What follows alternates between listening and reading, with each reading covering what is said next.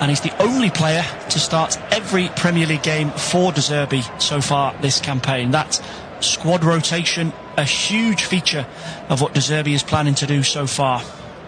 It's an early free kick given away by Evan Ferguson on the halfway line. Liverpool will get us back underway. Virgil van Dijk just pops his studs on the ball, assesses his options. Trent Alexander-Arnold just filters into a more central position. We've seen that quite a few times this season from the England international. The flexibility and versatility that he has, he's able to do that.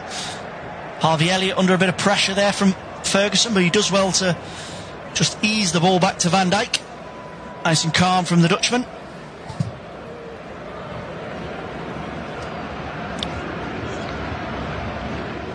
Liverpool will be wary of that Brighton attack. Matoma, Ferguson, João Pedro, they're the top Premier League scorers so far this season. 19 goals coming in as an average of just under 3 per game. Super impressive stuff for Brighton in front of goal. But Roberto De Zerbi will be a little bit concerned by the fact they've failed to keep a clean sheet in 7 games. So a campaign of extremes so far for Brighton. Feast or famine. The Seagulls just happy to keep possession on the edge of their own box. One of the most comfortable Premier League sides in building possession through the different thirds of the pitch. Here's Dunk. Slips up the right-hand side to Veltman. He's caught from behind by Diaz. Referee says play on and then opts to pull it back. I think looking to play advantage there, Anthony Taylor, but it was a nudge in the back from Diaz as he looked to track Veltman's run from right back.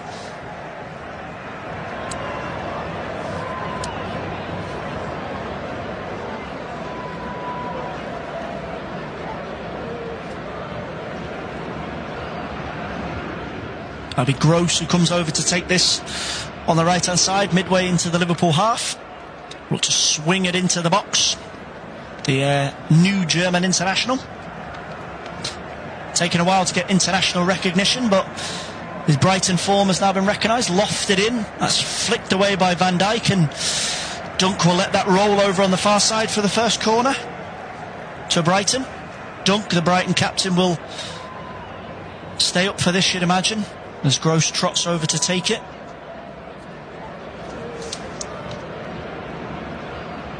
There's 2 Premier League assists already so far this season, Pascal Gross. Really important player for Roberto De Zerbi. What can he deliver from this corner? João Pedro looks to make the near post burst, but March waits for it, fires it into Pedro. Now, oof, was blocked away by... Oh, and that's turned behind eventually. There's a flurry of chances inside the box there. Gross whipped it in. Yeah, Pedro flicked it back. Solly March looks at power that at the front post, but there was two Liverpool bodies in the way. Matip and Diaz getting a block. And then Van Dijk there ahead of Dunk to divert it behind. And the ball will remain in position for another Brighton set piece. And it's going to be Gross again to take.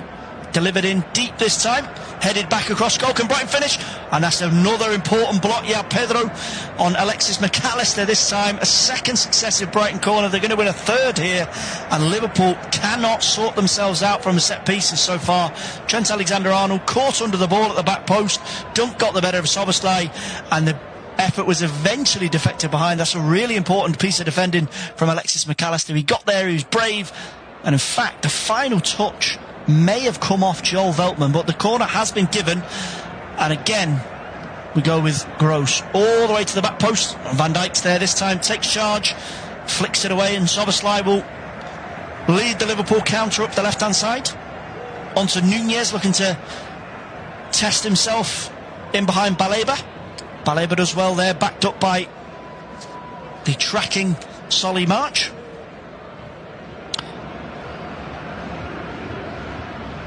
Solly March on emergency left-back cover today, we must add, given those changes by Roberto De Zerbi and the injury issues. Pervis Estupiñán sidelined for a significant period. He'd be first choice in that position, and Solly March has been crucial for Brighton so far this season. 5 Premier League starts and 3 goals.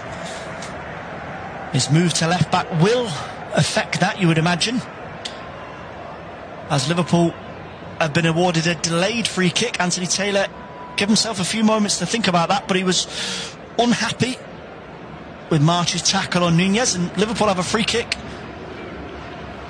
down the left hand side just past the 18-yard line.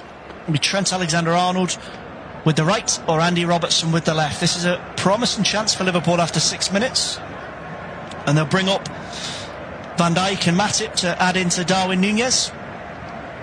I think it'll be Alexander-Arnold to take. He whips it in. That's blocked away by Mitoma in the wall. Forces Szoboszlai on the edge of the box. Blocked again and away by Brighton. We know that Szoboszlai is more than capable of those types of wonder goals. His 2 Liverpool goals so far this season have been 2 spectacular efforts. And he lined himself up for another thunderbolt there, but it was the advancing Brighton backline that were able to smuggle it away. Trent Alexander-Arnold will restart play on halfway line with a throw. Liverpool work it back to Alisson.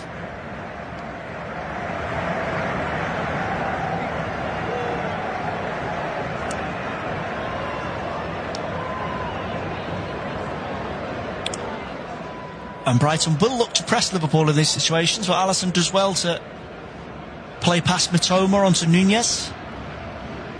Now Alexander-Arnold just dropping into that quarterback role with a long punt downfield, trying to find the run of Szoboszlai, but Verbruggen did well, cleared up, and Diaz will look to keep that in play, but he's hassled and harried and eventually concedes a Brighton throw. Good work from Baleba there, just not letting Diaz settle and try and keep Liverpool playing in the second phase.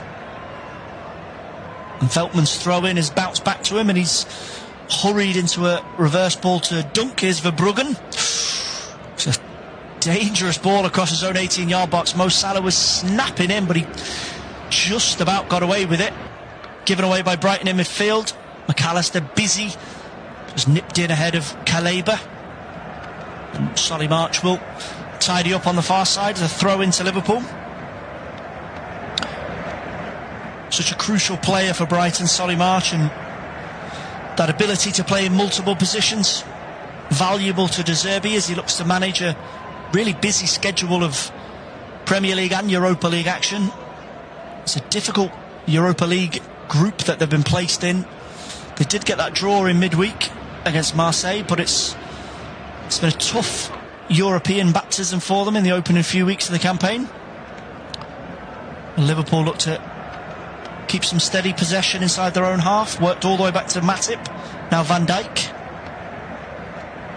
Joel Matip, obviously the unfortunate scorer of an own goal against Tottenham last week, almost forgotten about in the VAR noise, as was Diogo Jota and Curtis Jones' suspensions. PGMOL coming in for major criticism after the audio was finally released, explaining, or rather not explaining, why Luis Diaz's goal was ruled out. Liverpool hanging on with 9 men, but eventually a real bit of bad fortune for Matip meant a 2-1 defeat and a first Premier League loss for Klopp this season. Here is Diaz looking to knock ball in behind to Nunez, but Igor Julio steps in.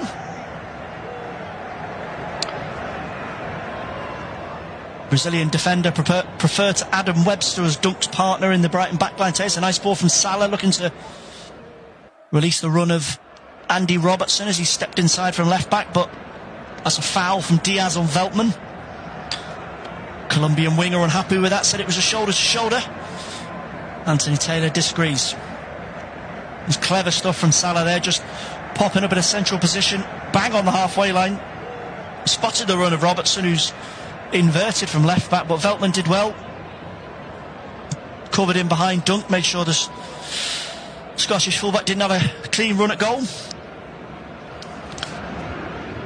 Has managed to get himself a Premier League goal this season. Andy Robertson scored in the 3-1 win over Wolves, his first Reds Premier League strike since December 2021. He's not a regular scorer, but he's a huge player for Liverpool, a real fans' favourite. It's a slight early concern here for Brighton. João Pedro down after coming together with Virgil van Dijk. Looked to spin away from the Dutchman on halfway. Van Dijk pleading his innocence here, and he don't think he did do anything wrong. I think he's just a bit of rough and tumble, and Pedro seems okay to continue. And Van Dijk cuts out a long ball forward from Dunk. Here is Pedro. Wants to get away from Szoboszlai and get a run at Robertson. Now he finds Kaleba. Diaz back there helping out in the left back spot for Liverpool. Robertson has cut out really smartly by Kaleba. Here's Pedro inside the box. Van Dijk can't get there, but Matip does. Cool, calm and collected from Matip, just chips it out to Robertson. He tries to find Nunez, steps away from Kaleba. Referee blows for a foul there. It was a Dringer who got the final collision on Nunez. Referee just wanting to calm things down. We'll see that change in positional play from Kaleba and Adringa, depending on the press that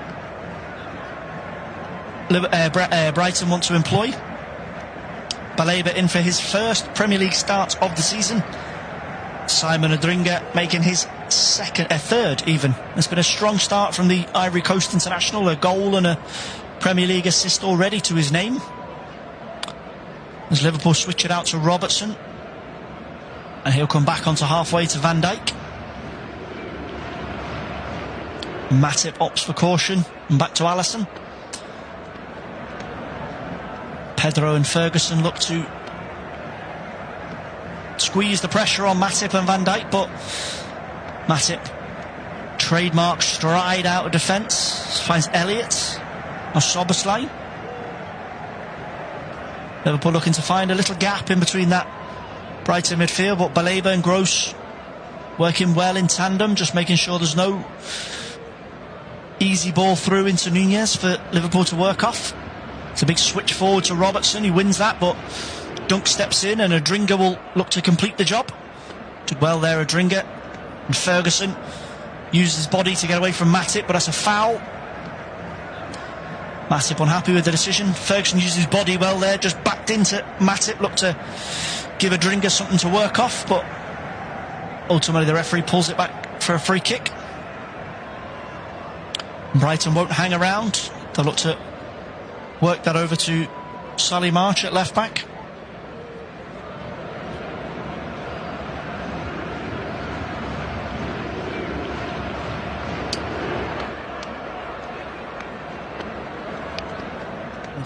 Nunez applying the pressure here, chasing down Verbruggen, now Dunk. Brighton play through that particular phase of the press. Salah and Szoboszlai waiting just behind Nunez. They don't want to commit too many bodies to squeeze Dunk and Co in the Brighton backline, because they know if they get caught out. Gross, Pedro, Adringa can counter. As Diaz concedes a throw-in.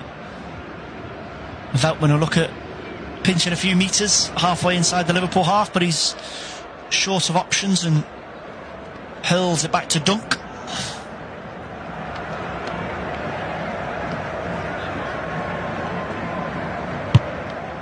That seems to be the way Brighton are setting up so far.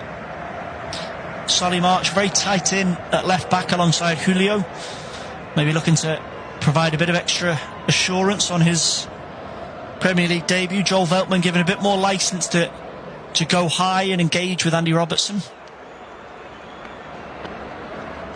You'd imagine as the game begins to settle, it'll be a similar pattern for Liverpool, with Trent Alexander-Arnold pushed up and looking to engage with March.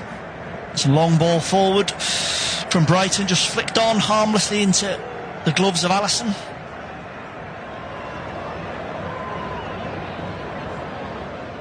Trent again popping up as a kind of floating right back, centre back when Liverpool are looking to build. Joel Matip drifted out into a wide position. McAllister comes deep to receive it from Van Dijk. Here's Robertson. Back to Van Dijk. Van Dijk goes for the long switch up to Salah, but March wins that battle. Liverpool will come again over halfway. Here's Trent. He slides that one into... That's a great run there down the right hand side from Nunez, but Solly March did really well covering in behind. Finds Mitoma. Here's Mitoma. The first thing we've seen of the Japanese international in this opening 15 minutes, looking to get past McAllister, but the referee sees that as a foul. Tracked him all the way, McAllister, but he couldn't manage to get a toe in without giving away a free kick.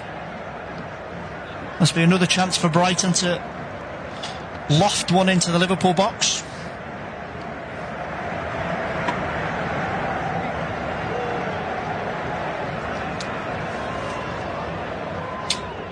And if you wanted any further example that Solly March really can do it all, he's got a particularly impressive Premier League record against Liverpool. 5 goal involvements in their last 8 goals against the Reds. Scored a brace and set up Danny Welbeck's goal against them last season, and his 5 goal involvements against Liverpool is the most against any Premier League opponents that he has faced. Quite the impressive stat considering he's at left back today. Here he is with the free kick, just played short and then across to Baleba, lofted in towards Dunk. He'll look to keep that alive inside the box. That's a heavy touch from Pedro, and that'll run out for a goal kick.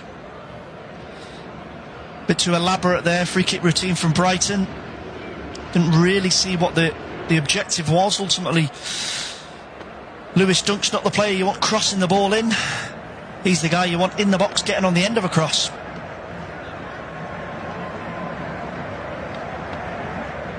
But no goals here after 17 minutes of action at the Amex Stadium, but we do have one Premier League goal so far this afternoon at the London Stadium. West Ham 1, Newcastle 0. Thomas Souček putting the hammers in front at the London Stadium, and it is 0-0 in the West Midlands derby between Wolves and Aston Villa. Don't forget, here on Flash Score UK, you can follow all 4 Premier League games this afternoon, including Arsenal against Manchester City at 4:30. Just tap the headphones icon, I should say, on the app, and you can check out all the latest goings on. The Brighton look to restart from the throw. Bruggen is called to sweep up as Liverpool look to press. Be a free kick over on the far left hand side, conceded by Joel Matip.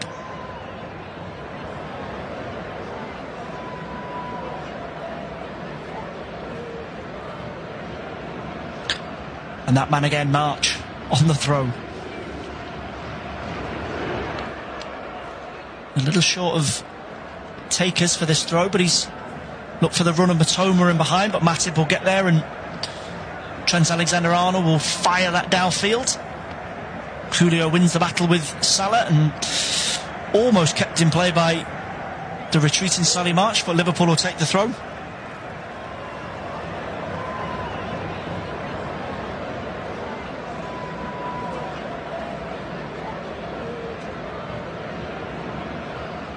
Still yet to see a real clear goal-scoring opportunity so far. The half chance for João Pedro in the opening couple of minutes, the closest that we've come, really.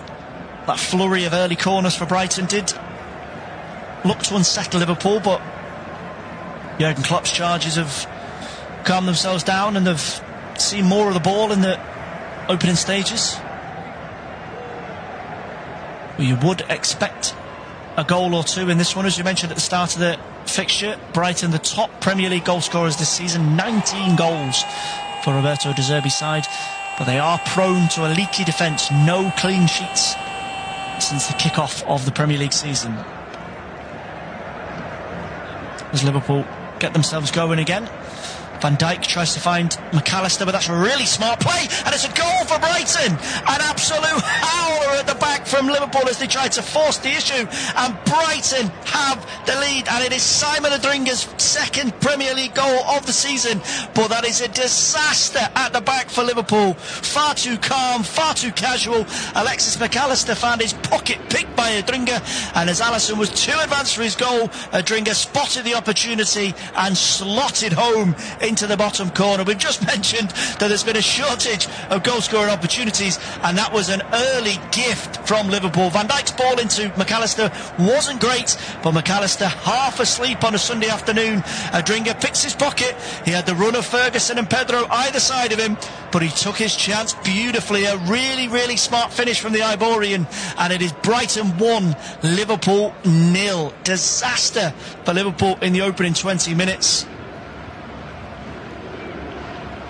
VAR blocked them from a point last weekend, but that was a goal conceded all of their own making. Far too casual from all involved, Alisson, Van Dijk and McAllister, and Brighton are 1-0 up at the Amex.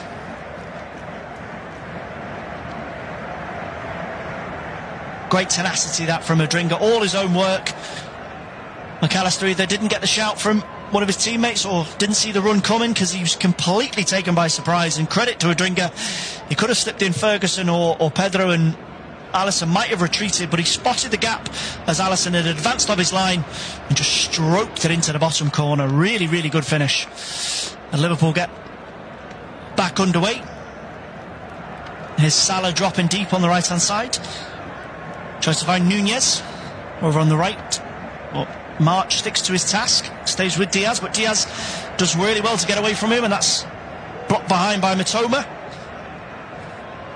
Good work from Diaz there. He refused to let it up in the battle of the two number 7s. Solly March has started the game in unfamiliar territory at left back, and Diaz wasn't in his preferred spot for that one as he dashed into the space vacated by Salah, but he's won a corner for Liverpool.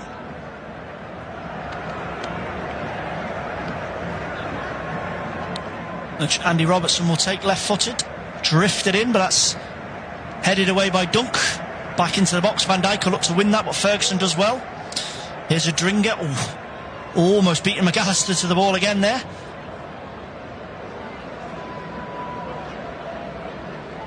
And Adringa just crunches into a tackle on Elliott to give Brighton a moment to reset, get back in position.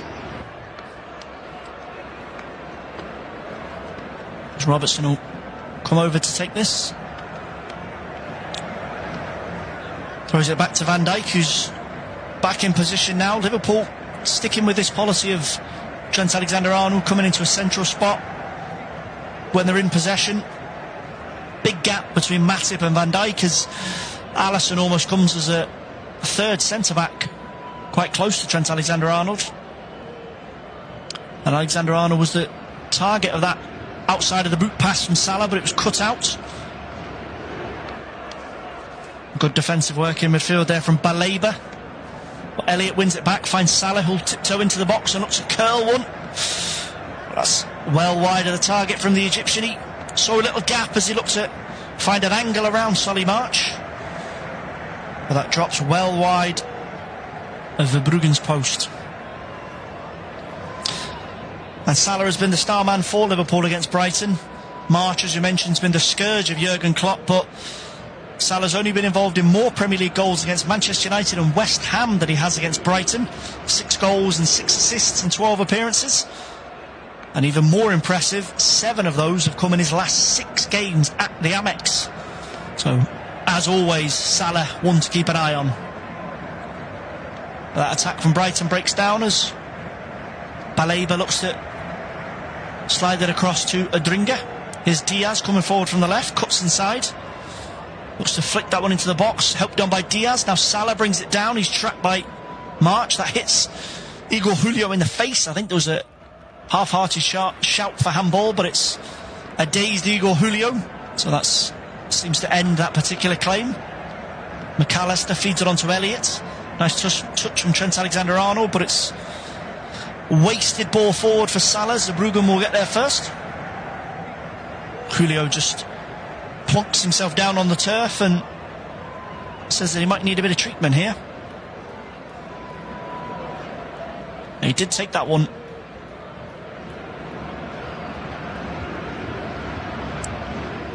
full in the face, and you can't really blame him for needing just a little moment, but he seems okay to carry on. Brighton medical staff told, "I'm okay." Bruggen will start Brighton off again.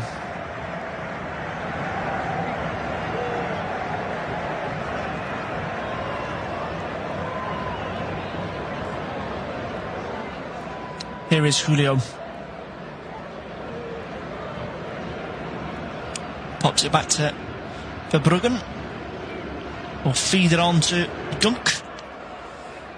An interesting stat on Liverpool's first half performances so far this season: 7 Premier League goals conceded before the break and just 1 in the second half, and that's been a pattern for Klopp's side. The faith in their ability to respond, to react, to dig in.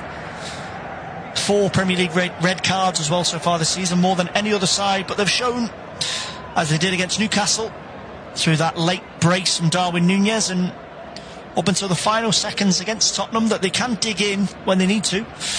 Here's Ferguson on the edge of the box, and that's blocked. And a final touch coming off Gross. Ferguson thought about the shot, slipped it into Gross, and that'll be a corner to Liverpool. A corner to Brighton, I beg your pardon.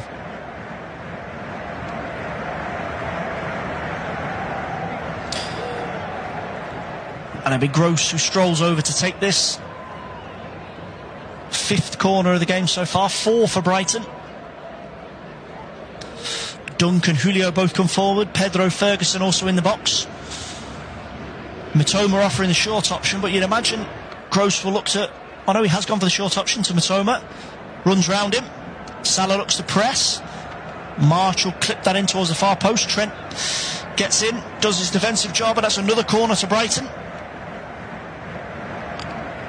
Another training ground corner routine from the Seagulls, but Liverpool deal with it this time. Brighton clearly trying to work a situation where they can expose Liverpool at the back post in a set-piece situation, but somebody needs to be engaging, either Alexander-Arnold or Robertson, depending on the side. And this one's going to be taken from the right, and it'll be Gross again, I think. It is indeed. Gross raises his arm. This one will be delivered into the box. That's almost won by Dunk, but it'll be hoofed away downfield by Trent Alexander-Arnold. All the way back, bounces harmlessly through to Verbruggen, and Brighton will go again.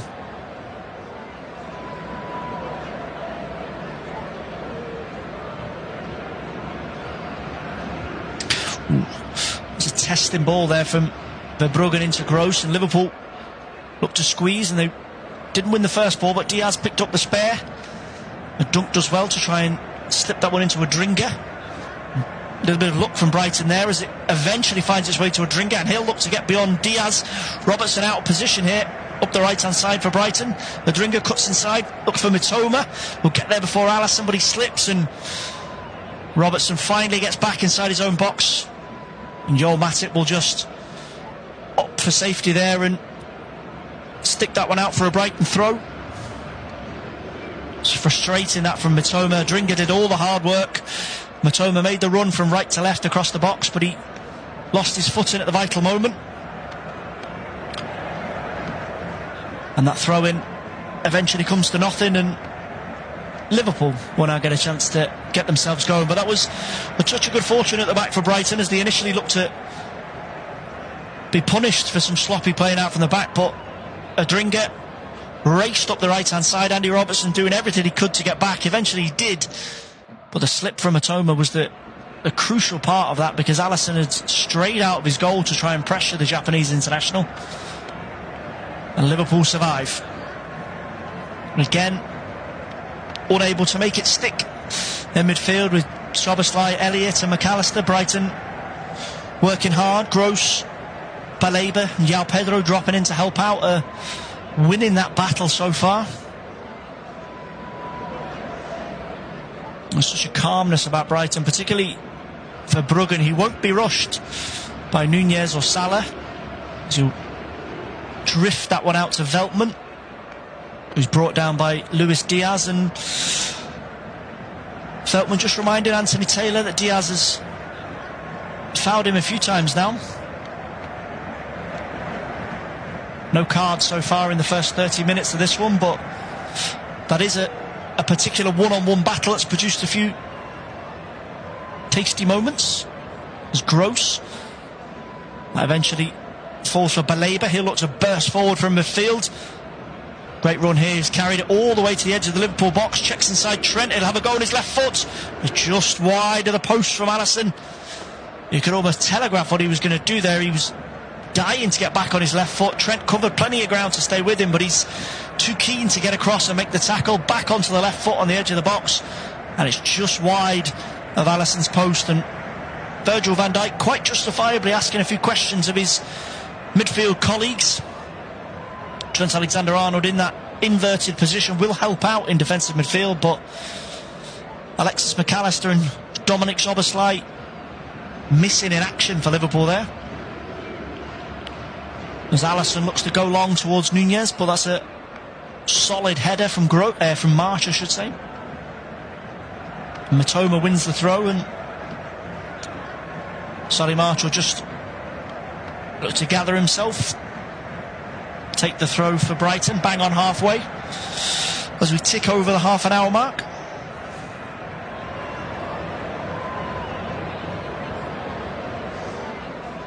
It's a square ball across to Lewis Dunk.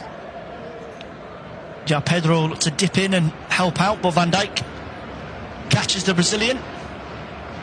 Not happy with that decision, Virgil van Dijk, and he's given Anthony Taylor a bit of an earful there. It was a challenge from behind, but he doesn't make too much contact with João Pedro. I think it was just the act of challenging from behind that caused the free kick, and Brighton will go long up to Matoma. Checks back away from Trent Alexander-Arnold to March. Now back to Matoma on the edge of the 18-yard box. Finds Ferguson. Brighton squeezed backwards. Haven't seen too much of Evan Ferguson in the opening 33 minutes here at the Amex Stadium. Republic of Ireland international, still basking in that glory of a Premier League hat-trick against Newcastle earlier in the campaign. 4 goals in 4 Premier League starts. He's the top scorer for Brighton in the Premier League this season, but he'll be keen to get himself back amongst the goals. As Adringa does well to drop in and feed Veltman, but Robertson concedes the throw.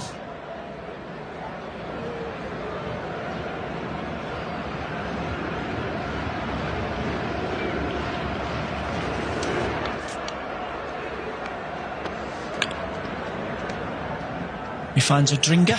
Now back to Veltman. Pedro, nicely played. McAllister just nutmegged there as Pedro looks to lift it in towards Matoma in the box, but Alexander-Arnold gets back, gets an important foot in. It's been a busy bee, Trent Alexander-Arnold, so far here.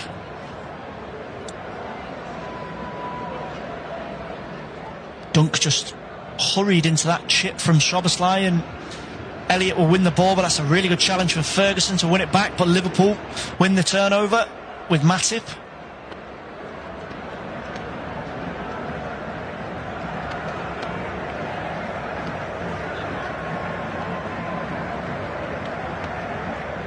Brighton just looking to change the press and strategy up a little here. João Pedro on the right, Ferguson through the middle, and Mitoma on the left. Adringa dropping into a slightly deeper position when Liverpool have possession, trying to lend Joel Veltman a hand up against Luis Diaz. And the possession stats do tell the story of how this tie has progressed. 72% in favour of Brighton, 28 for Liverpool. Get the impressions that very important team talk incoming from Jurgen Klopp. Liverpool look like a team that played on Thursday nights, and Brighton less so. Here comes Harvey Elliott, driving into the Brighton half on the right hand side, finds Salah on the edge of the box, back to Elliott. He's immediately shut down there by Pascal Gross, who roars at Evan Ferguson to chase down Joel Matip as he slips it across to Van Dijk. There's Alexander-Arnold, back to Van Dijk. And Brighton, without exerting themselves too much, have deployed the press really smartly against Liverpool. They're not chasing Van Dijk and Alexander-Arnold and Alisson, but the body position, the way that they're structured, the first line and then the second line in behind, they're not letting Liverpool have an option to find the feet of Salah or Nunez or Diaz. With Matip, feeds it onto Elliott, but again he's forced back, and Brighton showing just how well coached they are out of possession. There's nobody tearing around and looking to jump into tackles. Just stay in your position, anticipate where the ball's going to go, and then look to apply the pressure. With McAllister just inside the half. It's a poor ball, but it's won eventually by Diaz, who's looked to switch positions. There's Elliott, who looked to find Salah with the long ball forward, but cut out in the end. Baleba again. Here's Nunez, tries to find Salah inside the box, but cleared away. Igor Julio. Mitoma will let that run. There's good pressure that from Liverpool as he tried to find something. There's McAllister who won the second ball, and then Szoboszlai tried to pressure Julio, but there was not really anything the Reds could make of it, and Brighton eventually win the throw. Here's March, tried to find Ferguson. Helped on to Veltman in the middle of the pitch. He's caught by Nunez. That was a really unnecessary challenge from the Uruguay international. He was the wrong side of him. Couldn't keep his arms down, and he gave the referee no choice. Free kick to Brighton. Here's Pedro, challenged by McAllister, and that'll be another free kick, smack bang on the edge of the Brighton box.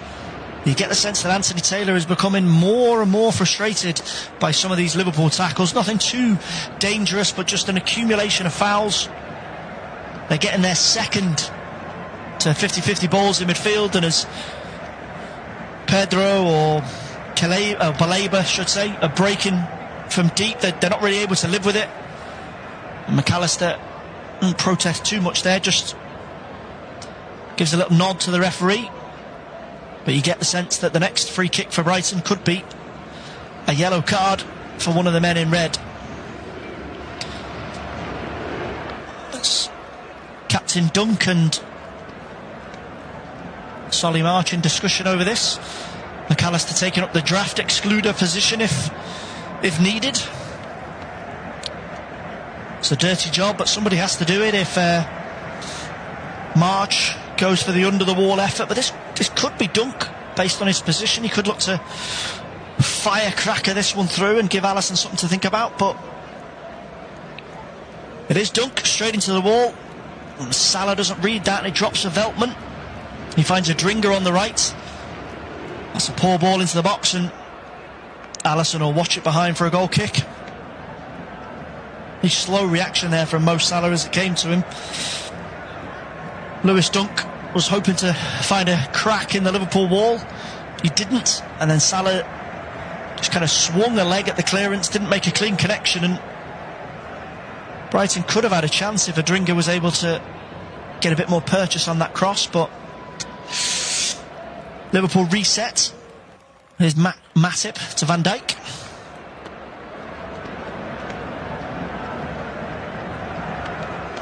Again, Liverpool lose possession in the middle of the park. Ferguson back doing his bit in midfield. But that's a wasted pass from Dunk.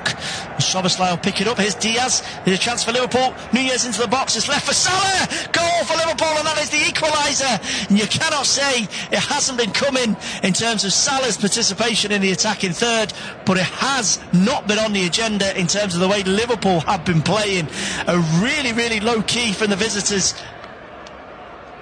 And there might just be a little VAR check here. Liverpool won't want to hear that, those three little letters.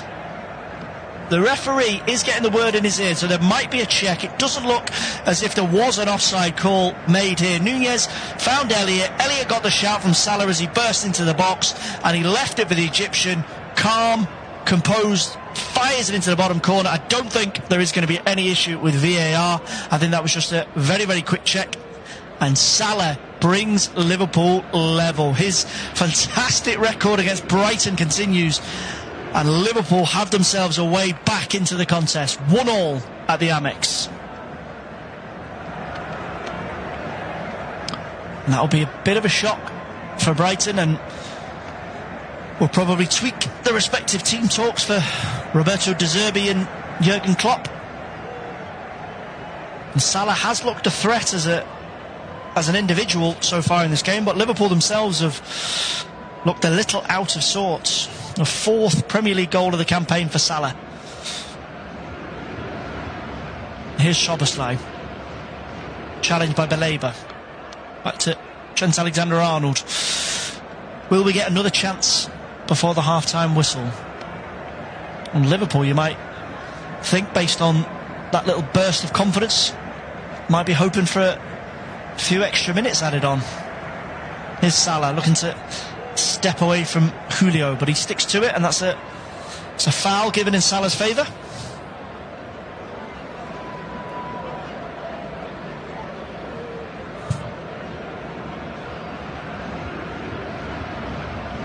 It'll be Trent Alexander-Arnold to take over on the right hand side, about 30 yards from the Brighton goal. It's an ideal crossing position for Alexander-Arnold if he can produce one of the deliveries that he's more than capable of.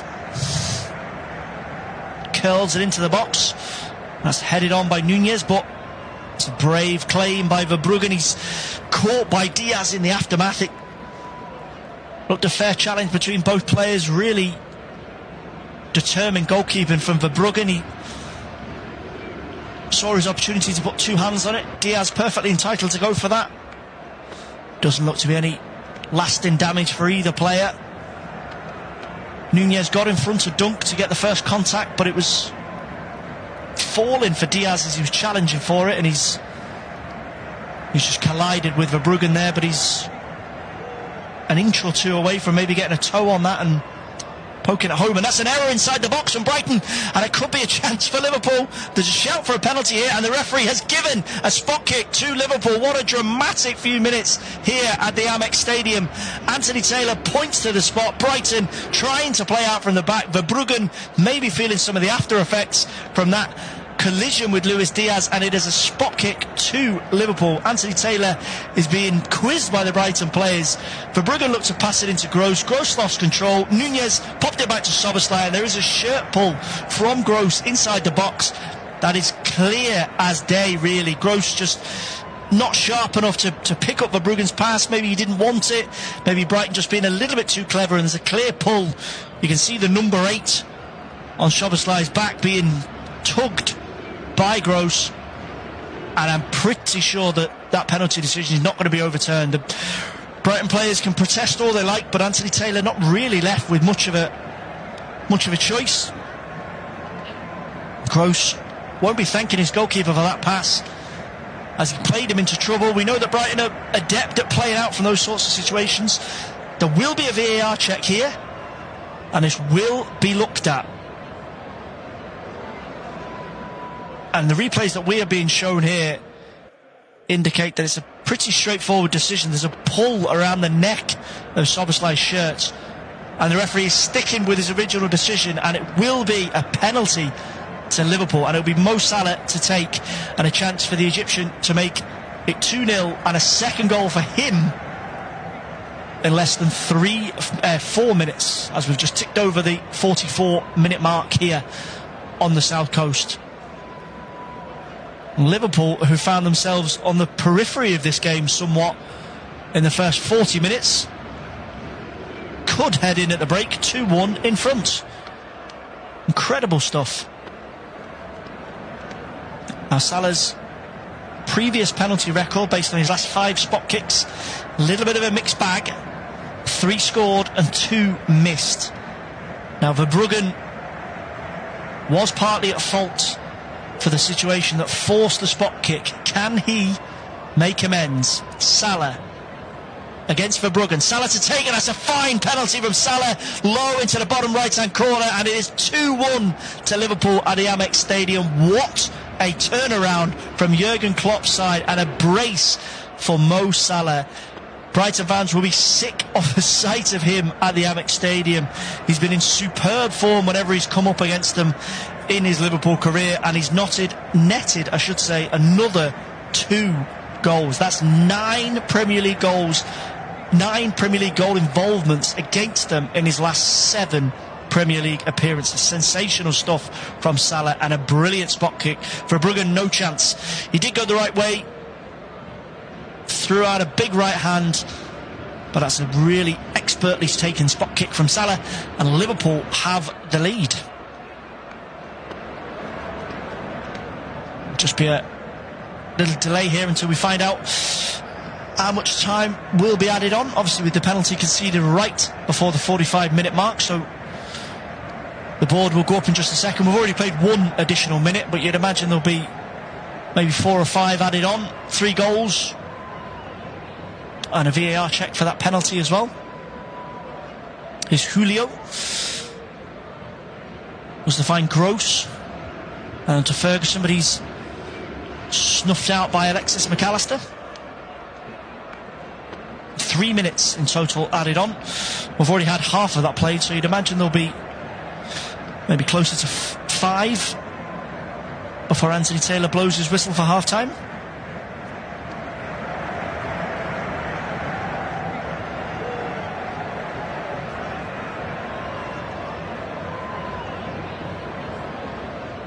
Liverpool will, you'd imagine, just look to ease this one out until the break. You could argue that the last 5 or 10 minutes have been a microcosm of Liverpool's form in recent weeks. Not quite at full throttle, their potent best, but having that ability to stay calm and then be ruthless when needed, particularly when you have Mo Salah in your ranks. And Nunez looks to break in behind, but Marshall put a stop to his gallop, finds Matoma, and Gross goes downfield looking for João Pedro, but Virgil van Dijk will return the favour. McAllister finds Elliott.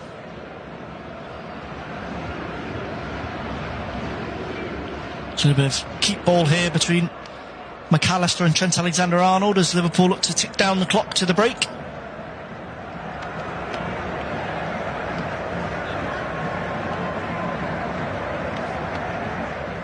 And work it back to Alisson and to Van Dijk.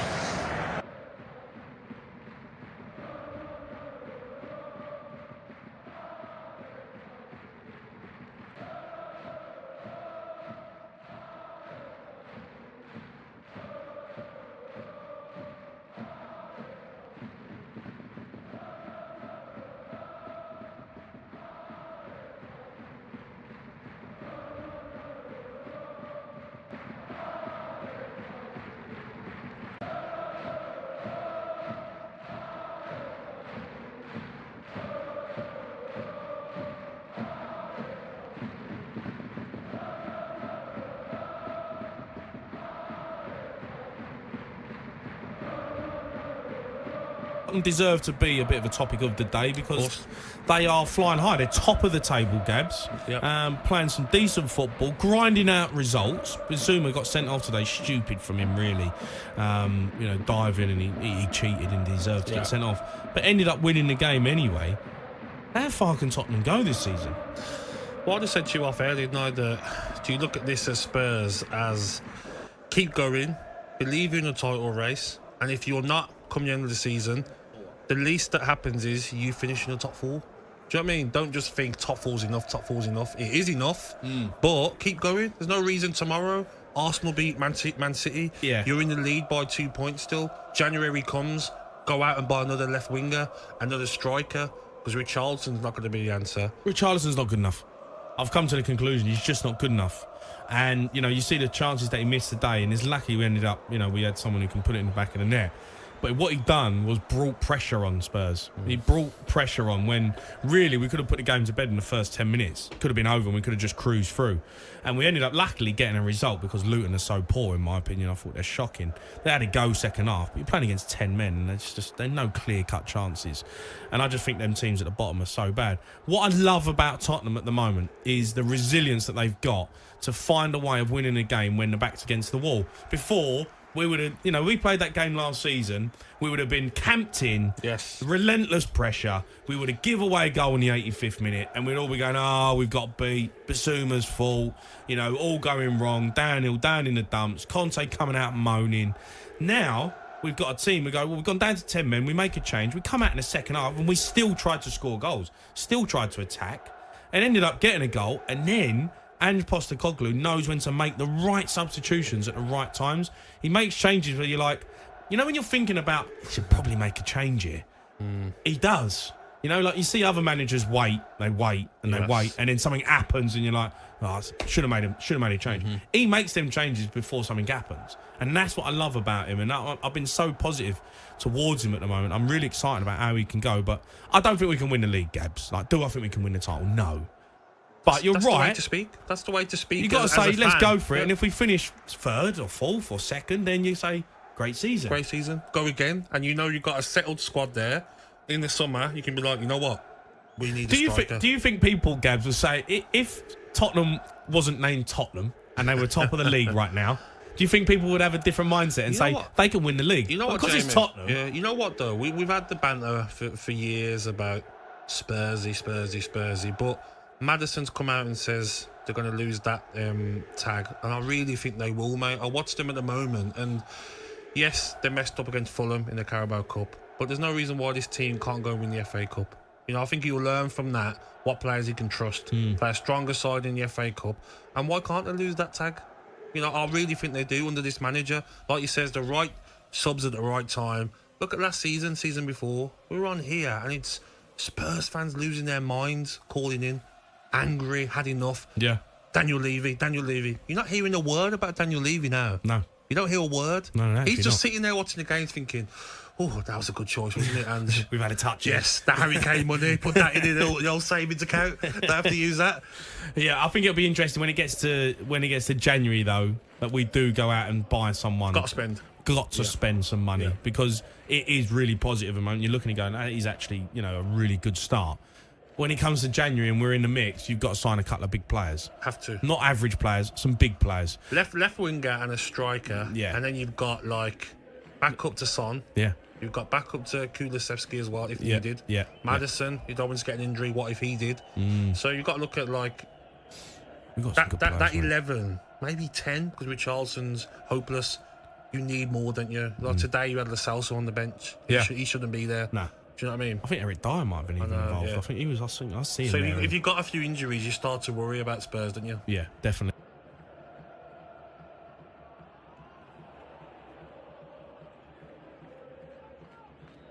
Well, terrible to be honest, mate. Honestly, I think all United fans listening know exactly what I mean. If you just watch that game, weren't a good performance. We got lucky in the last minute. What's the problem though, George? Because looking at this game, I'm saying to Jamie before the game, this is where Man United really go and put in a performance. 3-0 win, Højlund, Fernandes, Rashford gets off the mark at home, and they were dreadful.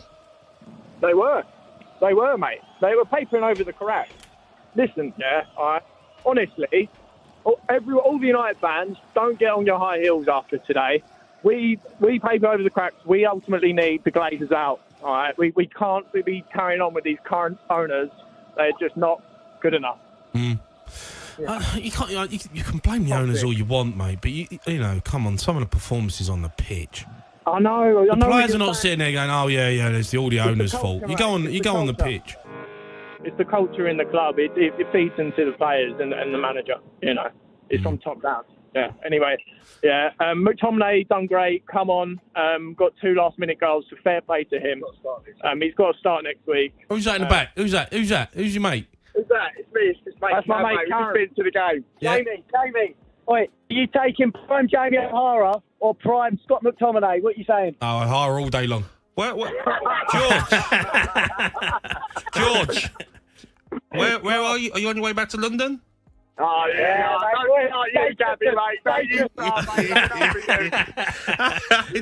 It sounds like you're on the motorway. You know, you've been driving for a while. You're all right, Jamie. You're all right, Jamie. We're all right. But Gabby, we don't like you. Definitely on their way back to South London, aren't they, the boys? Mind the gap from Aston Villa. Cheers, lads. Lads, enjoy the journey home. Let's go to Jay, who's a Man United fan. All right, Jay. Good evening, Jay. Guys, how you doing? You good? I'm all right, Jay. Yeah. Look, we've a few Man United fans coming on. Mixed signals, really. Like some say, yeah, it's good. It can kickstart the season, and then others saying it was a bad performance, but you got the result. What's your take? I don't believe for 1 minute it's going to kickstart our season. I think we're in so much of a drought at the moment, a little bit of a rut, if I'm being perfectly honest. So I don't think it stems from the top. I'm not going to go into the ownership issues or anything like that. I'm going to talk about the management. Like Eric Ten Hag, I'm not buying that he's this great thing. I'm generally not buying it. And the way you've just got to look at the way that he's managed certain individuals as players. And I'm going to use Rashford as an example here. Look, everyone in Manchester, Man United loves Laurenz Rashford, but he is not on his game. And he is not on his game in any way, shape or form. I don't think it helps the fact that Luke Shaw's not there, because I think Luke Shaw creates so much space for Rashford to run into and to do what he does. But at the moment, he's just, when he is doing, I think he tries too hard, and when he's getting in positions where he should be whipping it across the box, he's just trying to take a shot or be greedy or do something, take that extra touch or take that extra player on, and it's not working. Yeah. It's not working. And you watch what Ganacho done when he came on today. The kid's unbelievable. Look, people will sit and say, yeah, he's not proven or anything, but when he comes on against Galatasaray again, I know we were so bad. Again, I was at the game there. Jay, where you from? Jay, where you from? Mate, I'm from down south, mate. You're from down south. So you was at the game? Did you leave early? Unfortunately, yeah. Well, I say unfortunately. I've got my little boy with me. He's got to get home, so I always leave 10 minutes early. You left 10 minutes early, so you didn't even see Scott McTominay come on and score 2 goals. Yeah, I know. In the car. I didn't think you'd get on. It's unbelievable. You can't come on here and talk about how good Garnacho is and how good Scott McTominay is. You left. Right, so my reasons for leaving are completely irrelevant to my opinions on Man United playing. I left, and that's fine. If you want to call me out for that, that's absolutely fine. I'll take that all day long. But the fact of the matter is, talking about Man United, some people saying it's going to turn our season around, I'm not buying that for whatever reasons. The way that we play, and I'll be honest with you as well, I tweeted out after 22 minutes in the game and said, look, I genuinely thought after 20 minutes we just couldn't find that last final ball or that goal. We were all over him for 20 minutes, and I even tweeted and said, watch, we'll switch off now and they'll go and score. I think it was on the 25th, 26th minute they went and scored. It was predictable. We battered them for 20 minutes.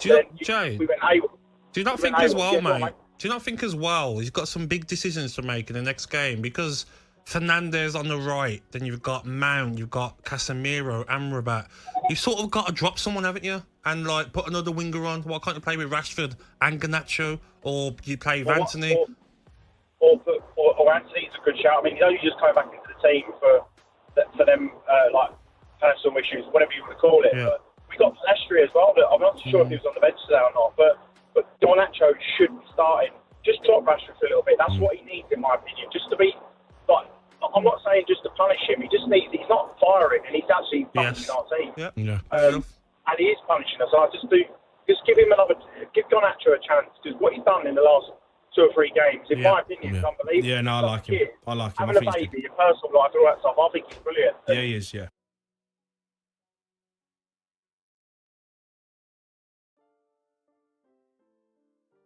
No, hold on. I've not phoned you up. You phoned me up. Can we get this right? Good evening, Kundu. Hello, mate. Hey, you turn up to you. You want to phone us, mate, when you've got a result. Is that what it is? Don't turn up when you get beat. I'll put our WhatsApp conversation on Twitter if you start all that stuff, all right? How are you, mate? Was you at the game? I'm good. I just done the game with Chelsea TV. First half we were poor, really poor. It's the worst performance, actually, I felt, in the first half we put in this season. Malays weren't getting close enough, weren't engaging, didn't lay a glove on Burnley. And it was easy street for Burnley. Burnley had one shot on target in the first half, felt like it. And second half could not be as bad as the first. And second half, what he done, Pochettino, he sent them out 3 minutes earlier than Burnley. And I'm thinking, I'm done. Honestly, it was pathetic first half. I thought we were really...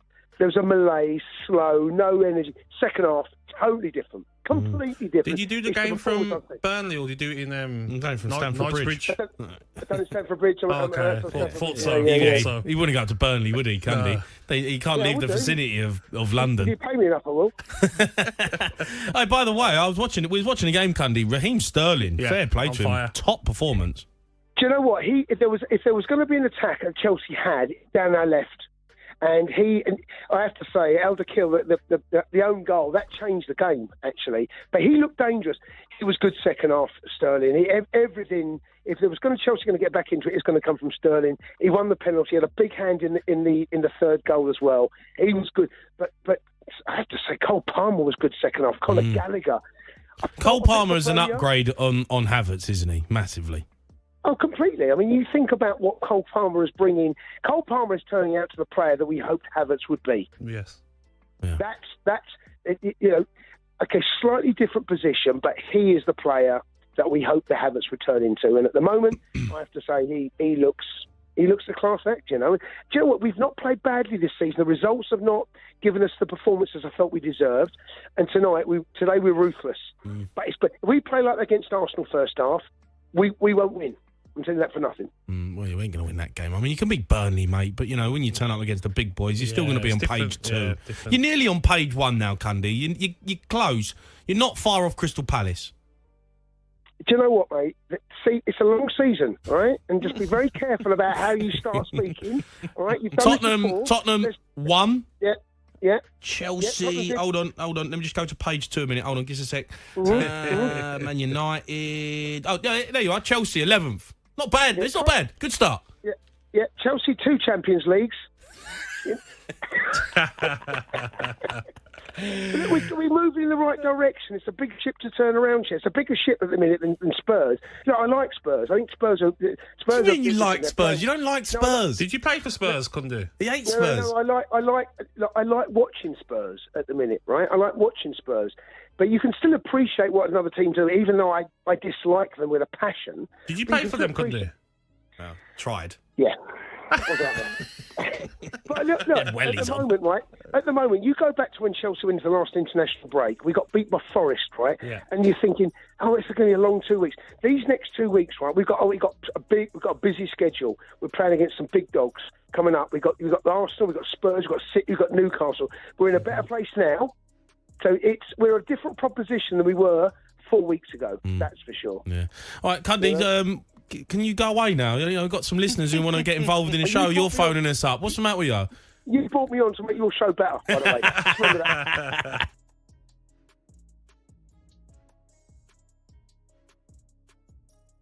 I think it was harsh to write him off basically before he'd kicked a ball at Arsenal. I remember you lot writing me off before I kicked a ball at Blackburn Rovers.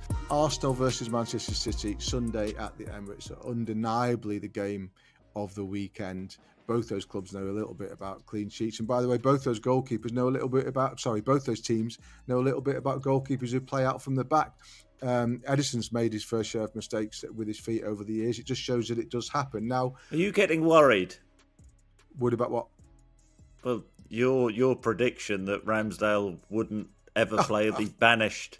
I am not banished from the Arsenal team. I wasn't actually going to mention this topic today because it's getting embarrassing for you.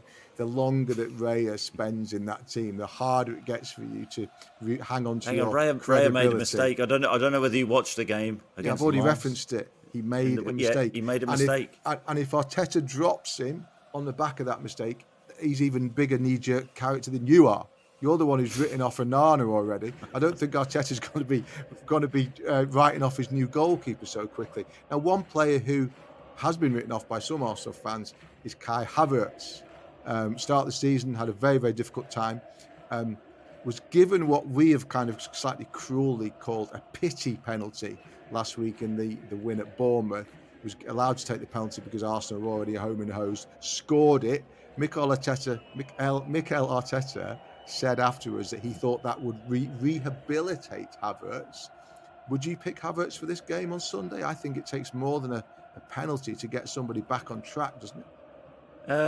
I mean, my view on Havertz is I think it was harsh to write him off basically before he'd kicked a ball at Arsenal. I remember you lot writing me off before I kicked a ball at Blackburn Rovers. Hang on a minute, I was about 12 years old then. You probably had an opinion on it, though. Yeah, I actually did. But look, I mean, will he start for Arsenal at the weekend? Well, you know, they're running out of players, so I suspect he will. With regards to your phrase, the pity penalty, I've got to say, it was a good thing in the end. All I thought about at that time, imagine Kenny Dalglish or Martin O'Neill, you know, you're 2-0 to the good, and then you hand the ball to, you know, somebody to take a penalty because you feel sorry for them.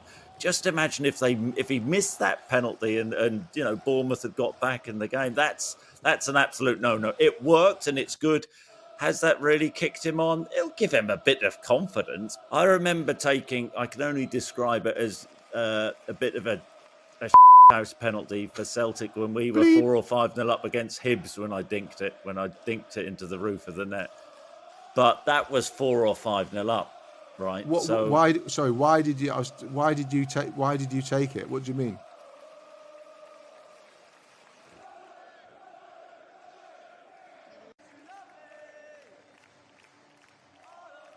I'm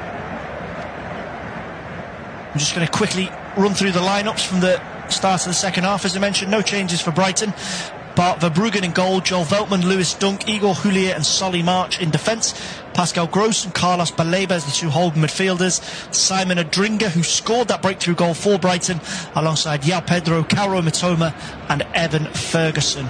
As for Liverpool, plenty of changes from the start, from that midweek win over Union St Gilloise. We'll just come to their lineup in a second, as Darwin Núñez bursting forward to the centre, finds Salah. That's half blocked, falls back for Núñez on the edge of the box, deflected. And March will just mop up, but Salah will get across and nick it away. I think the final touch did come off Salah, and that'll be a throw-in. Núñez looked as if he was going to bulldoze his way through there, but he was held up by two Brighton defenders, tried to make something of the second attempt, and Salah did press March, and there's a slight little claim for a penalty shout here with that challenge on March from Salah, but it's not something that Anthony Taylor is taking too much regard to. And Liverpool win the ball back from the throw-in, but concede another one through Szoboszlai. So just quickly on that Liverpool team: Alisson in goal, Trent Alexander-Arnold, Virgil van Dijk, Joel Matip and Andy Robertson in defence, Dominic Szoboszlai, Alexis McAllister and now Ryan Gravenberch in midfield. And the double goal scorer Mo Salah, Darwin Núñez and Luis Diaz in attack. Here come Brighton through Adringa, cuts inside, Robertson shoots, and it is saved by Alisson. A vital stop from the Brazilian there. Brighton bursting forward in the blink of an eye. Andy Robertson stood up by Adringa. Adringa stepped inside, fired at goalwards, but Alisson out, brave block, and he's feeling the after effects of it now. He puts his hand up and asks the ref just to call for a break in play. That was a brilliant ball from Evan Ferguson to release Adringa in behind. He had enough pace to get through. He checked back, cut inside Robertson.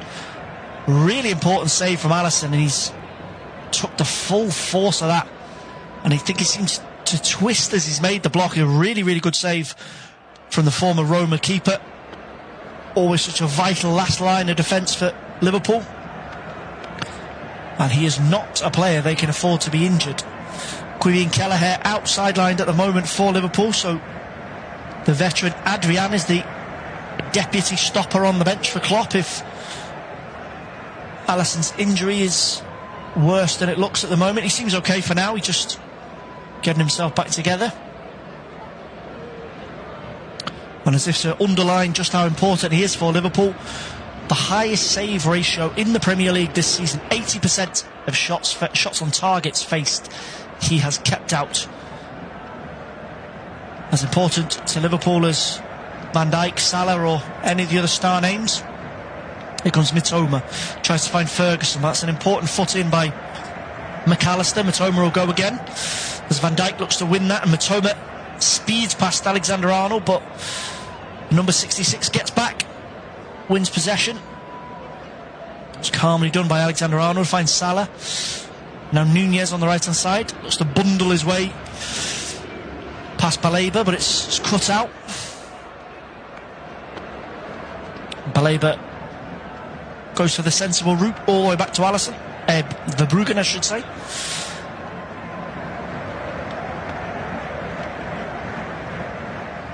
A similar pattern to the opening stages of the second period as we saw in the first 45. Brighton, majority of possession. Duncan, Julio happy to play out from the back. That's a long ball up which falls for Pedro on the edge of the box. He finds Ferguson, and Ferguson will swing that one over Alisson's crossbar. It's the first sight of goal the teenage sensation has had so far today. He's been more of a kind of defender from the front for Brighton in the first 45 minutes, but we know he's capable. And Van Dijk just stood off him for a moment there, and it was curling back round, but not really enough to trouble Alisson. He was happy to just watch that past the post. And Alisson's goal kick is rescued there by Gravenberch. It was a little bit undercooked from the Reds goalkeeper, and Veltman and concede a free kick on the far side, just barrel it into Luis Diaz. Still yet to see a booking in this game.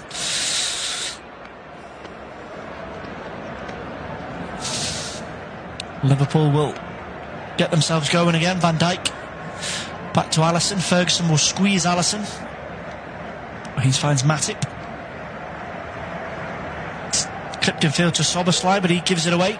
Dunk straight away into Mitoma, but Matip is there. And that's a foul on Mitoma. He's collided with Gross as he looked to burst onto Mitoma's little flick around the corner, and this will be a check for Matip. It was actually Mitoma and Gross that collided with him. I think the main contact was actually Mitoma. Just kind of a clashing of knees. Sore one for Joel Matip. He's back on his feet and back in the Liverpool defence. Here's Alisson. Feeds it into McAllister. Back to Matip. Brighton will look to squeeze that channel of possession for Liverpool if McAllister drops in or Szoboszlai drops in and tries to receive the ball from Alisson. Ferguson will come across. Baleba will look to push from midfield. Pascal Gross in there as well. There's Nunez marching over the halfway line to Szoboszlai into the box. Is Szoboszlai looking to fire it across, and Gravenberch off the bar from Gravenberch. What an opportunity for Liverpool to make it 3. Fantastic pace from the two Reds midfielders. Szoboszlai down the right, just tore him behind the Brighton defence. Gravenberch was free at the back post, and it looked as if the net was going to bulge, but it is back off the upright. Gravenberch cannot believe it. He's still rubbing his face in surprise, and the Brighton defence escape. That was a huge chance for Liverpool, and Brighton will look to come away with it here via Pedro. He feeds it on to Adringa. Some rugged defending there from Robertson, and Trent Alexander-Arnold will tidy up. Szoboszlai hounded by Gross, and there's Ferguson, wins it from McAllister. Now Adringa spreads it to Mitoma. Liverpool need to get back into position here as Mitoma tiptoes into the box, but McAllister does well. Anthony Taylor getting in Mo Salah's way there as he tried to rescue possession. Brighton will build again after that let-off from Gravenberch. Mitoma onto March on the left-hand side. He looks to creep towards the box, gets past Alexander-Arnold, now past Matip, blocked by Matip. Matip will try and complete the job here, but March does well, wins back possession. Can he find the ball into the box? No, he can't, but he does win a corner. Joel Matip wasn't going to lose that a second time. That was such an important chance from Liverpool. Darwin Núñez just delayed the ball as Szoboszlai burst beyond him into the box. Szoboszlai spotted Gravenberch at the back post. He did everything right. Maybe just could have got his knee over the ball a little bit more, but he's kept it down. He's not wildly swung at it. He's tried to steer it on goal, but he had a completely open target to aim at. Verbruggen had been drawn to the near post to try and block off Szoboszlai, and that is a major miss for Liverpool. Can Brighton take advantage? Here's March with the corner from the left hand side, swung into the box, headed away by Matip, and again by Gravenberch as he looks to get the run on Veltman here, but that'll be neatly cleared up in midfield by Baleba. Gets there ahead of Salah and slides it back to Verbruggen. Just looking at some of the options on the bench, if Roberto De Zerbi wants to add a bit more attacking impetus. Former Liverpool star Adam Lallana, former Manchester United star Danny Welbeck, and Barcelona loanee Ansu Fati, who netted his first Premier League goal in that 6-1 defeat to Aston Villa last weekend.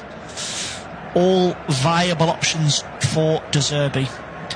And with a goal update from one of the other Premier League matches taking place this afternoon, West Ham still leading 1-0 at home to Newcastle, but Aston Villa have drawn level at Wolves. Wang Hee-chan giving Wolves the breakthrough just after the break, and Pau Torres quickly levelling for Unai Emery's side. So goals in all three of the Premier League 2 o'clock kickoffs today. And don't forget the small matter of Arsenal versus Manchester City. We'll be covering that live here on Flashscore UK if you're hanging around for the afternoon game. Here's Mitoma, finds Gross on the edge of the Liverpool box. March on the overlap. Here he comes into the box, delivered in. That's Andy Robertson with a really important header. Gravenberch will get his body in the way and look to get Liverpool up the pitch, but Baleba does well. Here's a Dringer looking to test Robertson, but he sticks to his task. Good defender that from Robertson, and Diaz will nick it away from Julio and look to race clear. Checks back and plays the sensible ball in field to Gravenberch.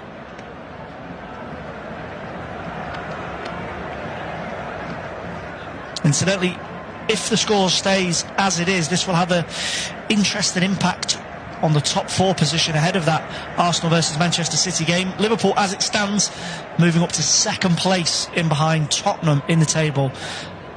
19 points on the board if Liverpool can secure a win here at the Amex Stadium. Here's Diaz. Robertson again tigerish there, winning possession back for Liverpool. With back in field to McAllister. Now Van Dijk, Robertson again.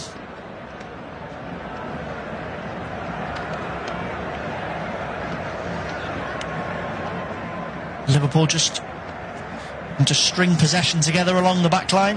Matip, Van Dijk, now Alisson.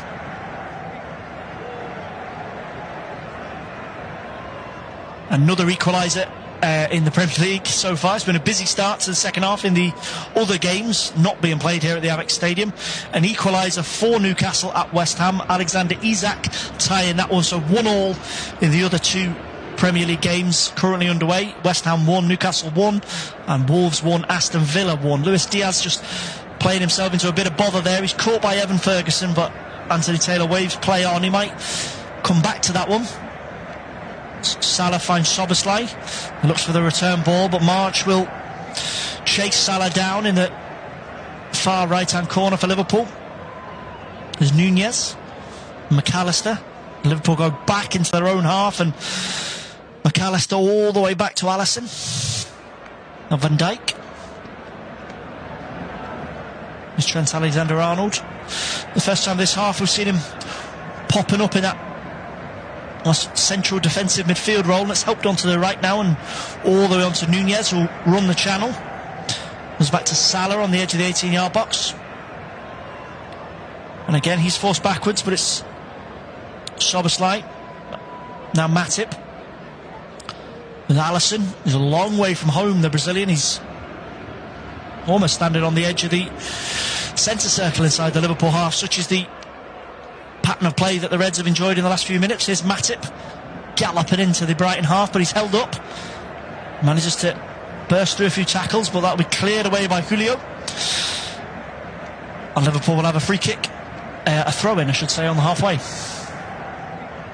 An hour gone here at the Amex, and there'll be a change for Brighton. Ferguson, who we mentioned a few moments ago, hasn't really had too much of an opportunity in front of goal as the first change from Roberto De Zerbi. Danny Welbeck entering the fray. See if he can add something different to the Brighton forward line and maybe give a different challenge to Matip and Van Dijk. You imagine there'll be a few more changes as the clock ticks on. Alexander-Arnold throws inside to Matip.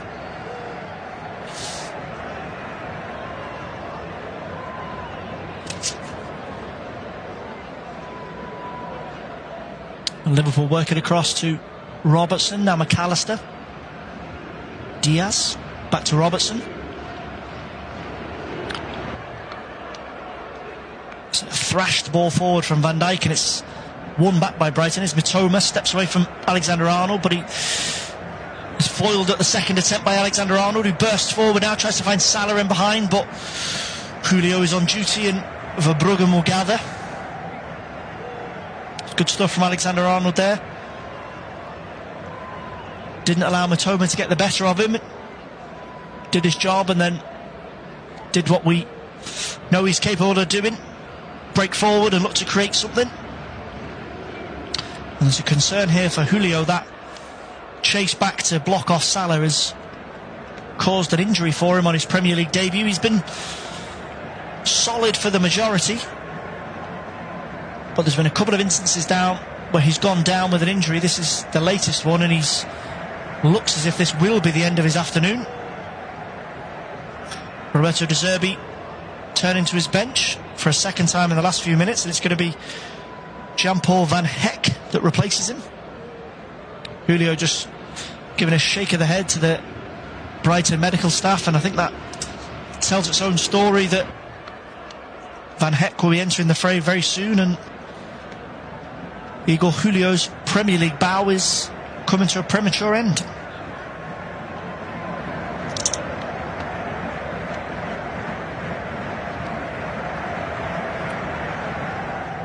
De Zerbi just given the last few instructions here to Van Hecke.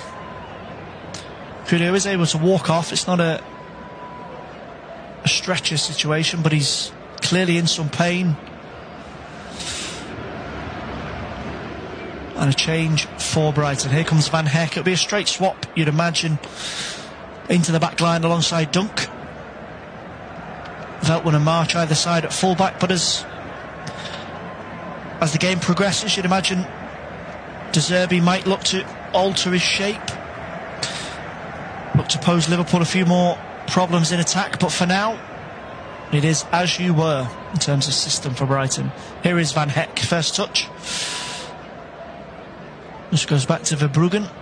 Liverpool happy to sit off for the moment and allow Dunk and his defenders to have the ball and try and shut off those passing lanes that the Seagulls like to utilise so much.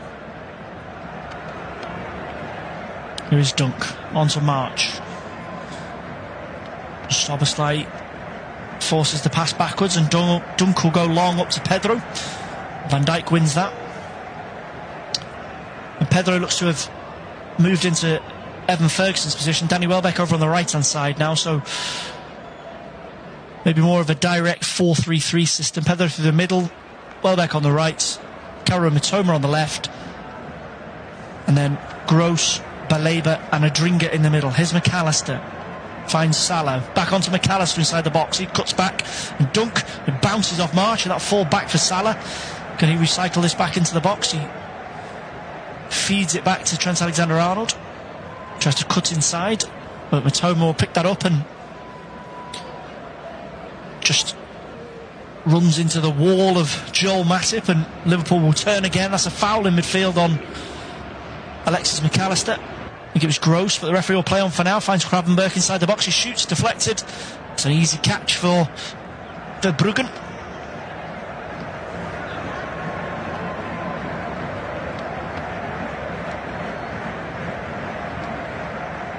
A nice little turn of feet from Gravenberch there as he received the ball, but he couldn't really get a clean contact and test Verbruggen.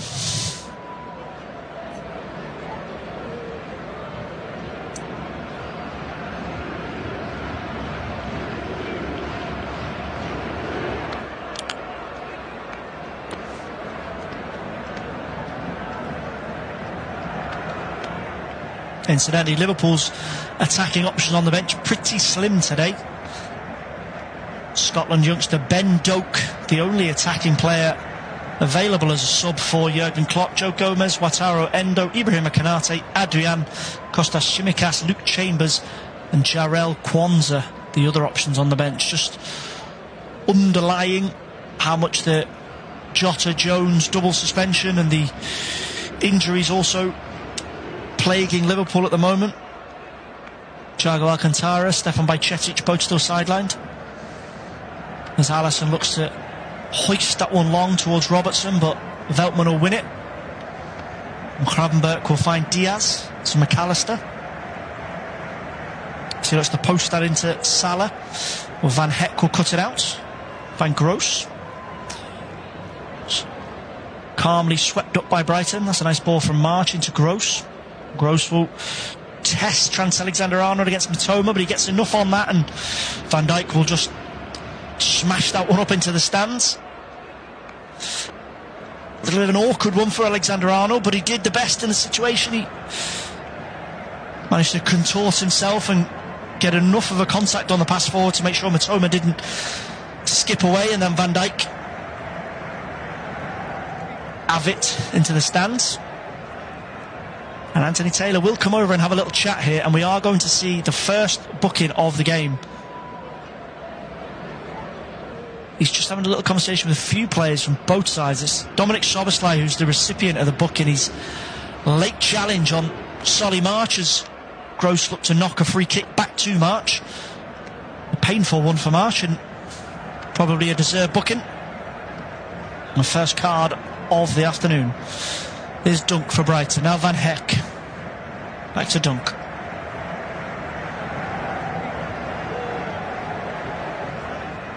Well, another little update from one of the other 2 p.m. Premier League kickoffs today. Newcastle now 2-1 in front away at West Ham. Alexander Isak at the double for Eddie Howe's side. Fresh from that incredible Champions League win over PSG in midweek. The Magpies are flying high in the capital so far.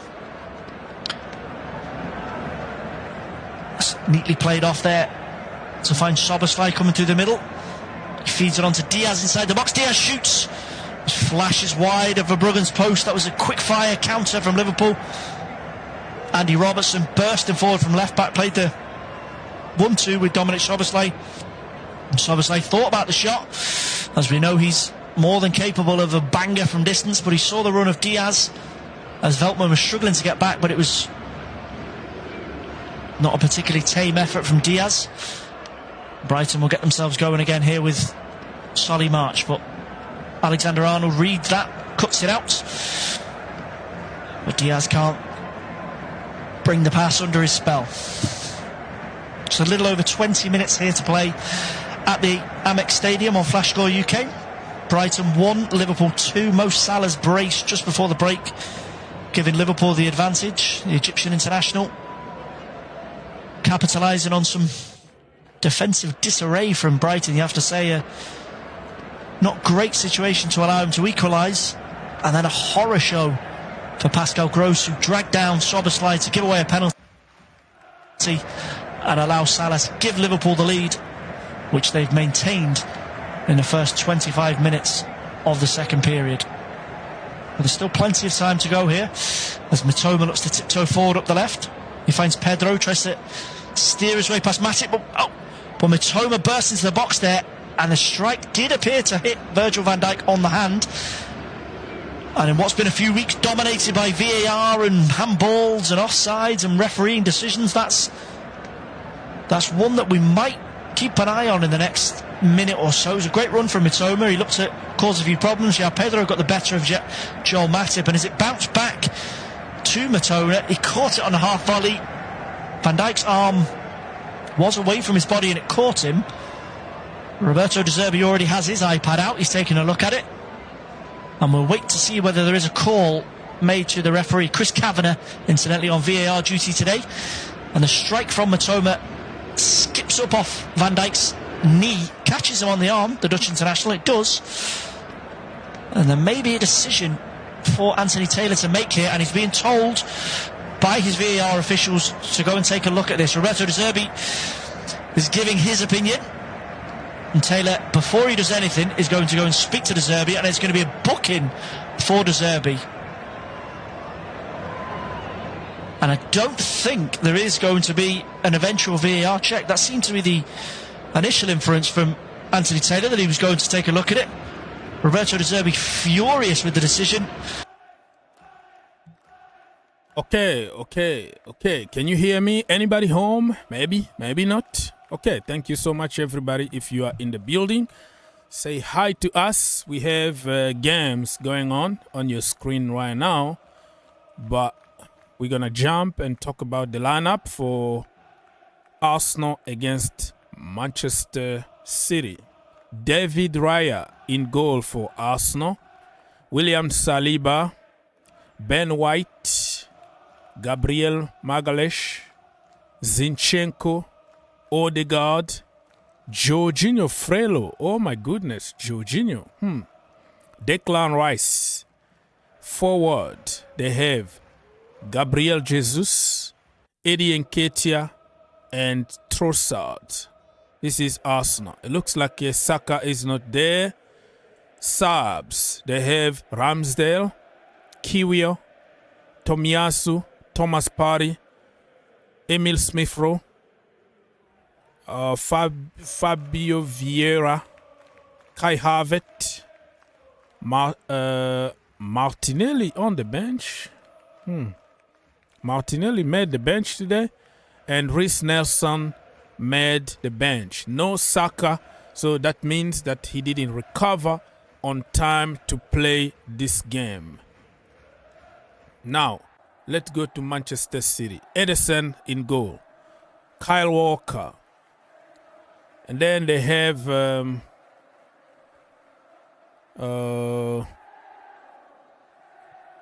Diaz, Ruben Diaz. Why his name is like two miles.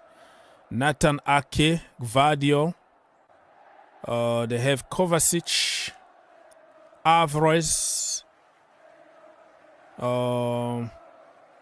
Bernardo Silva, Phil Foden, and Rico Lewis. Forward, they have Erling Haaland, of course. On the bench, Ortega, Stones, Akanji, Phillips, Grealish, Gomez, and Nunes, Bob, and Doku. Wow. Very, very interesting lineups here. This is going to be a very, very good game of football. For Manchester City, I'm not surprised that much, because that's what Pep Guardiola does, right? He's going to do something like this, and it's going to work. But for Mr. Arteta, I think he's trying to be Pep Guardiola here. Jorginho Frelo, he can beat the pressure. He's very good on one-touch football. Recycling, we used to call him a Chelsea recycling factory. Sideways, backwards, sideways. Him and the goalkeeper are very good because passing each other all the time. Recycling FC, but not somebody that will take your game to the next level. He's gonna get you tired because you wanna get to him, he passes to somebody else. Quick pass. So I don't know what the strategy is today, but Thomas Partey is back. This is something else, man. So back four: Saliba, Ben White, Gabriel Magalhaes, and Zinchenko. I thought Ben White was going to play. Yeah. Okay, let's see what's going to happen. Odegaard, Jorginho Frello, Declan Rice. A very, very good midfield. I'm just not sure about Jorginho because, a little bit energy, a little bit more of power and energy is needed there. Probably Thomas Partey. Just you pack that midfield, you give some hard time to Manchester City. But hey, do not write Jorginho off yet because Mr. Frello can surprise people. Remember in the Champions League final against Manchester City, he was amazing. The same as Kai Havertz. So I was thinking today Kai Havertz was going to play as a false 9 or whatever, number 10. Nobody knows what his position is, but all I know is that he's very good when it comes to big games. He's a good game player. Scored in the Champions League final. Scored in the Club World Cup final. Did he score? Yeah, he scored also in the Super Cup, UEFA Super Cup final. Well, one game, so you can call it a final, of course. So yeah, he scored some very important goals for Chelsea Football Club, and I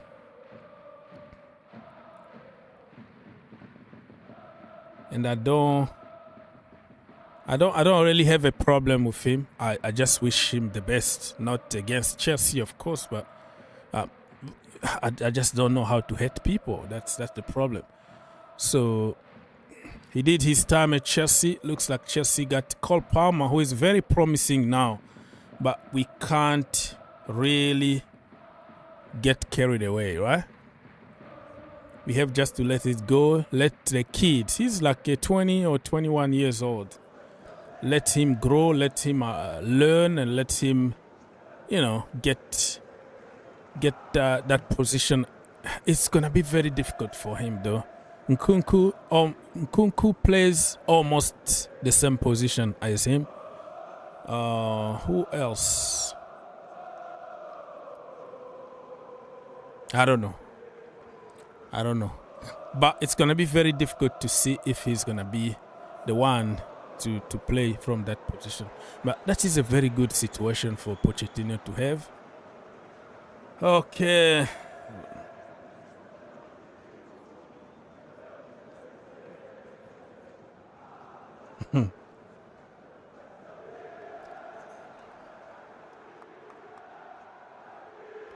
Yeah. All right.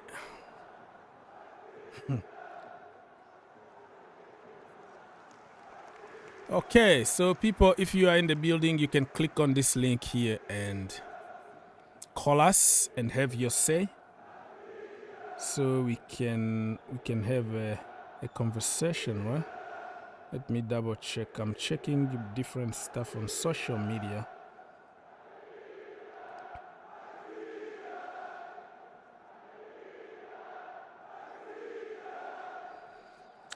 All right, so let me check on some comment here from you people. Somebody said what? Good evening. I like the show while waiting for the match between Arsenal and Manchester City. It is true that Pogba tested positive. Positive to what? Positive to being a good player. By the way, what your question is here? What do you say? By the way, don't forget to congratulate CFC player for the win.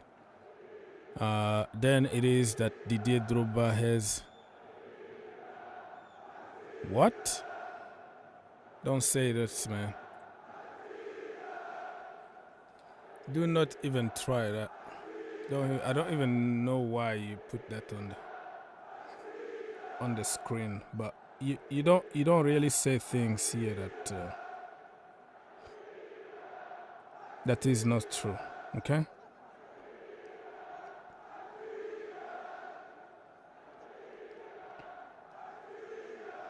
I don't know if you are just trolling, but you gotta stop saying that. How can you say that?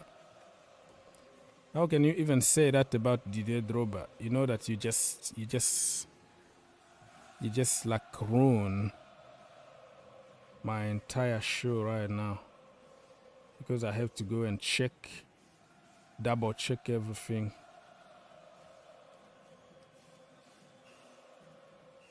He's here. He put a message like today. Another message on social media. Nothing. Nobody's saying nothing here.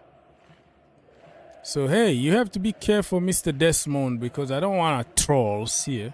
You just say something horrible about Didier Drogba. I haven't seen anything. You have to be careful about writing those kind of stuff. I might take you as a troll and block you for no reason. You know what I mean? You don't say stuff. You can double check this world of social media or internet. You can check stuff before saying them. And you don't copy paste all the narrative that's going on social media, you know. Man, you just ruined my entire show. I was like, what you just said? And I was jumping from page to page, from Chelsea to the African Cup of Nations to Ivory Coast website to everywhere just to check what you just said. And it's not true. It's not true. You know you're lying. I don't know if you're trolling, but you have to stop that. Can't do that. How can you say this kind of stuff? All right. I don't regret selling Kai Havertz. He had done nothing at Arsenal so far to convince me to regret selling him. That is your opinion. Because you guys, today's generation, you have just like very short memories, right? Very, very short memories.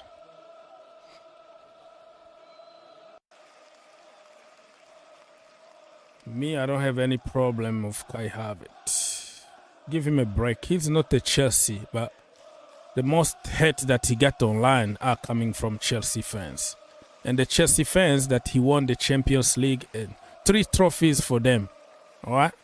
So, regardless of the money, right? You can't buy trophies, right? Can you really buy a Champions League with 70 million? No. Why Arsenal got money and they can't buy the Champions League? So sometimes it's just narrative on social media, and just because hate is what works, you know, drama, hate, insult, evil is what works on social media. So when you try to give credit, people hate you because why are you being positive? You're supposed to be like us and start insulting people, insulting Kai Havertz. That's why people are gonna love you, because you curse and you hate and you lie to people, basically. All right, so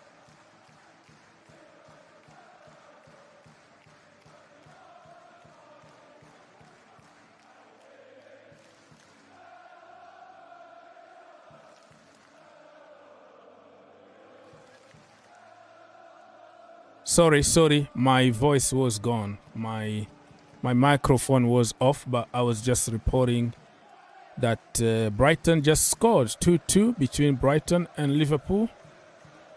And West Ham losing at home against Newcastle United 2-1.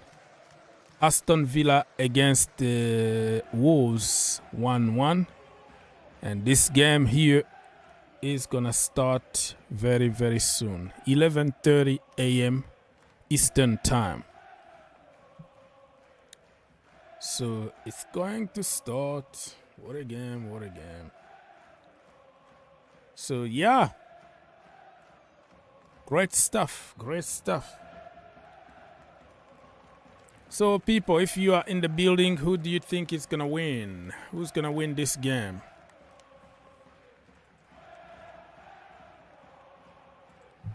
Need to change the results on the screen.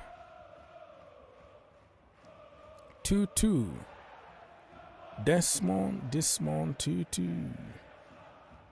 Brighton, Liverpool.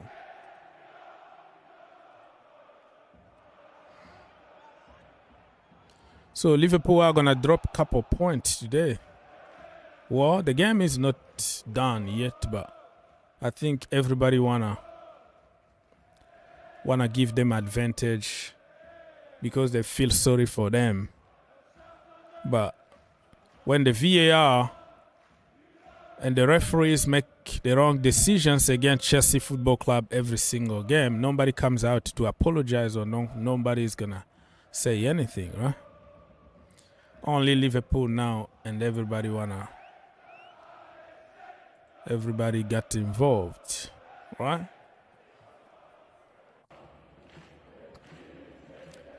Okay, let's go. 43 minutes until the beginning of the game. This is gonna be a hell of a game. It's a strange one, you know. Strange to see how. Let me try to pull all the results on this screen so I don't have to jump from one screen to another one. All right.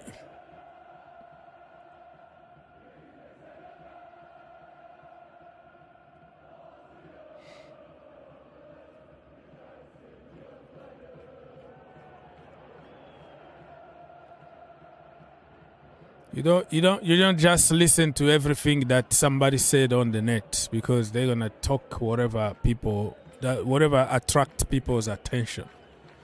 And then you have to double check. It's easy to double check on like official website or official account. You're gonna see it. If something like that, I don't wanna even say it on my show, but if something that you said happened, the topic was going to be trending in the world, everywhere, every channel, every social media account. People were going to talk about it. Romano was going to get involved. Sky Sport, BBC, CNN, everybody around the world. You will see them with pictures and with messages and all that. But you just copy somewhere on internet where they were trolling about something and you put it in the show. So you just scared me for a little while. I was like frozen, jumping like, no, you never know. It could be true. So I was like, probably I was going to end the show immediately. If that happened, what you just said, I was going to end the show because I don't know if I was going to be able to continue the show. So you gotta be careful about what people talk on the internet. Just because somebody said something doesn't mean that is true. And that is the problem we have today. It's like people copy paste something because somebody else said it. But you have the intelligence. God gave you that head to think yourself, right? Don't just copy just because somebody said bad things about you. Doesn't mean that you are that way. That's the way it is. And that's why you're gonna see people copy paste. Oh, Pochettino's system is killing Chelsea. We don't score goals. People are playing out of position, blah blah. Because some big account said it, people copy paste. But if you go to statistics, if you watch the game 90 minutes, the system is not the problem. You create 22 chances, you score 0 goals. Other teams create 50-50 chances, like 5 of them, they score 3 goals, they win the game. How that has to do with the system or with the manager?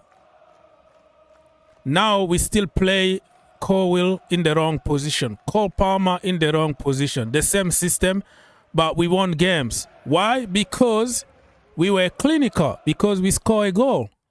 So when somebody come with some stupid analysis on social media, people just copy and paste. Where are you? What game are you watching? Do you think if somebody score a goal, the narrative is going to be the same? Like yesterday, if we were lucky, right? We were very lucky, like scoring a deflected goal. You know, everything was going for us. But in the past we created more chances, more clear chances. We were missing even one-on-one tapping. We were missing even penalties. A penalty. How can you blame the freaking system when you miss a penalty? What a penalty miss has to do with the system. What one-on-one miss has to do with the system. So you will see people make theories there because it's negative. People want to hear negative things because it's going to bring you subs and followers and the dramas, and the people are going to love you because you are negative. But think outside the box. So please, next time, Mr. Desmond, please don't say those kind of stuff in my show. Don't say anything. So West Ham just equalize. So 2-2. So even what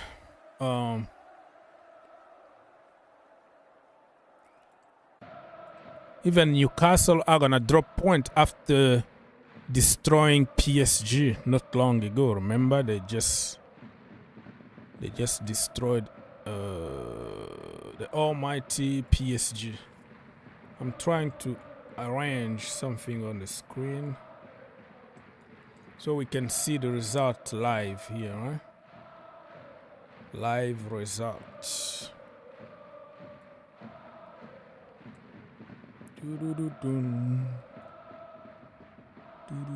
Let me just try to crop it. Yeah, so you have everything on one screen, so you don't have to jump from one screen to another one. All right. So Brighton, as you can tell on your screen now, 2, Liverpool 2, West Ham 2, Newcastle United 2, Wolves 1, Aston Villa 1. So it looks like today's Sunday is about draws. It's about tied, as we say here in the US. So it's gonna be draws. So the last game could also be a 1-1 or 2-2 or 0-0 between Arsenal and Manchester City. It's gonna be difficult to have a 0-0 between them because they like to attack. It's gonna be goals. It's gonna be goals. I think I see Manchester City winning this 2-1. And that one is gonna be really a very long international break for Arsenal. A long one because I still remember when the last international break they were really happy. Chelsea lost and they won and This time around, if they win, if they will lose, it's gonna be something else. And when they come back, it's gonna be against Chelsea Football Club. Chelsea Arsenal. What a game that is going to be. And listen, everybody already write Chelsea off. Everybody said Chelsea are gonna lose. But I'm telling you right now, it's a London derby. Chelsea are getting better. We're gonna have a few more players back from injuries. We're gonna give them hard time. We might just nick a goal, you know. We might just nick it. And you will see, we might surprise many people. We win that derby, and then this is our land, man. Stamford Bridge. You never know what could happen. Nobody is giving Chelsea any chance to win against Arsenal, but be careful what you wish for. It could be just our day where everything goes at the back of the net. Every shot from every angle. Raheem Sterling. Boom. Deflection. Inside. Nicholas Jackson. Everybody. So Do not celebrate too quickly.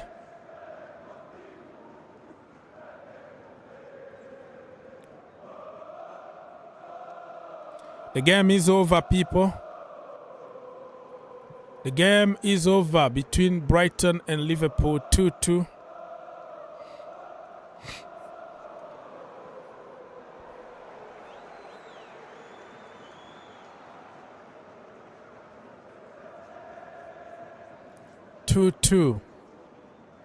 Draw.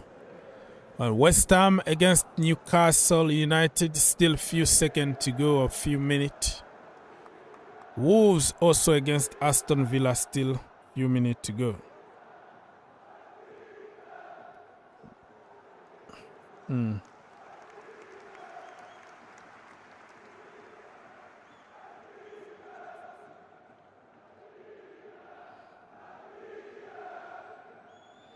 McAllister is greeting his former colleagues because McAllister is from Brighton, right? Yeah, he's from Brighton.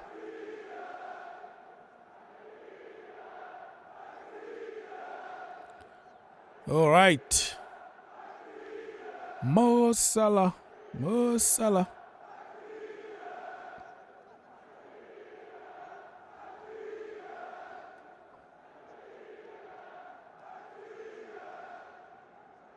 Okay. What a game. Okay, the other game just finished. People are dropping point. This is good. They need to drop point, okay? Drop. So Chelsea can catch up. Dropping point. Liverpool dropped point. Newcastle dropped point. Arsenal probably are gonna drop point.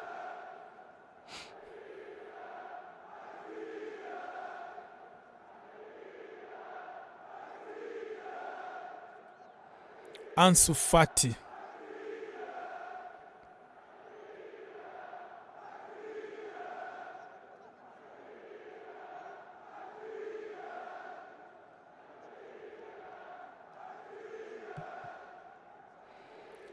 For people who are interested in the French league, we had early on Marseille against Le Havre, 3-0 to Marseille.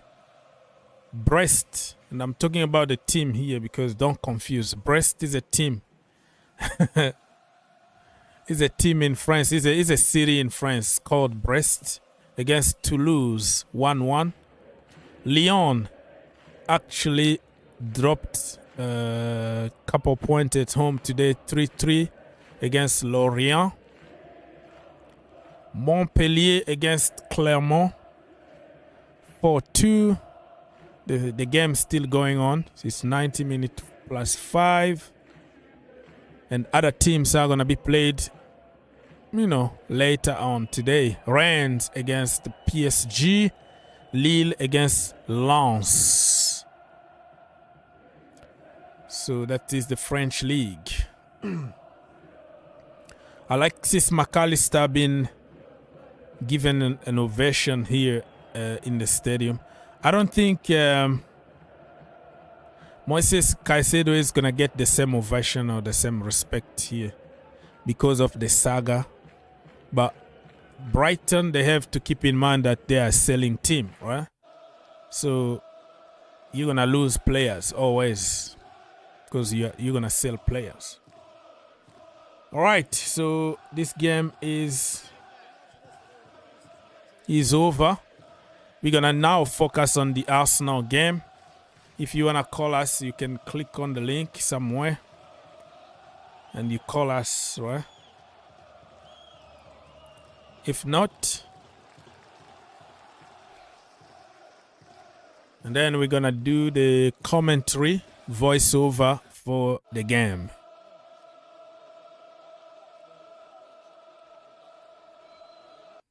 Wow.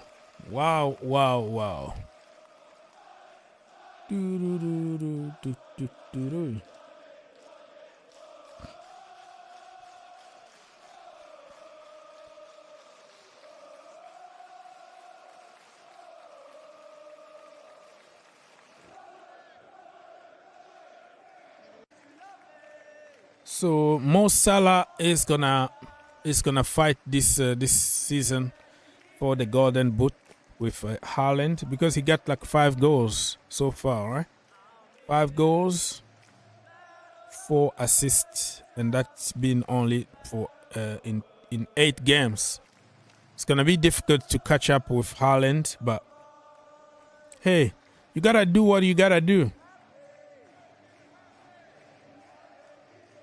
You keep scoring.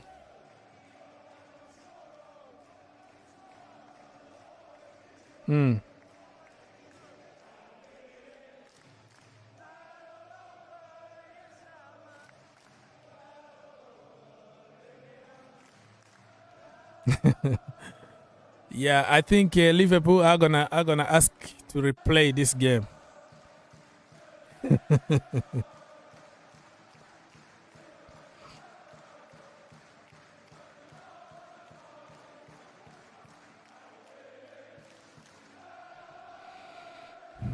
Replay. 90 minutes plus 12, like 102 minutes.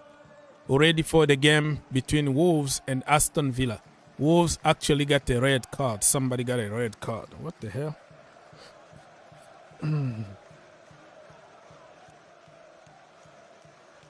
Replay.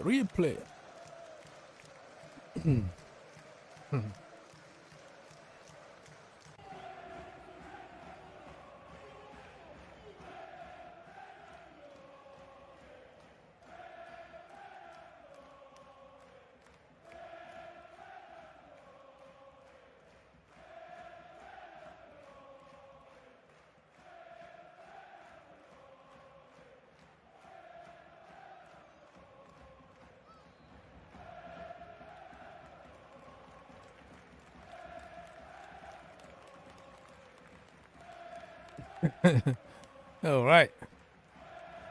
Jurgen Klopp. So you have the lineup on your screen right now, my people. David Raya in goal, William Saliba, Ben White, Gabriel Magalhaes, Zinchenko, Odegaard.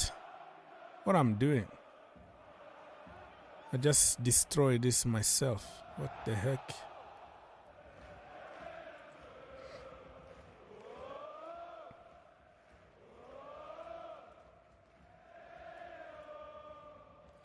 So let me just remind you what happened this weekend. This is the last game before the international break. Luton Town beaten at home by Tottenham Hotspurs 1-0. Burnley 1, Chelsea 4, Everton 3, Bournemouth 0, Fulham 3, Sheffield United 1, Manchester United 2, Brentford 1, Crystal Palace 0, Nottingham Forest 0. And today, Sunday, 2-2 between Brighton and Liverpool, 2-2 between West Ham United and Newcastle United. Wolves against Aston Villa still going on. It's like how many minutes already? Why is it taking too much time? Oh, finished. It's just finished. Yeah, finished. So 1-1. Today is about draws. A lot of draws today. The last game could be also a draw. And the table so far before the game between City and Arsenal. So Tottenham Hotspurs are top of the table with 20 points. I think fingers crossed for them. Tottenham fans are praying now. They want this game to be a draw. Yeah. I think they want this game to be a draw. A draw so they, Manchester City can drop point. Or let me see. Yeah, they would like it to be a draw. So if they draw, Manchester City are gonna have only 19 points, and Tottenham Hotspurs are gonna have 20 points. So a draw is gonna push. Is gonna give Arsenal 18 points. They're gonna go third, and Liverpool are going to be 4th. Brighton still 5th with 16 points. Aston Villa, 16 points. Aston Villa 15 points. West Ham 14. Newcastle United 13. Crystal Palace 12. Manchester United 12. Chelsea 11. Fulham 11. You know, it's not that big gap, you know. It's not that big gap. You know, couple wins and you find yourself number 6 or number 7. You know what I mean? Chelsea, keep fighting, keep winning games. That is the most important. You keep on winning. Do what you gotta do. So, 13, Nottingham Forest with 9 points. Brentford has 14 with 7 points. 15, Everton with 7. 15, Wolves with 7. 17, Luton Town with 4 points. Burnley are 18th with 4 points. 19th, we have Bournemouth with 3 points. And the last one, Sheffield United with only 1 point. This is going to be an interesting season. Sheffield United, Luton Town, they have to watch out. The way I see Everton performing now, I think they're going to stay. They are building a very good, beautiful stadium. I think they don't want to go to the Championship. January transfer window, they might get a couple players just to help them stay in the Premier League. Imagine if they get relegated. They're going to have the most beautiful stadium in the Championship.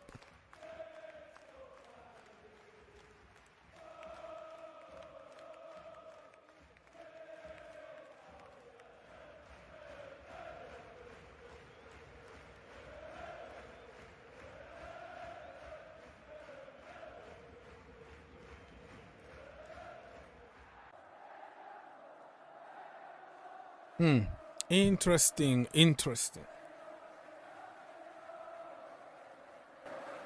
So this is the link. I'm gonna be here for 20 more minutes if I don't get people, and then I will switch to the audio commentary, right?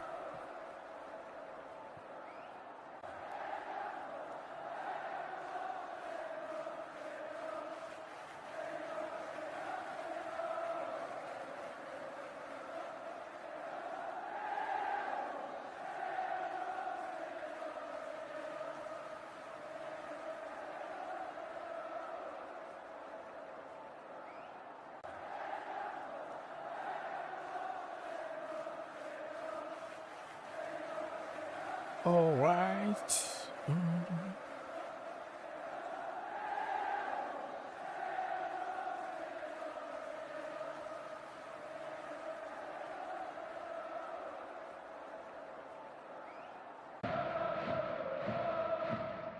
Yesterday you prayed that Manchester United lose points so Chelsea can go top. What? You know that at Manchester United also they have people who pray for them to win. So God is like, hey, you have to fight on the pitch. It's not my problem, okay? Fight on the pitch and get your own point. Don't blame me. Don't blame me. That is God.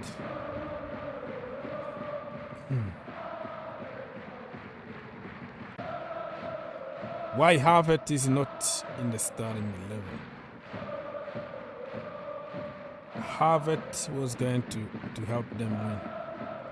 So Chelsea women, they drew 1-1 away against Manchester City early this morning. Chelsea women scored like 90 minutes plus 5. Fergie time, they were leading 1-0. 1-0 to Manchester City women until added time. Bam. I think Guru, written. Somebody. Yeah. I think Guru scored for us.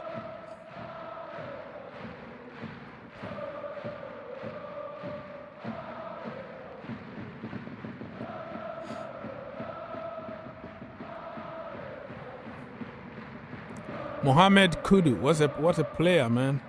He's the guy who scored the last minute goal against Newcastle United. Chelsea almost got him, but you know what? You're not gonna get every single player that you want in the world. Chelsea got already a lot of them, so.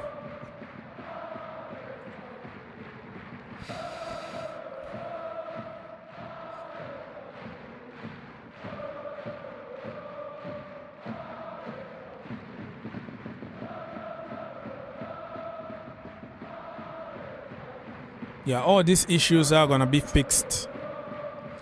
You know, we allow goals, we concede goals early, and yeah, you know, all the conceding and all the stuff. When you score a goal, it's kind of help your defense a little bit, because you have to score in order to win a game of football. You have to score. So if you don't score, everybody is discouraged. And when we concede one stupid goal, and then we blame Thiago Silva or Chaluba or Gallagher, right? But we created chances. Enzo Fernandez, one-on-ones. He doesn't know how to shoot. Always shoot to the moon or off target or something. Nicholas Jackson, you know. It's gonna have 1,000 chances.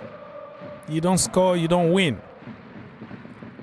Yesterday we were just clinical because it looks like everything was working for us. So it's just sometimes you are unlucky, man. We are just unlucky. Conceding a goal is not.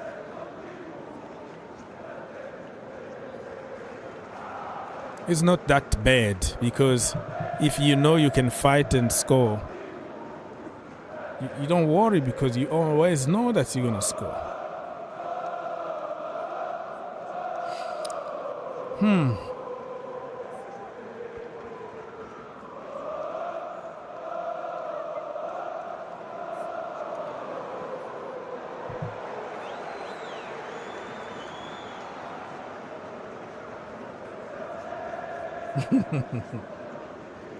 You know, Brighton fans actually were singing, "We want to replay, we want to replay, we want to replay, we want to replay."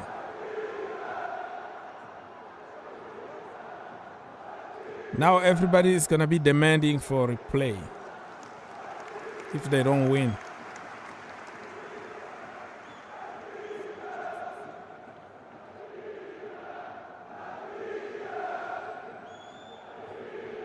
Okay, 16 minutes to go, people. And remember, Bukayo Saka is not there. He's not going to play, but you can't really rely on only one player. I am...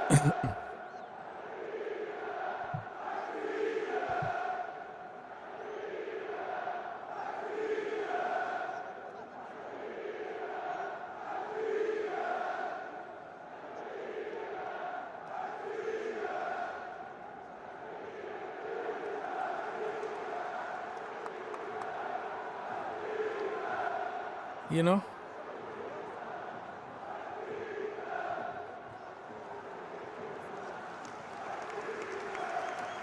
I'm just surprised about people crying about the injuries. Everybody is like, oh, we don't have such. And then you're going to see they just like have a couple injuries too. But Chelsea been struggling with injuries for like 3 years. It's not going to be like one player. It's going to be minimum five players. And they are key players, starters. Right now, I don't know if they have 9 or 12 already. Just imagine.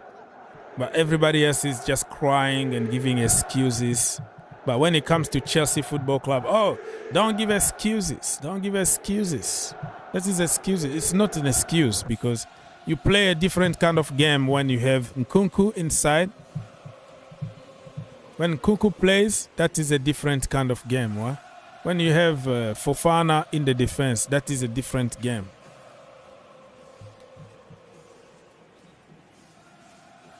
So nobody cares. But them, only one player is just like the end of the world. Oh, we had an injury. Saka is not there and is trending now on social media.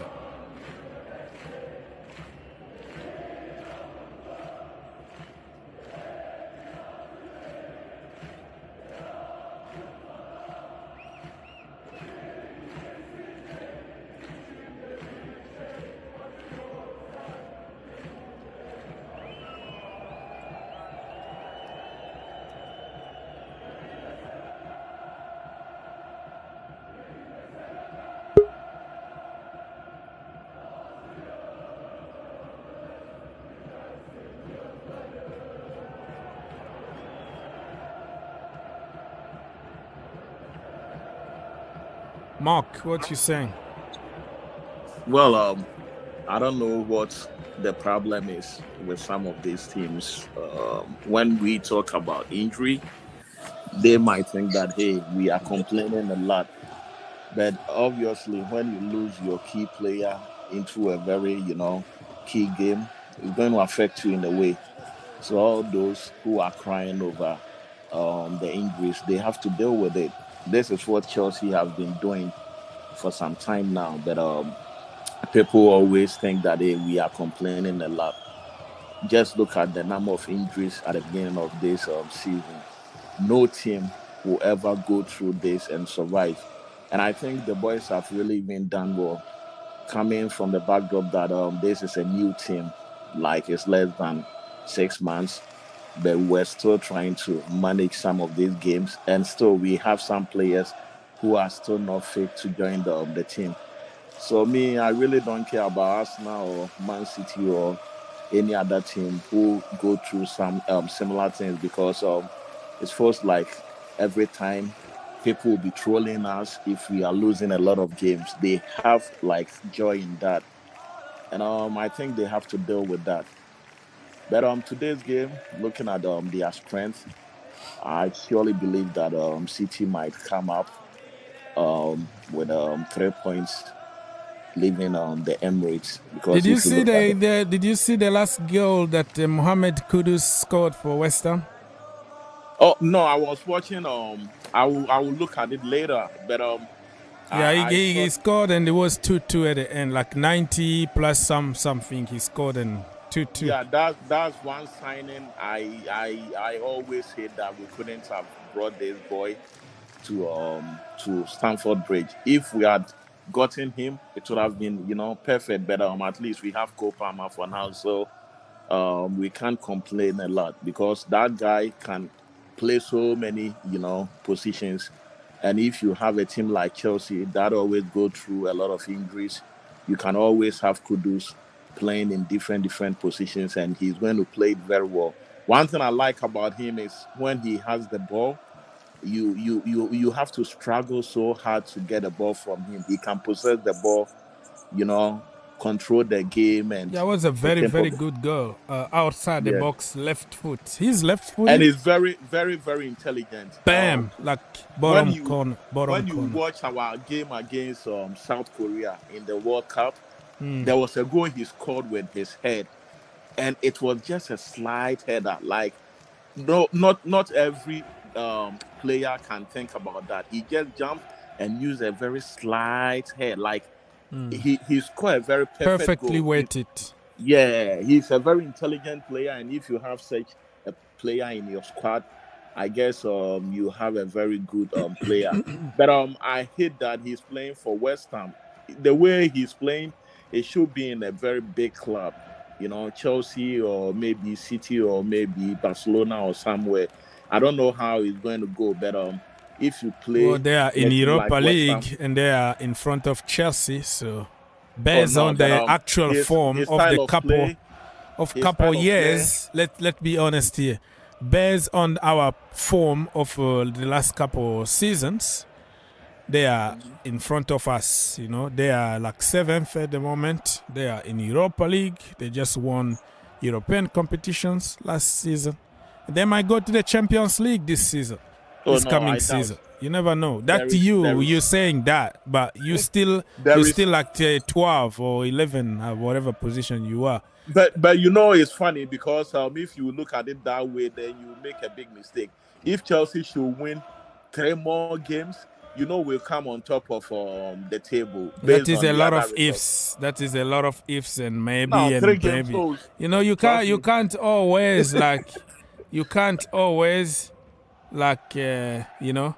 It just no, but what I'm trying to say is for the fact that they are the 7th position, just a defeat in 1 game and a win for Chelsea will swap position because the points are very, very close to each other. That's what we said last season. Remember, we bought the entire world in January to try to push for the Champions League position, and it didn't happen.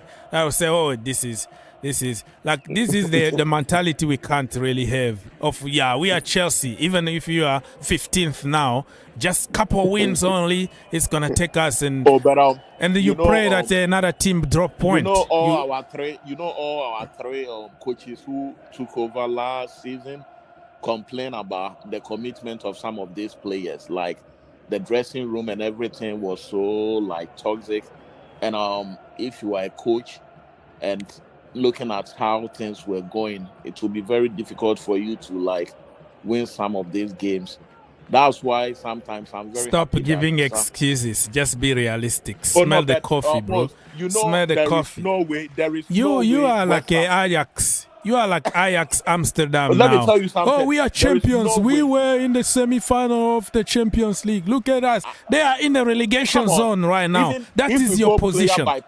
If you go by player by player, there is no way West Ham can even compare that team to Chelsea. How do you know that? Listen. Let me give you an example. Let's go, they have player by player in terms of experience, in terms of quality, in terms of prospect. Yes, Chelsea got a high ceiling because all these youngsters are gonna develop and be world class maybe one day. But in terms of like now, player by player, in terms of quality and in terms of like performance now, deliver something now. You have Kudus, you have Edson Alvarez from Mexico. Look at that guy, his position. You go there, you go Bowen, okay? You go Alphonse Areola in the national team of France. You go Susek. You go Kurt Zuma, one of us. Champions League winner. A lot of trophies with Chelsea. I don't hear. He's world class in my opinion. Don't forget he was a Chelsea leftover. Well, no, it's not a leftover. Just because you let somebody go, it doesn't mean that he's not gonna be a Mo Salah. There was no way he was going to play ahead of the players that we had. No, he could have. So why? Let me know why we didn't do good. We struggled after Zuma was gone. Remember the last tackles that he was putting in the year that we won the Champions League. Zuma is one of the reasons why we got to the final. Like the last minute, like bam, he's gonna appear from nowhere. It's just from heaven. The game against Real Madrid. Yeah, you can go even before that. Even when we qualify for top 4. To qualify for the Champions League, right? Because it starts by the league, you have to qualify.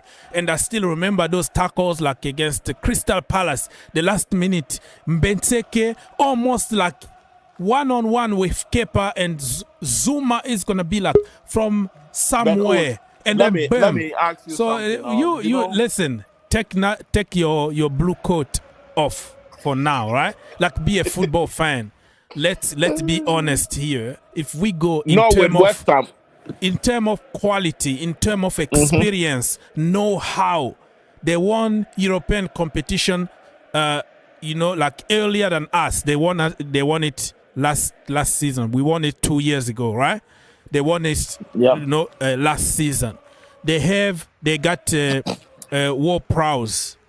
Okay, Ward-Prowse, you know how he was punishing us with those free kicks from nowhere, and bam, he's gonna score goals.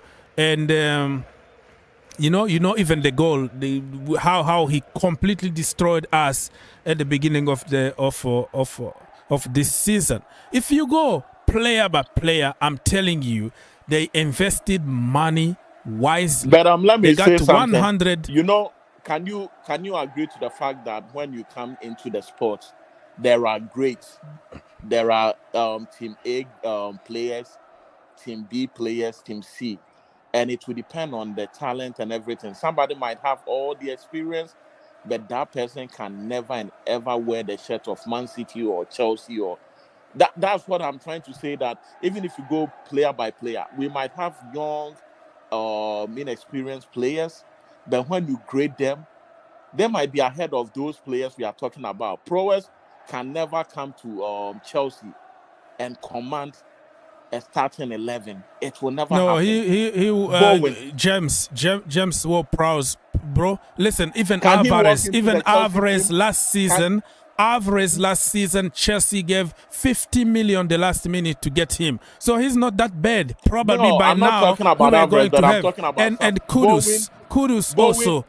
Bowen can never walk into our team and command the first. You can't say never. Don't say never, bro. You don't say never in football.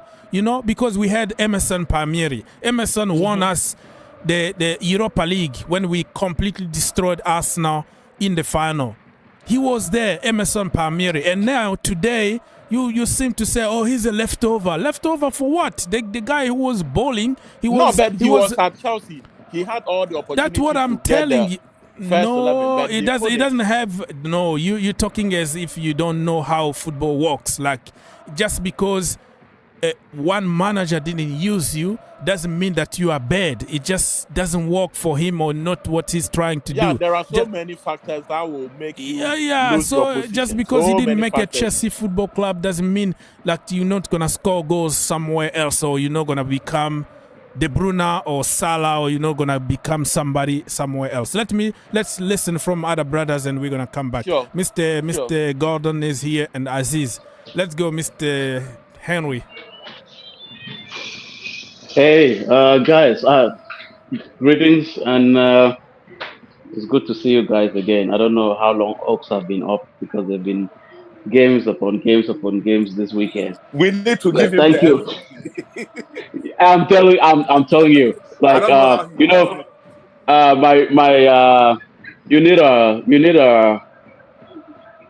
you need some kind of a chieftaincy title. Like my brothers from Nigeria would know that. Okay. Like, give you a chieftaincy title, you get that red cap. That, hey, take this. For all your contributions, this is it. Going to crown you. Yeah. But anyway, it's good to gather here and just talk without getting angry because Chelsea won and all stuff like that. So I'm looking forward to.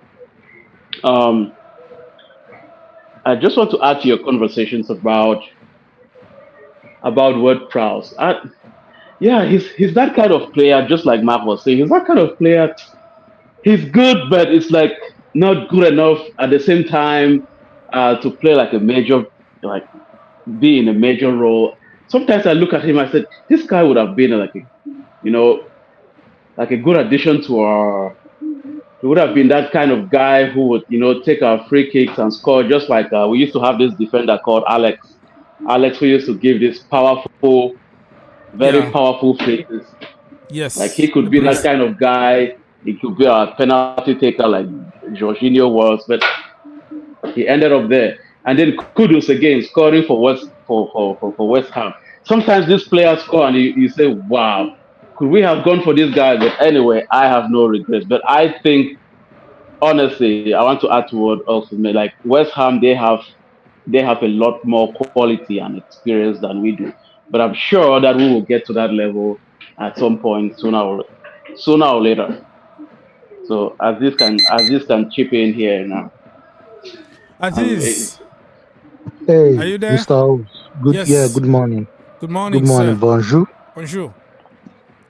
Yeah, what I can say is that people are talking about this guy scoring free kick for West Ham. Yeah, James Ward-Prowse. Yes. One. there are some players that they are very good at the mid-table teams, but if you bring them to a big team, they are not going to perform well. You know never why? know until you No, try, I my said brother. there are You never some know. players. And I'm there not are some saying players who are very low, and when they come to Chelsea or a big club, they behave like a big player, a big team player, and they hype their games to the next level because they know the level of competition there is different. The pressure is different. They hype their game. So it could be other ways, yeah? It could be both ways, yeah, bro. that's why I'm saying that Yeah. you have to be a dog to play in the big teams. Like you have to be a dog. Like you have to have that dog in you. Like, yes, I want it. I want to be the main star. Look at Hazard. When Hazard came to Chelsea, because Hazard was so good, KDB couldn't play. Mo Salah couldn't play. Yep. So Good these are example. things you have to look. These are factors you have to look. You have to look at the style of play. Does the coach want to use me? How will I fit into this squad? So let me quickly just say something here that the game just started between Arsenal and Manchester City. If you are in the US, you can watch it on Peacock. Yeah. Peacock. So these are things you have to look into. Like, okay, look at one question. You have to ask, why is most of our number 9s, why are they not performing? Because one, there's pressure on them to wear that number 9 shirt for Chelsea. I want to put in the shoes of Didier Drogba. I want to put in the shoes of Diego Costa. You understand what I'm saying? That pressure, they put it on themselves, and also the fans. And what I notice about this Chelsea is that we overhype our players. Average players, we overhype them as if they are world class. And that is what I want us to stop doing. I'm not saying we should overhype them, but let them play. They can become world class. Hazard we didn't overhype Hazard before Hazard became who Hazard was. We let him grow. We let him nurture. We let him become the man he was. These are things we need to learn as a fan. But the problem here is, like, every transfer is a risk. Everybody that you bring in the team, you might think, oh, he's generational. He's such and such. Bring him in the team like Kai Havertz. And then, because of many, many other factors, a managers, a system, or whatever reason it is, or whatever excuse, and then they never did anything. So that's why I'm saying that you can't say never in football. Because when we bought even Azpilicueta for Marseille, he was even injury prone out there. We bought him for 7 million because he had an injury already. He came to Chelsea Football Club, and then I didn't even take him seriously. Look at him. He became a legend. He became very, very solid team. Even when we bought Rudiger, he came to Chelsea also injured from Roma. We had to wait a long time before he's healed and start playing. He was awful. Rudiger was awful at the beginning. But for 18 months under Thomas Tuchel, different system, different manager, you see the level that Rudiger really reached. So that's why I don't really know. I don't say never. Like, I never say never in football. Just because you play for small teams doesn't mean that you can't really perform in the big team. Like, give it a chance. Let me add something to what Aziz was saying. I've worked with so many of the international players from Ghana. I know some of them, and we play soccer together. Some of them will tell you that you go to some of these clubs and you compare it with the local scene. You might even want to go back to the dressing room. The noise, the euphoria, everything. Even if you are a good player, trust me, your legs will be shaking. And you might at think the that, beginning, it's just like you going to... It's so intimidating. It's so intimidating. So your debut game, if you go out there and you don't just ignore the crowd, be yourself, have a good game. But if you're unable to have that good game, that's it for you. That's why sometimes people go to certain clubs. They were doing so good in a smaller stadium with a smaller crowd. But the moment we base on that and go bring that person to a big club like Barcelona or Real Madrid, then things will begin to go very bad. Look at the Madrid stadium or look at Nou Camp. If you are playing in a place like Craven Cottage, which is very small, and you are shining, and the moment you go to Camp Nou or you go to any other stadium, trust me, you're going to flop big time, no matter how good you are. So becoming a World Cup, it's not a rule. Player. There is no like some rules, and that becoming said you have to because we've seen people from somewhere. Look at even Soboslai from Leipzig to Mo Salah Liverpool. from Roma to whatever, but they keep on performing. That's what I said. That there is no like. It takes time. It takes a That's lot why of I time. said most of these guys, they have to want it. If you don't have the dog, they have to want it. They have to like, yes, I want it. If they don't have the dog in Mentally, them, if they don't have that mental But background. how do you know that? How do you measure that? Because when we bought Kai Havertz and Timo Werner, we all made theories here. Remember in my channels, I was pushing them, how Timo Werner was better than Lewandowski. Because and when you know what? we all say everything. Yeah, so you want to know why? Because he was playing in a club whereby the demands to win was not much.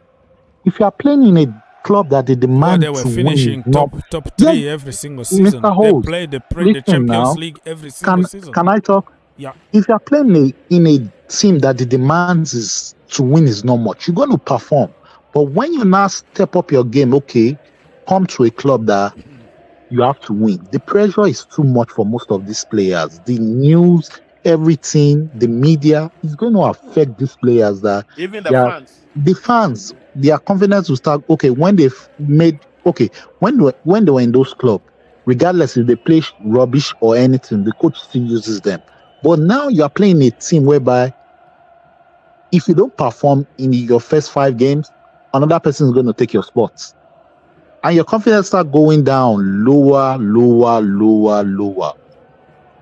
Because these coaches knows that if they mess up, their job is on the line. Yeah, so how do you choose a perfect player for a big team?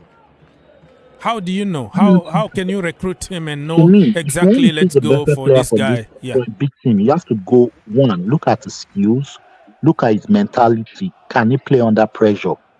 How do you know? Because he's still playing in that small team. No. That's why you have people, network people that help you go check your players, that help you to go look at, this is the player you want. This is how he's going to fit in your team. Mourinho made a statement. I'm going to say it again. Mourinho, this is why I said Mourinho is one of the best mental coaches ever. Mourinho said the difference between Gallas and John Terry is that if John Terry makes a mistake, Mourinho can yell at John Terry and tell him, you shit, you shite, you this, you that. Terry is going to understand and is going to correct himself. But with William Gallas, if he made a mistake, Mourinho said, I have to go hug him, to put my hands around him, to show him that don't worry, things will get better. Those are two different kind of animals. They are good, but if you yell at somebody, it might shut down his confidence. But the other one, it boosts them. Look at Drogba. I remember one game that Chelsea were playing rubbish. I don't know, the video is still on YouTube, where Mourinho said, I'm going to go buy Rooney.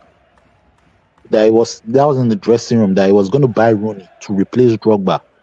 Next in second half, tell me what Drogba did. Drogba scored 3 goals. That is a different mentality. And even let me say something.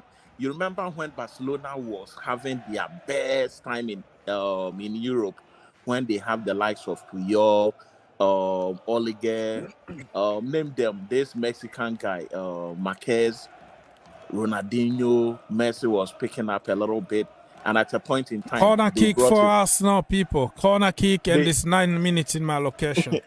At the point they brought in this guy Ibrahimovic. I think Ibrahimovic moved from Inter Milan, which was not a bad team. You can consider that team to be a good team, but now he came to one of the biggest clubs in the world. Guess what? He flopped over there, all because he never had the opportunity from Pep Guardiola. I don't know the reason why Pep was not using him, and probably at the time he went there, you have all the best players or the best attackers in the world in one team. How are you going to manage yourself in such a team?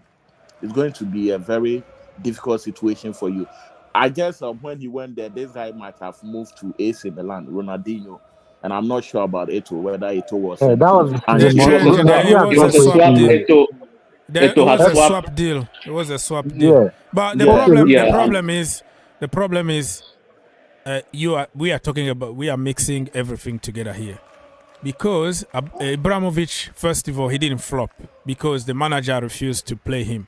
It was because of his character. Ibrahimovic, you're not gonna tell him how to play football. He's gonna tell you how he plays because he's the king. He told Arsenal and Arsene Wenger, I don't do trial. They called him to do trial at Arsenal. He was like, I don't do trial. You sign Zlatan or you don't sign him. That's why Arsenal didn't sign him. So we are mixing up stuff here. That season he played at Barcelona. So what? That season he played at Barcelona, he was only able to manage 15 goals in all competition. He was missing some one-on-one chances. But I remember that season I watched Barcelona very well. He missed some one-on-one chances that he got to a stage. Messi had to, because he said that he never even Messi to the strike and Ibrahimovic to the left. He was sometimes some players don't fit into a system. If a coach can't find Jorginho Frelo got a yellow card for a foul. So Man City is gonna pounce on Jorginho. They're gonna target him to get him a red card. What I think. So yes. Yes, player, okay, I'll give another example that is happening right now at Manchester United. Look at our boy Mason Mount. Mason Mount was, regardless of, I'm not hating or saying anything, regardless of anything, because he came from our academy. So the love and everything, we're always going to still cover him. Oh, he's still going to become world class. He has now gone to a bigger club called Manchester United, whereby the demand is high. We know what Manchester is, regardless of the banter or their rival. Manchester is a bigger club than Chelsea. For you to wear the number 7 jersey, people that have won the number 7 jersey, they are exceptional. Look at him right now. He's flopping. Like, I'm watching his game. I'm like, wow. So with Chelsea really covered this guy's cracks. You see where I'm coming from? No, I don't see where we're coming from, because I'm lost. I don't even know what we're talking about right now. No, we're talking about why some players flop. We're talking about why some players flop, because in big clubs, yes, you are going to a bigger club with different riches, different mentality. The demands is way higher at Manchester United. All right, if you flop, we were even talking about the biggest club between Chelsea and West Ham, and Oz feels that come on, man, Chelsea is bigger than West Ham regardless. And I said, in everything, West Ham can never and ever compare itself to Chelsea. West Ham can never compare itself to Chelsea. That's a very disrespectful. But you see, you are contradicting. You give me 2 minutes to talk here, right? No, it's if you want to compare it with the times that they used to play. They started playing European football way before Chelsea did. Even Nottingham Forest, they won 2 Champions League before Chelsea. And West Ham won an European Champions League? No. I'm not saying. I'm saying this. They've been playing in Europe. When you're talking about clubs, like in terms of history and their participation in the English game, Europe, they've been playing. You can't just say that it's small club. They have a rich history, and they've been playing in Europe way before Chelsea started playing in Europe. Mr. Henry, in life, they used to say people will check what you've won, not what you've played. It's what you've won. All right, is what you've won that determines if you're a big club. Let me structure this a little bit, okay? You give me a few seconds here. So this discussion started because I said we were having a conversation about West Ham against Chelsea Football Club, and we are better than them, and we're gonna catch up on them. They're gonna lose games, and that was from Mr. Mark, right? So my problem was like right now, in terms of experience, in terms of quality, in terms of end product, they have other players, they have more experienced players, and they have very, very good players. So I was mentioning somebody like Kudus. I was mentioning somebody like Zuma. You can say whatever you want. And then Mark was like, oh, Zuma was a leftover. He was a Chelsea reject. And I was talking also about Emerson Palmieri, who won us Europa League, Champions League, and other many, many trophies. I was talking also about Edson Alvarez that Chelsea gave 50 million last summer, and we couldn't get him because Ajax didn't want to sell. So my point was we can hear everything you're saying as it.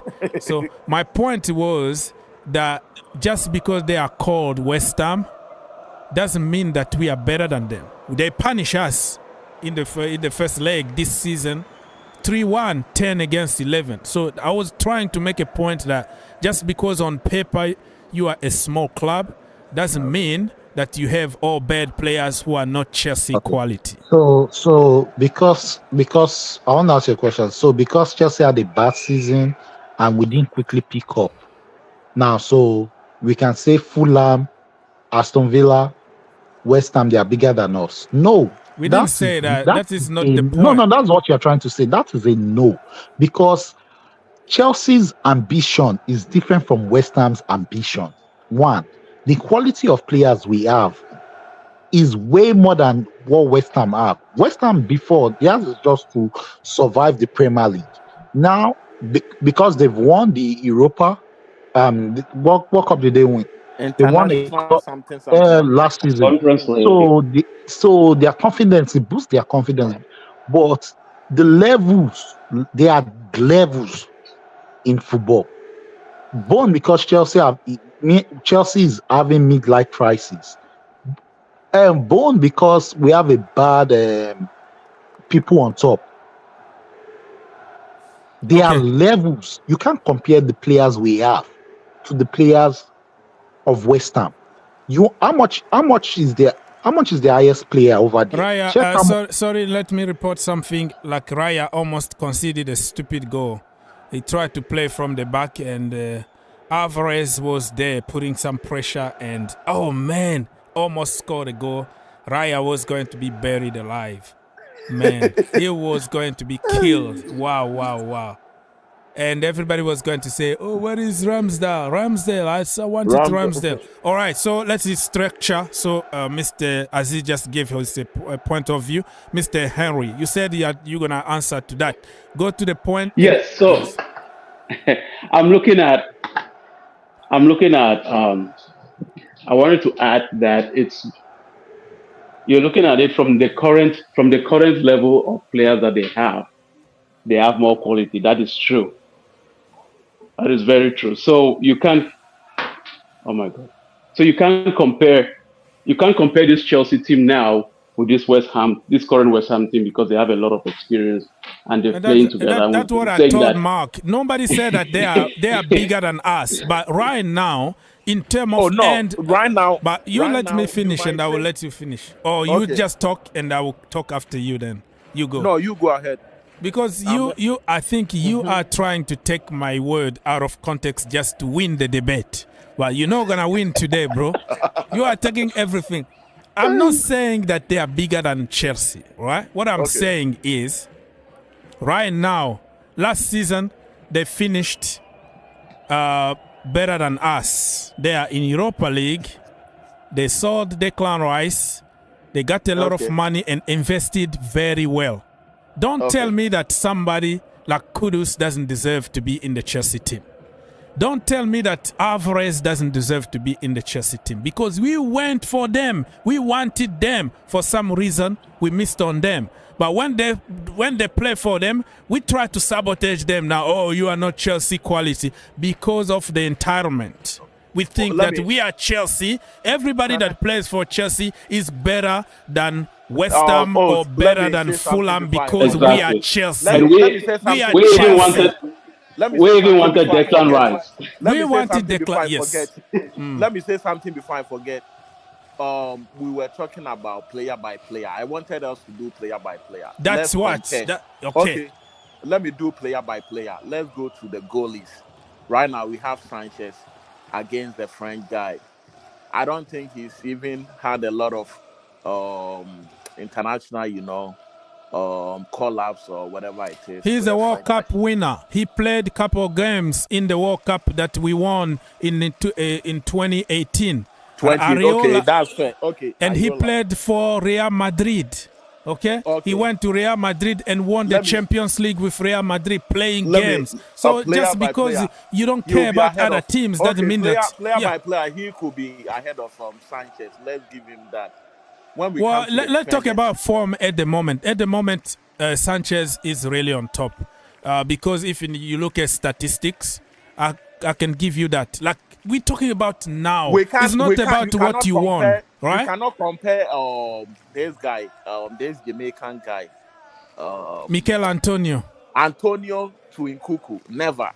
Nkunku hasn't even kicked a ball for us. What are you talking about? You can't even compare Alvarez with Enzo, our own Enzo. Enzo is that's the problem. How many assists Enzo has? How many like howlers? No. You can't compare Alvarez and Moses Caicedo together. Okay, let's go from defense to defense. From midfield to midfield. Okay, let's go. There's no way you can compare. You can't compare Thiago Silva to Zuma. Who is Sujek? Sujek is just an ordinary Czech international. I don't know how much the achievement he has had for Czech Republic. No, you can't compare Sujek to any of our players. Who else can I? Bowen just had a very good season last season and he's doing good right now. You cannot compare Bowen to any of our players. Never. My friend, listen. Now you are like talking. If you are talking with West Ham fans, I'm not a West Ham fan. I'm just being a football fan here, right? So you have to take your coat, take your blue coat, take your shirt, that blue shirt off, and let's talk football here. Why they completely destroyed Chelsea? 10 against 11. Mikel Antonio that you just said. We were destroying them until something happened. Oh my goodness. You know that. They beat us last season. The season previous to that. They always give us problems. No. They didn't beat us last season, Mr. Oz. No, they did. They did beat us. They did beat us last season. They had goals from Bowen and Masuaku. And it wasn't justly because we beat them first leg now. I can't remember. No, we drew. They didn't beat us last season. We beat them. We beat them 2-1 and we played 1-1 last season. Yeah. And the referee even robbed us. Sujek handled the ball in the 18-yard box. Yeah. And he ignored that penalty. But as I'm saying, there is no way. Even when Carlos Tevez and Mascherano went there, and Ghana international John Pencil, when they were there, you would say that Tevez was a very good player at the time.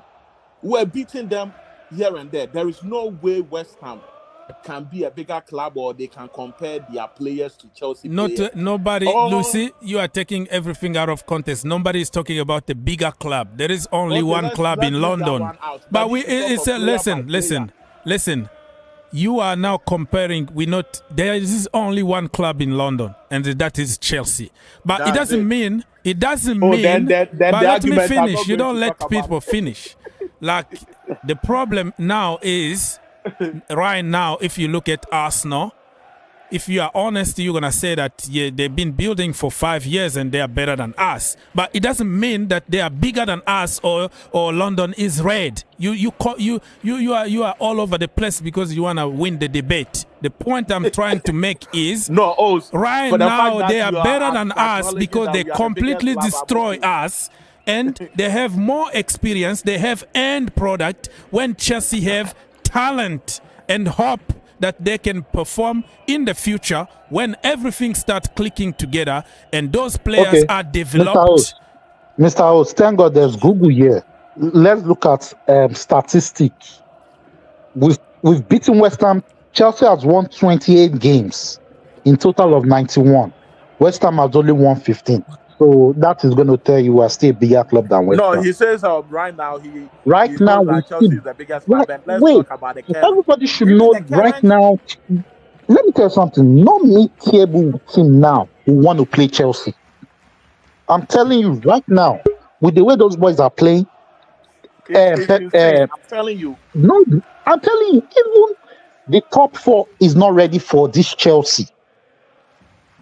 Even when you are thinking that Chelsea is doing bad, the last 3 games that we've played, statistically, like Man City of all people went to Burnley, they were able to score only 3 goals. Even this is a Man City goal. They almost beat Man U now. Yeah, and we went there, we scored as many as 4. We could have even scored like 6 goals. So even if you look at this Chelsea team, they are very young. But I'm telling you, and they are very dangerous.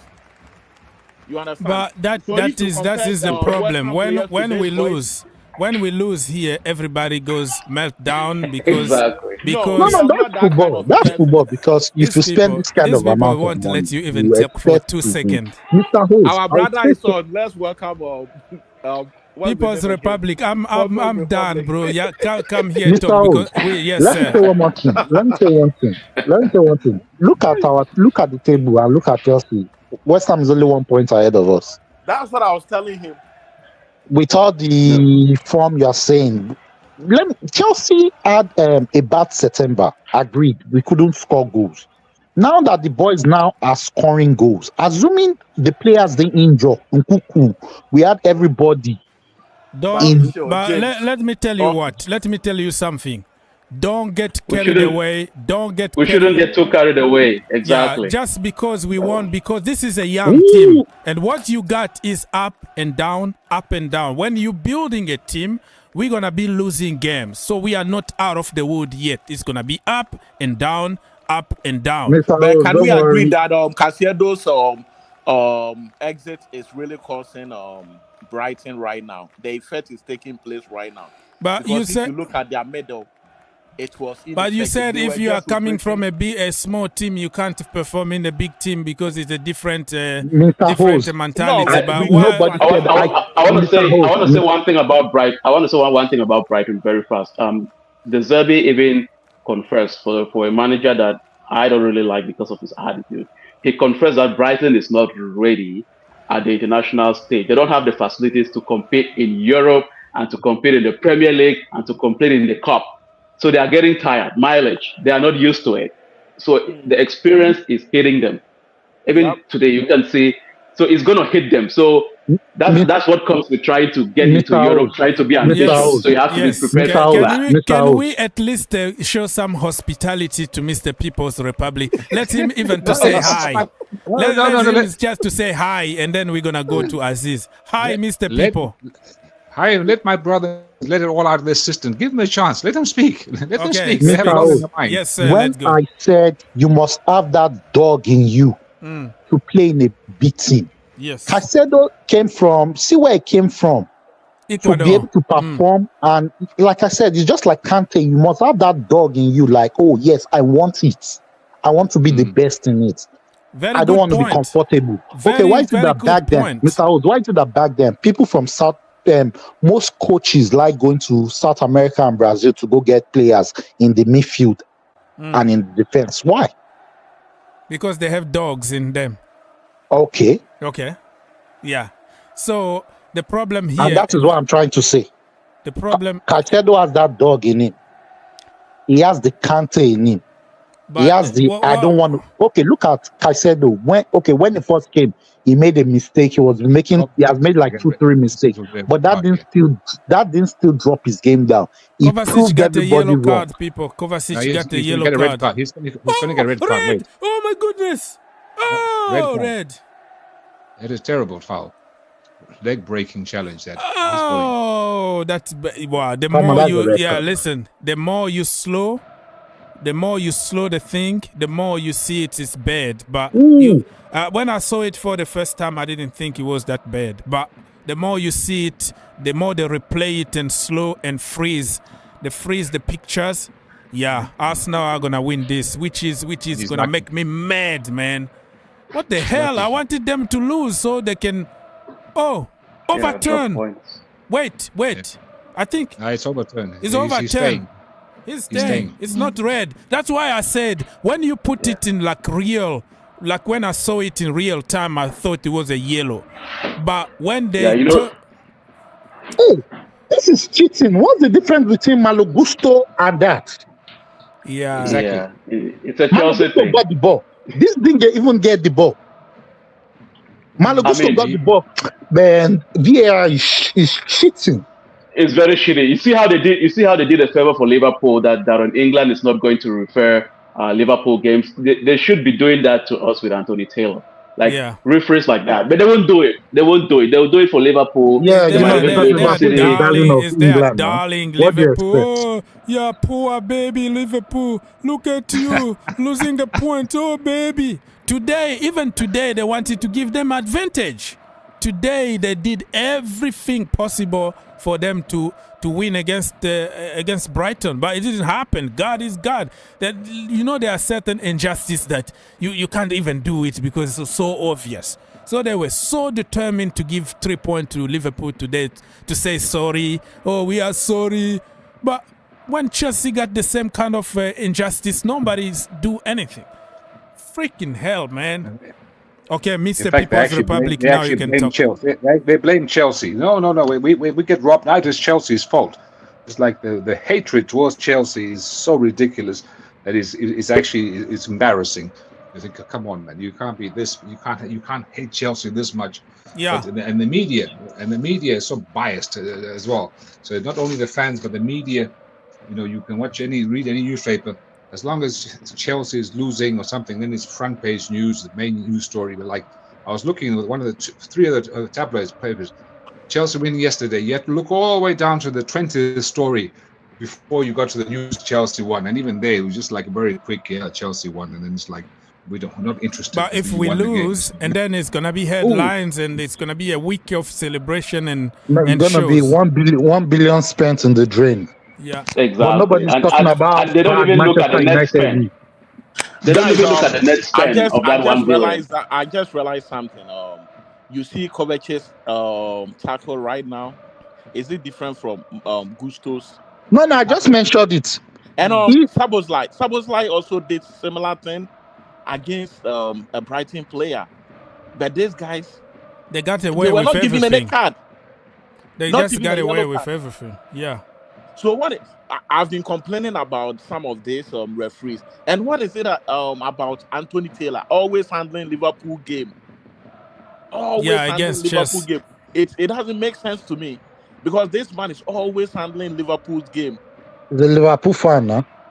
You understand? Like the FA, I swear, like they need to investigate the referee situation. How can they don't investigate those kind of stuff because they are the FA? They are all a group of bodies that just steal a lot of money. I'm hoping one day they are body there. Who's going to investigate who? I'm hoping one day a hacker will hack into the FA and the referee association, like the Portuguese guy did some time ago, and Sepp Blatter and all those guys went like they were in serious trouble, so that we can see whatever is going on.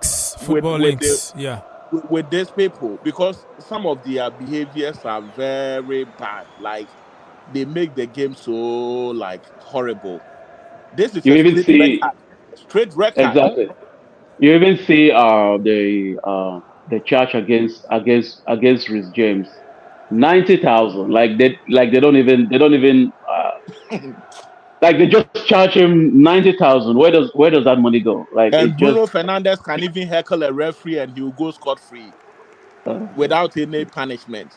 I don't know what is it about Chelsea and everybody is hating on Chelsea. Yeah, those so-called traditional clubs, they got away with many things because people don't wanna the so-called new club to come to our club. This is us, so they wanna give them advantage or whatever it is. People, Yeah. 34 I minutes think here, still Chelsea's, 0-0. I think Chelsea came and set a standard very high that even with the dominance of the cities now, Guys, I'll be those- right back. the clubs they still haven't set the standard that and the momentum that Chelsea came with and dominated for that long. So it's like It's it took easy to the English only game by concede 15 storm. goals, 15 goals in one season. No team Yeah, has ever done that. Only it took concede the 15 English goals. it took the English FA by Man, storm, and then the Kovacic, hatred just Kovacic grew. is gonna get a red card very soon because he just had another. Yeah, why? Why are you doing this? Oh my goodness! Almost got a second yellow because that one. If you give a second yellow, nobody's gonna complain about that. To be honest, Too slow, too old. I don't know. He used to put a lot of tackles like that at Chelsea, like No, he clean, does a lot of that at Chelsea. clean That's tackle. At the end, the style of not play. at the end. Not at the end. His work rate. You saw at the end. His work rate was non-existent. He was one of the reasons why Chelsea went down the drain. His effort when he played well, but he was so many games where he was Yeah, he low was energy, injury low prone effort. too. He was injury prone too. Yes. But on his day when he was on fire, oh my God, he was unplayable. What a player! Unplayable he's- with zero end product. He's gonna do everything right in the middle. Dribble you, dribble your wife, your kid, the ball boy, the pop. Everybody's gonna get dribbled. And then when it comes to like freaking final third, he's gonna try to dribble one more time and get dispossessed, or he's gonna shoot to the moon, gonna shoot off target, or just a very weak shot straight to the goalkeeper. But the few goals that he scored for Chelsea were bangers, like golazos, like when he doesn't think, always snapshot. When he's not thinking about shooting and he shoot, wow, beautiful goals. Exactly. I mean, talking about thinking, this came to mind. I've realized that when Sterling, when he doesn't think and he takes his ball and just goes, he does way better than when he thinks. When he thinks, it's like he gets confused. And then that is when the weight comes in. Everything just falls on his shoulder. But if Sterling would just listen to this, that boy, do not think. Just take that ball and run. I agree. Man, he will cause a lot of trouble all the time. Because when he causes chaos, he doesn't even think about it. He just takes the ball and he goes. So this overthinking sometimes, and it's the same thing that we were talking about here at the back when we were building in the first half. Like guys were just stopping and thinking. Yeah. Yeah. Too much thinking sometimes. It just just do it. Just do it one time. Bam. Huh? Everybody wants to be like Hazard. It's only Hazard I know that can think and do something. Play to your level. You understand? Like because Sterling, I want him to play the 2018-2019 Sterling. I will love that. Remember that season? Sterling was the best season so far for Sterling in English Premier League. When he was playing at Liverpool, the last season. No. 2018-2019 when at Liverpool also I used to like him a lot when he was at Liverpool. I don't know. Liverpool season too. He exploded. Yeah, under Rodgers.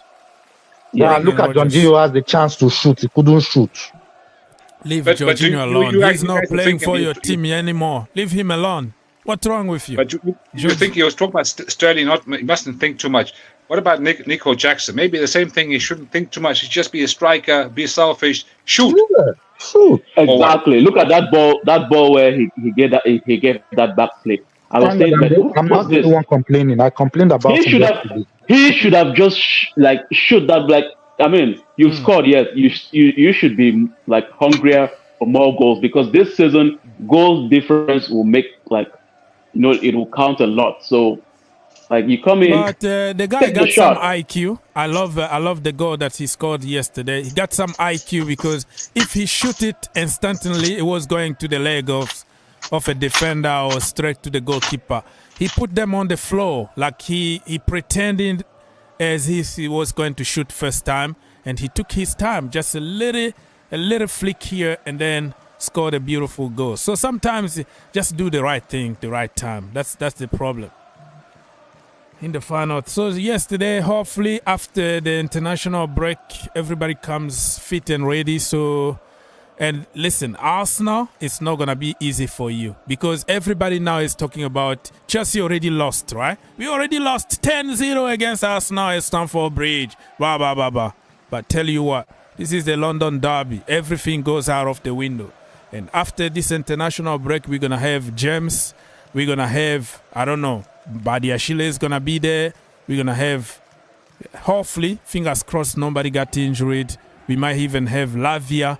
We can pack that midfield, park the bus, hit them in the counter, 1-0. We close the shop. And then the second half, boom, we have a deflected goal. 2-0, Chelsea Football Club. And then Arsenal in the mud. You heard here first. You hear here first, okay? 2 weeks in advance. I said it, 2-0 at the bridge. They are going to lose. This is our land. This is Stamford Bridge, okay? But one thing I'm so happy is the coach utilizing Palmer. And Palmer is taking advantage of the coach's fate. Now he has 3 assists, 1 goal. His first goal in the English Premier League was for Chelsea. His IQ, you know, he comes from he's a coach Guardiola trained. The IQ is different. The way he plays is different. The way he sees the ball is different. Yeah, I think this Raya guy is having hard time. He almost conceded another. He's short. He's short. So he reminds me of somebody called Bravo. Remember? That guy that used to play for Manchester City. he uses like tint. Bravo. Like no, it reminds me of our goalkeeper from Argentina. What's that former goalkeeper from Argentina that used to play for Chelsea? Are you talking about Hilario? He's not from Argentina. No, from Argentina.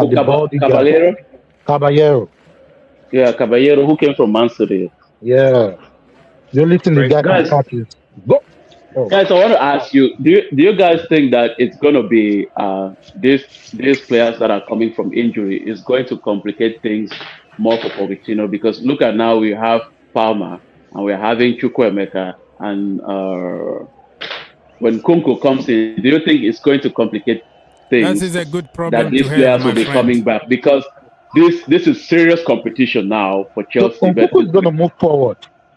If the way Pochettino might use him, Kunku might play forward, and he's going to put competition for Jack. You know what I saw something about Jackson was when Broja scored, he was hungry now to score more goals. Now that Broja didn't play well yesterday, he came in to score goals. This is what I need now. If one player is not playing well, I want the other player to go in there and perform. Because I want Jackson to be able to, like, I'm not going to give up my jersey for Nkuku. I don't. I respect what you just said, but I don't really agree that Broja didn't do good. For the simple reason that the entire team, we were sleeping the first half. Even Sterling, he was bad the first half. The second half. Yeah, Sterling was the one that was pushing the team in the first half. Not really. No, because anybody. he scored that deflected goal. Everybody's gonna forget everything else. Even before they scored us, he almost scored a goal, and they countered and they scored. He didn't have a service, and also saying that he didn't play good. Those are the kind of strikers that will keep defenders busy. Like everybody they don't know what you can do, and everybody looking at you. It's just like Haaland, right? Even if he doesn't do anything, but his presence there, it just like create chaos because he's very handful. So I saw a lot of work without the ball, off the ball work. And unfortunately, what people care more for strikers is, assist and shot and goals. But anything else behind that, it was good. But the second half we did better, but not necessarily because of Broja was bad or whatever. Can I ask the panel a question? Go on. I'd like to ask you the expert panel a question. Now we've seen 6, 7, 8 games now with this sort of like formation, and we now know sort of plus some basically Pochettino's team. which players or which positions can you say this guy, he's the mafia, he's untouchable, come what may, he'll be in the team? And which players can we say is debatable? If the injured players come back, he could be on the chop block, he could be replaced. Which one? Okay, for the defense, I'll say Thiago Silva because he's old. Maybe Badiashile can come in for him. You feel me? And Disasi. But to be honest, Disasi has stepped up his game. He has really stepped up his game. Since after that Brighton, he has been playing so good. So I want healthy competition in that defense. And also, I don't know if where Nkuku will play, or maybe they can give Enzo a rest, so Palmer can come in the middle, Nkuku can play on the left or right side.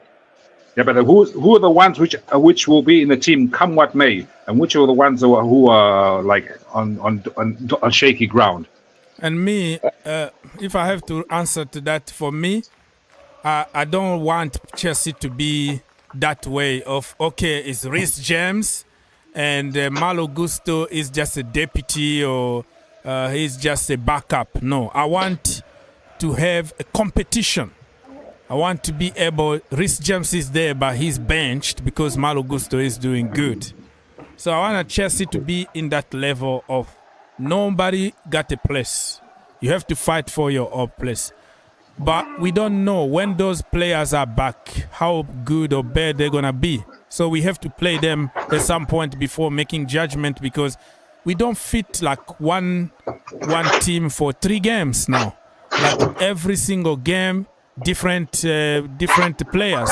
So for me right now, it's still up in the air. Just perform and win. I can't say right now. I don't want Colwill as a left back. I don't want Colwill. He is a left centre back, and that is where he does. Yes, he might have from left back. He might have given Modric a pass, but he is a left centre back. That is where he does his most and also damage. So Palmer. I don't want him playing that role. Anybody noticed that Palmer been playing as a winger? Or inverted winger, a little bit inside, but you know what I mean, the position that Mason Mount used to play, and we had to kill Frank Lampard. Oh, he's not a winger, don't play him. The point I'm trying to make here is, now we are not complaining because we are scoring goals. Imagine if we didn't win the last couple of games, people were going to kill Pochettino's system, Pochettino playing people out of position. But we keep on playing them out of position, but we are winning, nobody is complaining about. So coming to my point where I was saying, I don't blame the system. I don't think the system is the problem. I think just because we don't finish our chances. Half-time, people 0-0 between Manchester City and Arsenal. Mr. People's Republic, he's always like cooking and washing the dishes. I'm like Aziz, always. Always eating, right? Well, I agree with you that the system, you know, as long as the goals come from it, I perfectly agree. I even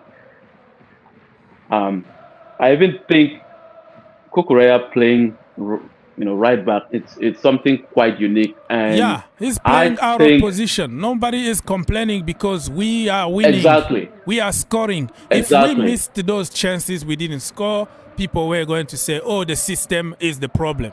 But the real problem is finish our chances. No, with Cucurella, yeah. Like with Cucurella, everybody doesn't know his best position. When he was playing as a left back, he wasn't playing good. But now that the coach moved him to a right back, he's been okay. I'll give you another example. Look at Ivanovic. Ivanovic started as a centre back, but he wasn't as good as a centre back until he moved to the right back. Thanks to Ancelotti. Ancelotti moved him to the right back, and that's when we discovered that, wow, we have a right back in our hand. He was able to bench Bosingo at that time. Because sometimes you just have to try some things to see if it's going to work. And you master that position. So, like I said, if with the Reece James getting injured, because you can't rely on Reece James, you can have Malogusto and what's his name? And Cucurella fighting for the right back. Ian Matson and Ben Chilwell fighting for the left back. And I guess if the players return back, maybe he might let Thiago Silva rest and go back to the normal 4-3-3 whereby we have our wing backs pulling forward. You understand what I'm saying? Yeah, very interesting. But the point, like the question was, who is gonna be, out and leave the place to somebody who's gonna be in and out. So my problem is now it's difficult. Only 8 games to the season, and almost half of the team been out. So it's kind of difficult to say, who should be there. Like I don't wanna people to be like, yeah, that place belongs to Reece James and Reece James only. I want to be fair. You're performing good. Reece James. Okay, I'll give you the players who I think are untouchable in that team. Number one, for sure, Caicedo. No matter what you say, Caicedo will be the first name on that team sheet. The goalkeeper, very, very good. I like him. He's probably another one. Number one, he's probably untouchable. We haven't seen the American guy yet. Mitrovic. He's not American. Mitrovic. He's from somewhere in Europe, close to your country. Okay. Yeah. I thought we bought in America. I thought he was American. Sorry. No, he's the same country as a Pirat. No, not Piracek. He's Ivanovic. Serbia, yeah. Ivanovic, yes. Serbia, yeah. Serbia. Yeah. So that I would say Caicedo, the goalkeeper. Now Colwill, I really, really like Colwill. I don't think I would leave him out of my team. Come what may. We could discuss about Silva. We can discuss. He's kind of disaster. He's looking better and better for each game. We can discuss Cucurella. We can discuss James Reese. We can discuss Malagusto. That is one of those lots of places you can play any of those guys there. Midfield, Enzo. He looks like he needs a rest. I don't know what's happening with him, but he's going downhill. Gallagher, as much as people hate him, you can't. He's the captain. You can't leave him out of the team. Who else is there? Up front, Mudryk is looking more and more like, you see when Mudryk doesn't play, how slow that team is, how lack of creativity, whatever. So he's making that place his own. So which means that people like Madueke and Nkunku, when they come back fit, they'll be struggling to make the team. They'll be sitting on the bench because Mudryk is taking one place. Sterling, you can't look past Sterling. I know people hate him, but he's another one who's made that position his own. And Jackson again, without Jackson, that attack looks very sort of like pedestrian. So there's some players there who are basically cementing their positions, and there's only a few places up for grabs for the ones coming back, how I see it. What do I know? Yeah, we have to respect your opinion. That is your opinion. People, let me just report something very quickly here. The first half, Manchester City got almost 55% possession. That's what they do. Shot on target, 1 for Manchester City, 0 for Arsenal. Shot altogether, 3 for Manchester City, 5 for Arsenal. Touches and dribbles and pass successful, blah, blah, blah. These things, I don't really care because they don't matter. At the end, yellow card, 2 for Manchester City. I don't know how the hell Kovacic still on that pitch. Listen, I want him to be on the pitch so Arsenal can lose, okay? Don't get me wrong. I want Arsenal to lose, but if I take my blue coat off, he had a red card, or the second foul was a second yellow. He shouldn't be on that pitch. Let's be honest here as a football fan. If that happened to Chelsea, I would be kicking everybody around me right now. I'll be breaking my computers and TVs. I'll be angry. So why should I lie when it comes to a team, another team? So Kovacic is lucky, and watch AFTV today, and Ty is going to go crazy. Ty, AFTV guy, is going to be crazy because of that red card that wasn't given. This is the excuse they're going to give because of Kovacic. Sorry, do you know Pep Guardiola is crazy? Do you know what he did? Bernardo Silva is playing as the number 4. Yeah, he can come up with something out of the blue, right? Are you surprised? I'm not surprised about Pepe anymore. No, he's cute. Like, he's a creative player. He's playing as the number 4. As in, wait. Don't they have another number? Don't they have that English player from this thing? Or is it not good enough? Because you're killing Bernardo Silva's game. Yeah, but Bernardo is very, very versatile. I know what you mean by Pep Guardiola. You don't get. I'm not surprised anymore. I was watching Gabriel Jesus in the last international break. He gave an interview back there in Brazil, and he was like, "We prepare a game. I don't know. It was in the Champions League or whatever competition it was.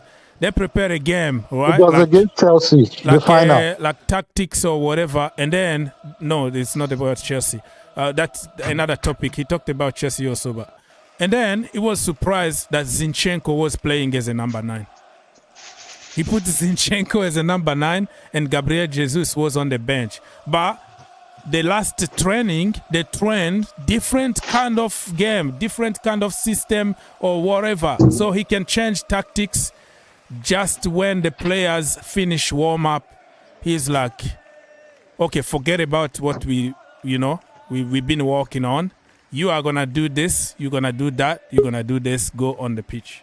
That's how crazy he is. So I'm not surprised. One day you're going to see Edison playing as a number 9. You never know. It's Pep Guardiola. I think sometimes he overcomplicates. Giroud was the goalie yesterday. What you say? I think sometimes Pep complicates things too, and sometimes it comes to bite him. Yeah, Olivier Giroud is the best goalkeeper in the world right now. So he 100% clean sheet, 100% record, better than Kepa, Abragadabra, and all that. Oh, Onana. Yeah. You know the mistake Chelsea ever did so far? What? Tell us. Was this our left back that used to score as a striker for us back then? Marcos Alonso. We should have converted him to a striker. Yeah. No, he was a striker before coming back to. Oh, really? We should have converted him to a striker just like a Gareth Bale, right? Gareth Bale. When he was playing for, I think, Middlesbrough or some Sunderland, yeah. He was an attacker before he was converted to. Yeah, we should have converted him to a striker because all those times I was thinking the same too. You need somebody with guts to take risk on you, just like Gareth Bale. When he was, I'm not going to lie to you, I miss Marcus. I know he's limited in some stuff, but all those deadline shots, all those players that can come off from nowhere to head the ball. Yeah, the accuracy really. Man, that boy, when he strike the ball with a lot of accuracy. So yeah, you are right, because he's very slow when it comes to like tracking back or putting tackle, but he can be more influential if you put him in a more advanced position, just like we are using Madsen now under Pochettino. So I think Pochettino, if he coached Marcos Alonso to a certain age, of course he was going to transform him to, probably a winger or more inverted winger, or, in the attacking position. Gareth Bale was the same. Bukayo Saka was a left back. People don't understand that. Like 2 years ago, he was a left back. Bukayo Saka, look at him now. One of the best wingers in the world. Gareth Bale. The first time I watched Claude Makelele, he was an attacker in Nantes. He played as an attacker in Nantes, like a number 9. I know. Yes. He used to play with Patrick Loco. I mean, Makelele, when I was younger there, because we actually used to live, I'm not going to say everything here, but yeah, we used really to go to some Nantes games over there. And Makelele, yeah, he was playing. Loco was more. He was more as a supporting, like a false 9. Sometimes he was playing as a 9. Is it sometimes the local guy who went to Marcel? Yeah, that guy. And then he was to play also as a winger, like all the front 3 positions is the position of Makelele. But I was surprised when he moved to Celta Vigo from Nantes. He went to Celta Vigo, and he only was for 1 season. He switched to Real Madrid, and his position started changing. I'm like, what's happened? You know, and then he found himself in the midfield like the best, midfielder in the world back then. So, yeah, I was also surprised. So, you know, if you think outside the box, certain players, you can change them position and make them even better. There are certain players who are utility players, and if you put them well on the field, they are going to deliver for you. So sometimes even Cucurella at Getafe, he was a left centre back. I mean, he was a left midfielder. It's at a left midfielder position that he thrived, that they took him to Brighton. Yeah, but even Brighton, so he can play midfield. Playing midfield, or was he a left back or right back at Brighton? Brighton, I think. No, at Brighton he was a left back. Yeah, left at back. Brighton he was a left back. But in Spain, where he thrived, he was a left midfielder. And just because he worked for somebody doesn't mean that every player need to be the same, because people will pick up examples like that, Gareth Bale, or look at Saka, but it doesn't mean that everybody needs to be that way. It doesn't mean that Callum Hudson-Odoi need to be a left back or something. Like some players, yes, they have a good attitude and they have the skills to do the job. Some players would do it for a short period of time or when needed in a very short period of time or in a game. Mourinho is the guy who played Samuel Eto'o as a wing back. And then he walked in the final of the Champions League and they won it. So stuff like that. Eto'o, look at his quality. And he was like, bro, you can help us. We can do this. And you can get something. But not like you buy somebody like Kennedy, who was scoring goals in Brazil for fun as a winger or as a number 10 or the front line. He was just on fire.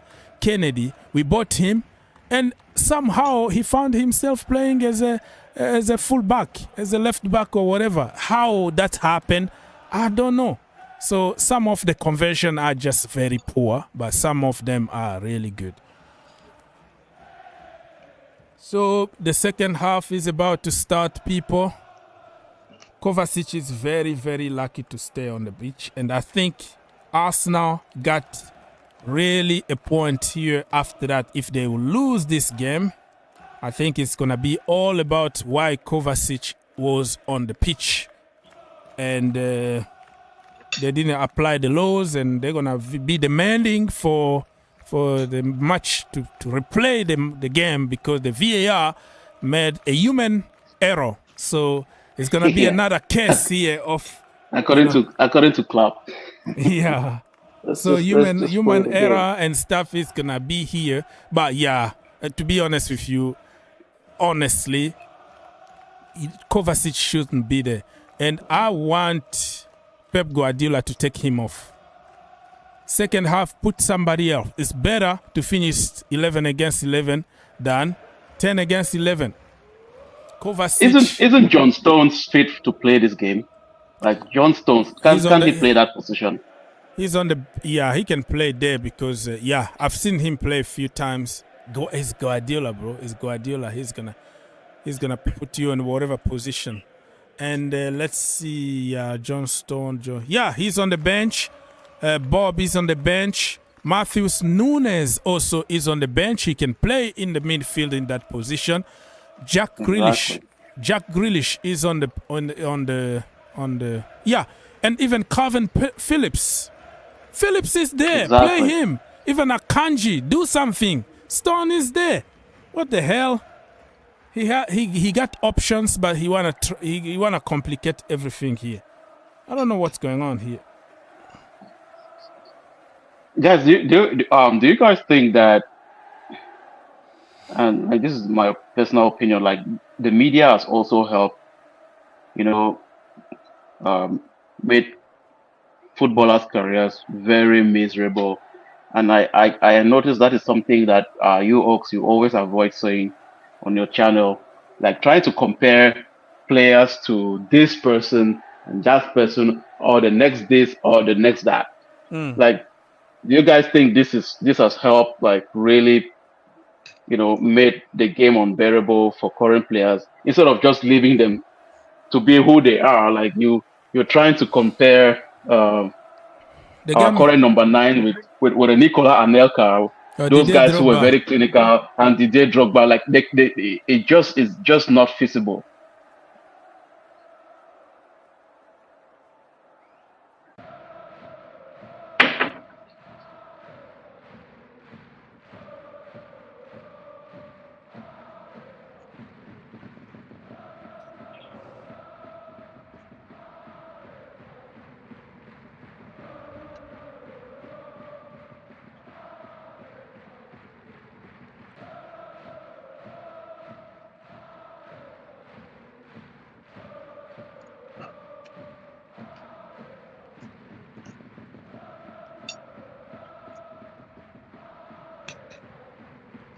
Okay. That's to draw attention.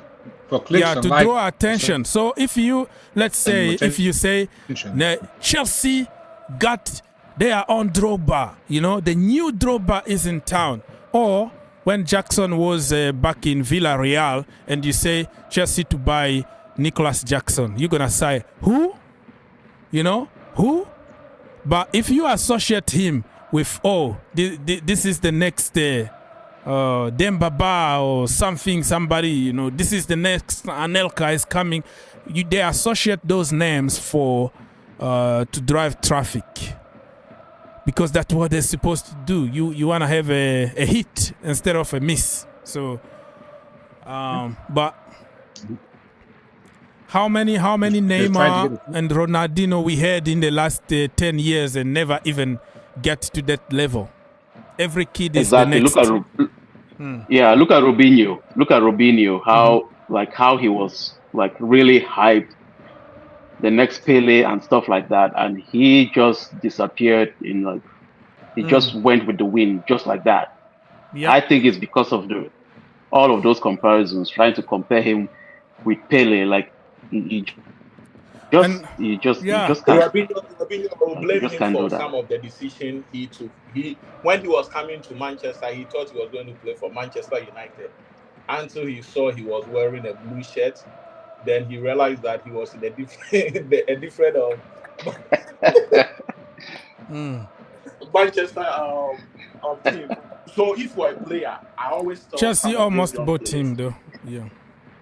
Yeah, if you're a player, you always have to follow your heart, and you have to be very, very wise about some of the decisions that you are going to take.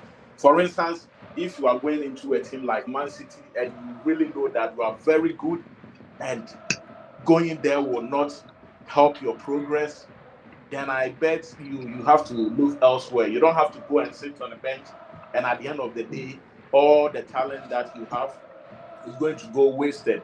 That's some of the mistakes. There was a guy who moved from Frankfurt to Real Madrid. That guy was banging in goals in Germany. And Luka Jovic. Yeah, yes. Luka Jovic. Jovic. He was the big next thing. Like that guy could have stormed Europe by all means, and he decided. Exactly. He decided to move to Real Madrid. And at the time, you know, when you go to Madrid and you are a striker, if you don't score goals, forget it. Yeah, the pressure is different over there. Coming for you.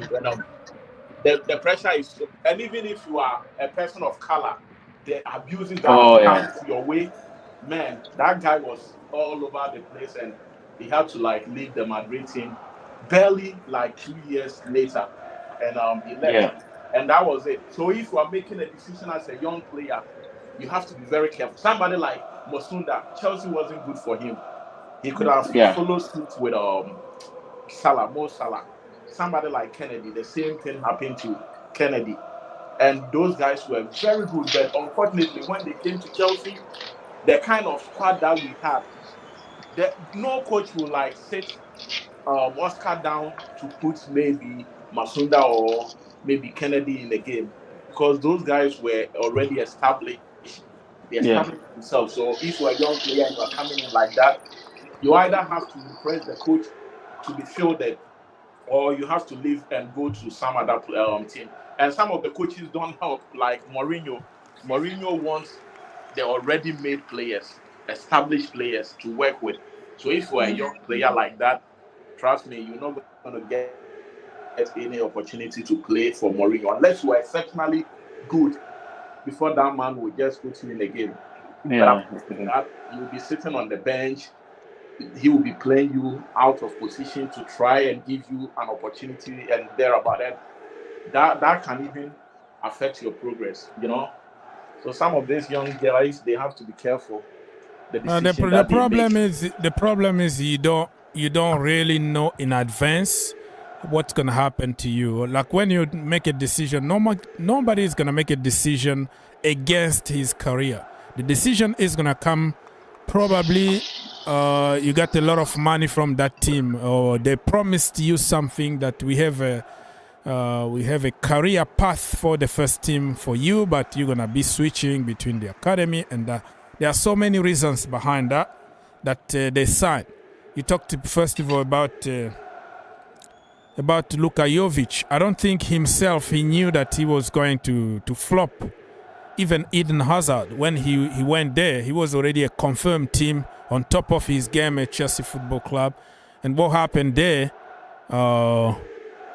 eating disorder or whatever, and then he got a bad injury and all that, the rest is history. So all those decisions in life is just like a lottery, the way I see it. You have to make a decision, but you don't know exactly what's going to happen.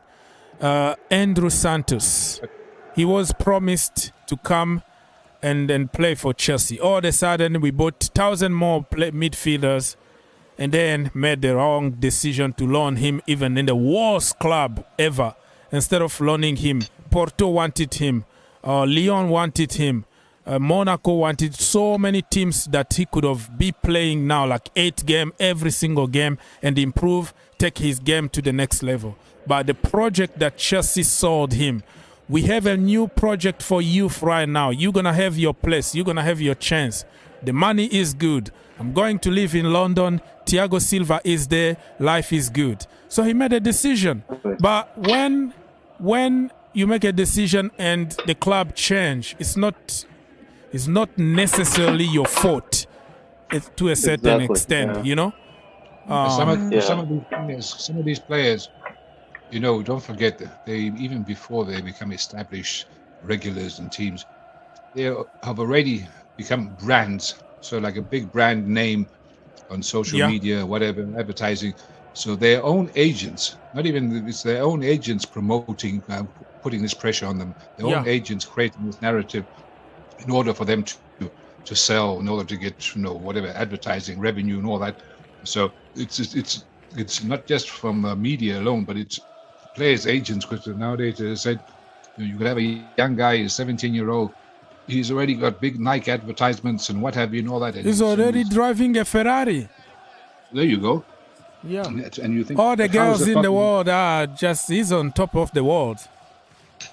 So.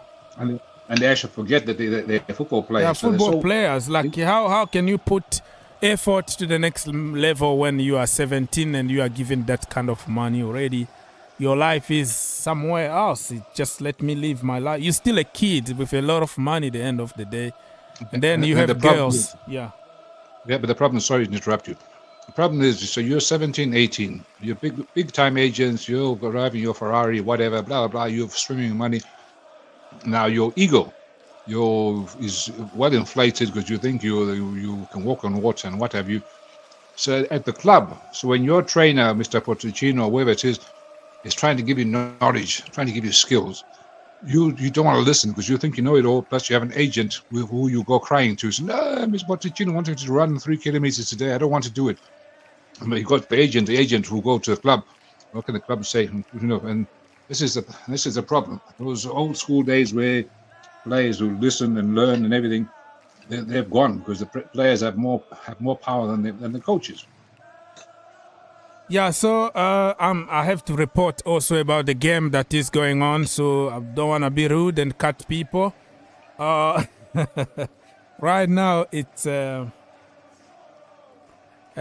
trending on social media that Chelsea just robbed Manchester City, Arsenal, and Manchester United the same year. Mason Mount, Kai Havertz, and Mateo Kovacic, all of them are bad according to social media. Banter. Well, I'm glad they are crying over those players. They went for those players, and those players wanted to leave. So if the business has gone bad, they need to deal with it. I don't see how bad is Kovacic is in the Man City team, and even Kai Havertz. I don't think he's too bad, but just that he had this thing going on with him when he was leaving Chelsea. So automatically, when people start to tell you that you are so bad, you don't play anything, anywhere you go, it becomes like a brand on you or a tag. And even if you are doing good, people still think that you are not that better. The same thing can apply to Gallagher. Let Gallagher move today to a different team. They will tell him how bad he was at Chelsea, and already it's going to affect him. So I guess they pay us a very good money. We got our, players, so they have to deal with the situation. Anybody is watching the Roma game? Apparently, that was the last game for Jose Mourinho. If he loses, he's gonna get sacked. That is according to social media. But I think Lukaku just Why banged. he has been losing he has been losing games lately? Yes, they are not doing good, but Lukaku keep on scoring goals. He scored probably 6 goals in 8 games so far for Roma. So very good form. And Mourinho rejected Chelsea's offer, so I guess maybe he might have regretted not switching, camps to Stamford Bridge, because when we're looking for coaches, I guess they approached him and he said he's not willing to come back. No, I don't think this project fit him. I don't think they went for Mourinho. I don't know. Those are like speculations that just to drive traffics. Because when you mention Mourinho and Chelsea, people are gonna go with sentiment. People are gonna get on Todd Bowley, get Mourinho. We wanna win now. This is Chelsea ID. They know how to manipulate people. This is social media, bro. Everything that they write there doesn't mean that is happening. I don't think any second that the new owners went even one day they were even attempting to get Mourinho. No way. I don't see it. The vision is not the same. Mourinho is not going to sit there and deal with a bunch of kid and development project. He's not a project manager, period. He's somebody who will get the finished article and win you trophies, period. He doesn't have that time to score. Roma's winning 2-0. Roma. Yeah. Guys, and another coach that I was now I'm looking at him and say, well, maybe it depends the team. Maybe he's good. It was this guy at Tottenham, Ange Postecoglou. He was listed at Chelsea, as a candidate for Chelsea, and I was like, what the hell? This guy came from Celtic, and he coached I think a team in Japan and so on. What the hell? But look at yeah. But now you can see that he is doing his thing. Exactly. So sometimes these big names, they don't.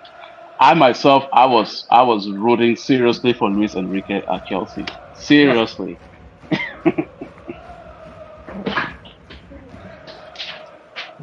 But again, there are new managers that need to be given a chance, and they have a lot to offer in the game. PSG, that every time they can win the each and every year, but when they go to Europe, they still flopping. And look at how Newcastle did to them. This is, I don't get it, because if you look at their team right now, you have Mbappe. You have some other good players out there. You even have Dembele.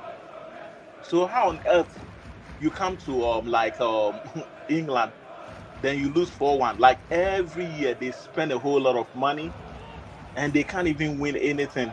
It's so that is an example for you guys like Chelsea fans who want it, because what I heard, Enrique is a manager that will come, and he said that he was going to beat Real Madrid. He wanted Chelsea so he can go and win the Champions League last season. Wrong. You just come to a freaking team with 1,000 new players and you go and you win the Champions League just because you hate Real Madrid. Why he's not getting anything with a PSG at the moment? They already lost like 2 games in France, and they come to play against Newcastle United. They got smashed. Mbappe didn't even touch the ball. That's how bad he was. They got really like smashed. I haven't finished yet. Like, I'm trying to make a point. Like, people, the narrative on social media when it starts trending, oh, we want such because he won with Barcelona and he's like a miracle worker. That's Chelsea. We love emotions and we love narrative and copy paste.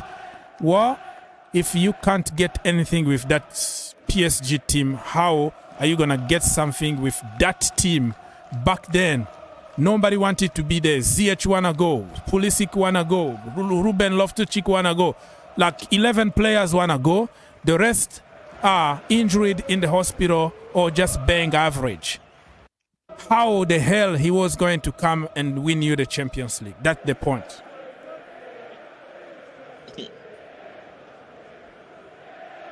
It's crazy. Somebody's photocopy. What are you doing? Yeah. It's not me. But there's a player that I'm hoping that he stays, and I'm happy that he wasn't sold, and that's Gallagher. I think Poch has seen something in that player that many of us didn't see, and it's gradually showing that this guy can take his game to the next level. And I hope they tie him to a new contract, and I hope they don't tie him to a new contract for the purpose of just increasing its value, and then boom, January we hear that Gallagher is gone. So I'm just hoping for that. I'm just hoping it's not the same thing with Ian Maatsen, why they want him to sign that contract so bad, and whether they want to sign him just because they value him on the pitch, or they want to sign him just because they want to sell him. So I think Martin's situation has to do with the long-term contract they want to give him, from what I heard. But if they should allow him to go, that would be a very bad mistake. Like, they have to make sure they do everything possible to meet halfway. Like, if you are negotiating with somebody, try and meet halfway.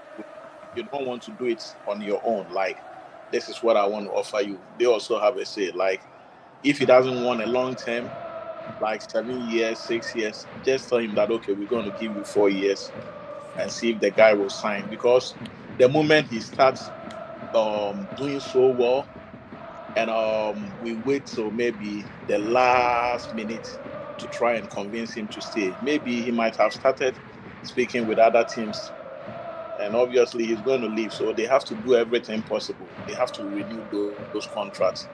If they can, they have to do them as soon as possible before it's too late. All right, people. So 65 or 64th minute in my location. Huh? I don't see how anybody is going to win this game. It might be a draw. I see Manchester City nicking a goal the last minute just to make Arsenal fan crazy for 2 weeks. They're going to blame everybody, the Pope, Donald Trump, everybody, the Queen, the King, everybody to blame. Oh, God. I want to see them cry a little bit because they've been really so rude to us. They've been calling us names. They've been calling us idiot of the week, Chelsea. They've been calling us, all the shows is about Chelsea, And this time around, if they lose this way, where they're supposed to win because Kovacic is supposed to get a red card. So let them cry and feel the pain. And when they come back from the break, we just smash them at the bridge the first game. Man, telling you right now,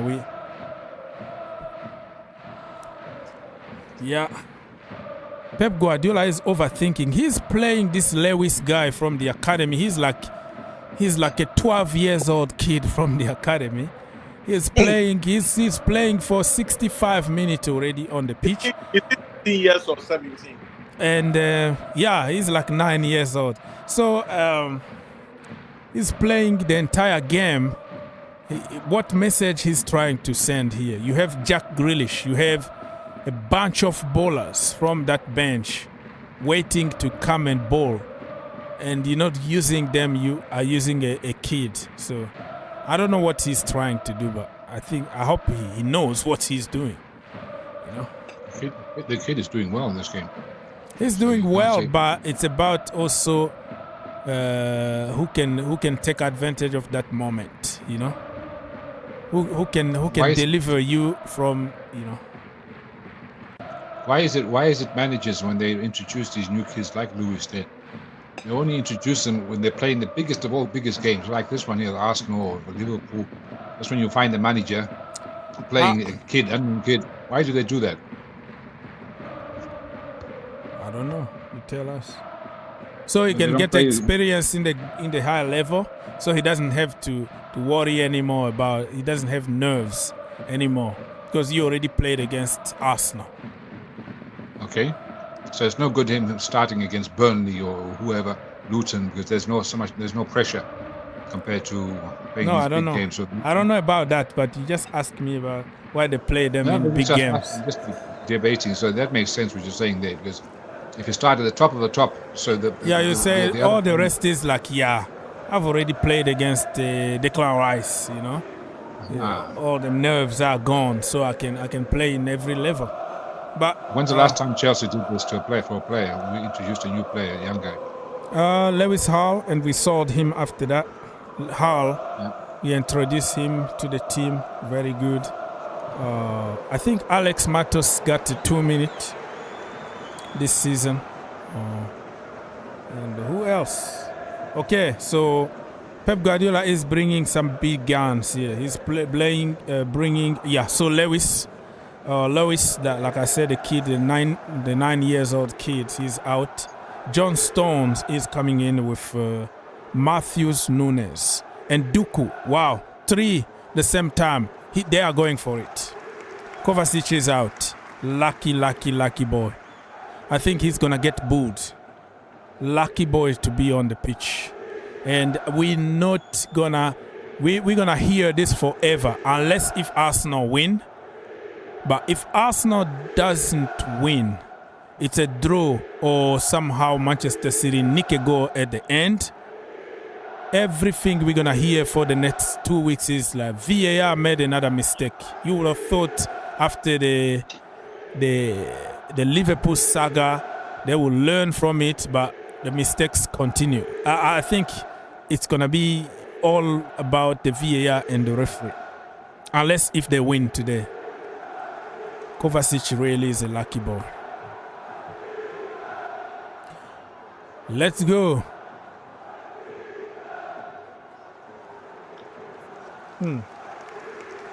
There we go. They are putting some... Like VAR doesn't want to confront Pep and Klopp. It's like they are kind of big gun. Yeah, they're biggest sin of our time. You understand? Back in the days, Alex Ferguson can convince referees and manipulate games. So, you know, Duku is going to abuse Zinchenko today. Doku, that guy is very good when it comes to dribbling. He failed with his first dribbling. Huh? He just failed his first dribbling against Zinchenko. He lost out. Yeah, that is the first one. That was just testing water. Just to make him comfortable. So when you are more comfortable, I'm going to just destroy you after that.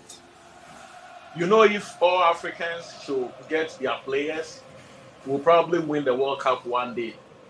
Because looking at some of these players playing for other teams, just imagine they were in their various national teams. They would be Didn't you see Trevor Noah, the comedian, what he said about France winning the World Cup in 2018? He said Africa won the World Cup, and then the French This French diplomat just came fuming, but the guy was just speaking his truth that Africa won the World Cup. Yeah. That's a bad guy. It's true, like the French team, that's what the US is trying to do. They are trying to like monitor all this young Hispanics, then African players, giving them scholarship in colleges and everything, and trying to build a team. If you look at the US national team right now, it's not like before. I think they have improved, and honestly, they can beat any European or any African. The problem here is, we can say African and whatever, but there are a lot of African players there that don't even have an opportunity to have even a good pitch to play football over there. So when you are in France and they give you this opportunity, you feel like you own them something. You know, Oh, you were born there. They trained you. They gave you who you are today, and you feel more attached to them than your motherland. You know what I mean? It's unlike if you're British, so you say example you're English, then suddenly you got a great grandmother from Scotland. You can play for Scotland, or maybe Wales or Ireland. You can choose. If you can't make the England team, then you can choose to play for the other teams. And if you can't even make England, Scotland, Wales, then you can claim I got roots in Jamaica. you can end up playing Jamaica or something. This is what happens. So unlike if you were born in Zambia. If you're born in Zambia, you can only just basically play for Zambia because you have no other. You can't use these distant relatives to play for Mozambique or I don't know, Gold Stars of Ghana, I think they're called. And you can't. That's not going to happen. You can't do Black that. Star. Black Stars shows me. Excuse me, sorry, but how can I forget the Black Stars? One of my favorite teams. I used to love Anthony Yeboah, my favorite player of all time from Africa. Hey, Tony Yeboah used to live in mine. He used to live with us back in the days. I think the mid-80s. And whenever they are going to the training, if he's going to play to the left side, at the back of the post, they don't want any fan to be there because that guy, he played with He got juju. He got some juju there. The shot that guy used to play at the training session, if it catches you, you are on the floor. I'm not kidding. He was so strong, so powerful. Powerful like shots. And when he came to England, just go watch his goals.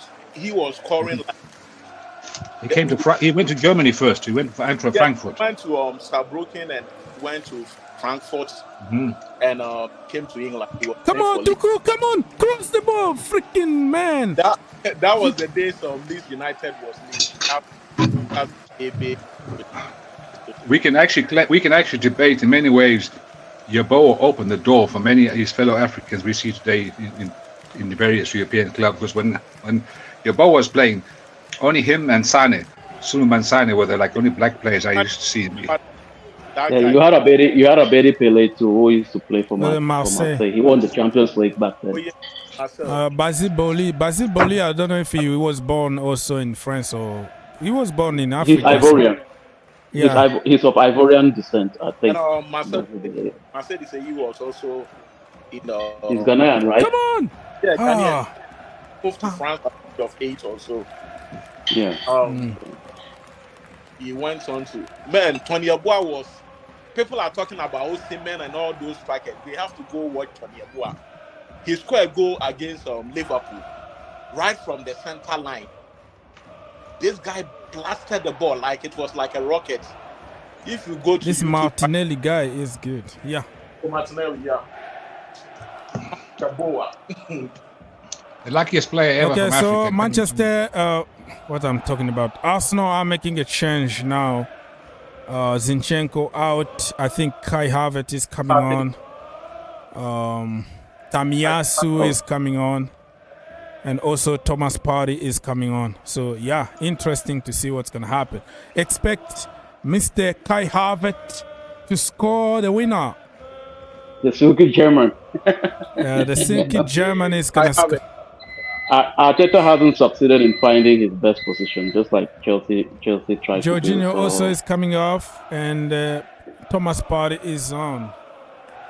Who is going to unlock Kai Havertz? Yeah. I think Edin Ketia is underrated striker. The guy is good. He worked very hard for the team. You know, people like them, today's generation of football fans, they don't appreciate people like them. Like hard work, if you look at the tackles that he put, the effort that he put, how hard he worked for the team. They are like people like McTominay, right? Mason Mount, Gallagher, especially when you are coming from the academy, and international fans don't love usually the local boys and the academy because they don't represent us. You know, we are international, so normally we hate them. But if you look at the effort, the heart that they put to their games, no matter if they are apparently not good enough for your club, well, look at even what Scott McTominay did yesterday. In the space of 5 minutes, he scored 2 goals. He came in added time. Bam, bam, 2 goals, got them 3 points. You know, that passion, that heart, you can't buy that. That guy been at Manchester United like since the age of 5. His entire life, that's what he knows, United. So you need some utility players like that, you know, a soldier to do the dirty work. But today's generation, we just wanna somebody who does a lot of flicks and tricks and score. But before you score a goal, there are people who worked very hard to make it possible. It's all. Yeah, social media is sometimes killing the game. It wasn't like that before, because before the recruiters and all those people, scouts, they go to most of the games. They don't base their social media posts or whatever. But now they'll be monitoring social media, watch YouTube videos. Hey, this guy is banging in goals, but they don't go and check the guy out. You know, back in the days, they would travel all over Africa. You see the scouts over there, but I don't think they even go right now. You know, go anymore. I don't even like this data thing, because they leave out a lot of the human aspect of the game. All this data analysis, XG this, XG that, and they'll say, oh Chelsea, you're exceeding your XG. What I see is we are 11th. Eye test is very important. Eye test, you feel it. You are there. You see exactly. It on the pitch yourself. You can't evaluate that. You can't evaluate passion, celebration. You know, communication. You can't evaluate that. If this scout should go to South America, I will use Brazil as an example because I normally go there. You go to the favela and you see these boys playing soccer. You'll be like, what? Why is it this boy is not in England or in Germany, or like, it's so amazing. I don't know if it has to do with poverty and they are trying to let somebody see them, or the talents are there all over the place. Even girls, if the girls are playing, you could think that guys. Gabriel Jesus, like 5 years ago, he was painting some road outside there to get some money. And look at him now. Football brought him to this level. And that's why when they get money, they go back to where they belong. They build schools, hospitals, and they help the neighborhood.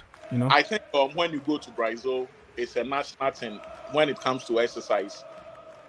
Every morning, like between 6 a.m. in the morning to 9 o'clock, you see people jogging, running at the beach and doing all sort of training. And back in the evening, everybody, you see young ladies, older people, everybody. And if you see them like fit, you see that this person is old, but when they are doing something, you could see the energy over there. So places like that, if you have a team scout going there trying to get young players, give them the opportunity, so they can make a very big impact when it comes to the game. because they have a whole lot of talented, players, very talented. All right, people, we have 10 minutes left here plus Fergie time. So let's hope that somebody nick a goal here. Manchester City nick a goal the last minute. Bam. The way I look at it, it's going to be it's going to tie. I don't see and Arsenal are going to say they got robbed. Yeah. And even but yesterday I didn't. Yeah, sorry. Yeah, keep going. It's okay. Yeah, what I say, even if you play 9 against 11, there is no guarantee that you're gonna score. But some team even do well with 1 man down. Yeah, some teams can do better. Like West Ham, the team that everybody tried to sabotage here, they beat Chelsea 3-1, playing 10 against 11. So, yeah. Are you a secret admirer of West Ham? No, I'm just a football fan telling the truth here. Because you try to compare them with a bunch of babies that we start to nurture and make them grow. With an old man that is already got a career. Let me tell you, some old men can be at one position for a very long time, and their kids will grow up to become a CEO of maybe the company they are working in. So don't underrate our young boys. They are the future of football. You are the first guy that will come here when we lose and then start crying. Me? Why this? Why this? Why that? Why this? We're going to be up and down. We are not there yet. It's still a long way to go. We're going to lose many games. Well, in addition to Giroud, one old man, one old man who is still bagging goals is Pedro Rodriguez, who plays for Lazio now, who used to play for us. Pedro is still banging goals. I thought he went on retirement. No, he still played for Lazio in the Champions League. The last game he scored the last minute goal. Yeah, Pedro Rodriguez. He retired from international football. Yeah, he doesn't play for Spain anymore. They don't call him. It's not like he retired. It's just they don't call him anymore. The guy retired recently. That's why I'm surprised. Wow. So let me tell you something. Me in Chelsea, I followed Chelsea since when? Maybe 1995. Back in the days when they used to wear the auto glass or whatever jersey it was, and they used to have these Italians storming and the Dutch players, Gullit and all those guys, and coming over to the current state, I have witnessed so many painful defeats, so many painful ones, and I want to feel like I'm a blue and I don't care about the defeat, because I know in a game of football there are only 3 results. You lose sometimes, you win sometimes, and you draw. Anybody who will be so antagonistic about a situation when the team loses, then you are not really a good fan. Because as a good fan, our main purpose in the team is to support the team when things are really going bad, and we have to enjoy when they are really doing good. So I wouldn't be like crying over a defeat. Just imagine our game against Manchester United. That slip that John Terry made, it was one painful defeat. Like, I'm not kidding. It was very painful defeat. But after all, we came back 2012 or so. Look at Drogba. I thought everything was over. And from nowhere, our own brother Drogba, just look at that goal. Anytime I'm watching that goal, I feel so good about it. That was our first Champions League, title. So me, to be honest with you, when the team is going bad, I will support them. When they are doing good, I will enjoy it. You understand? So I will never cry over Chelsea. So, All right, people, 5 minutes to go. Mark, I'm with you on that. I think I started in '94, and I used to just watch VHS videos of an uncle of mine who used to send us VHS from London. They will send us VHS with Chelsea, and I just remarked this one player called Dennis Wise. I just like Dennis Wise, who he was at the time, young Dennis Wise, and I just started supporting that team. And I thought the name was cool, and I started supporting that team. And then the Gianfranco Zolas came in, the Dan Petrescu's came in, the Eddie Newtons came in. Very wicked. The team wasn't even performing that well. Then you used to have the big guns there. You had the Leeds United, you had the Blackburn Rovers, you had the Newcastle. I mean, But we were nowhere to be found. Chelsea was not playing in Europe, but when it comes to FA Cup and all those things, they were really doing good. Yes, they were doing good domestically. Yeah, Domestically, like the cup. Yeah, the cup competitions. They were always major contenders. And people, back in the days, Wimbledon was one of the scariest teams in England. But look at them. Exactly. Right now. I think exactly. Goal! Arsenal scored. Oh. Arsenal scored. Yeah, they just scored. Oh my God. 1-0. Wow, what a pass. Deflection. What a pass. This told you. So far, 3 own goals. 1 for Chelsea, 1 for Brighton, 1 for... Kai Havertz with an assist. Now you were scared to shoot. Was a deflection. It was a deflection. Martinelli. A deflected goal. The play is not gonna give. I don't know if it's gonna be given to him. I don't know if the shot was going.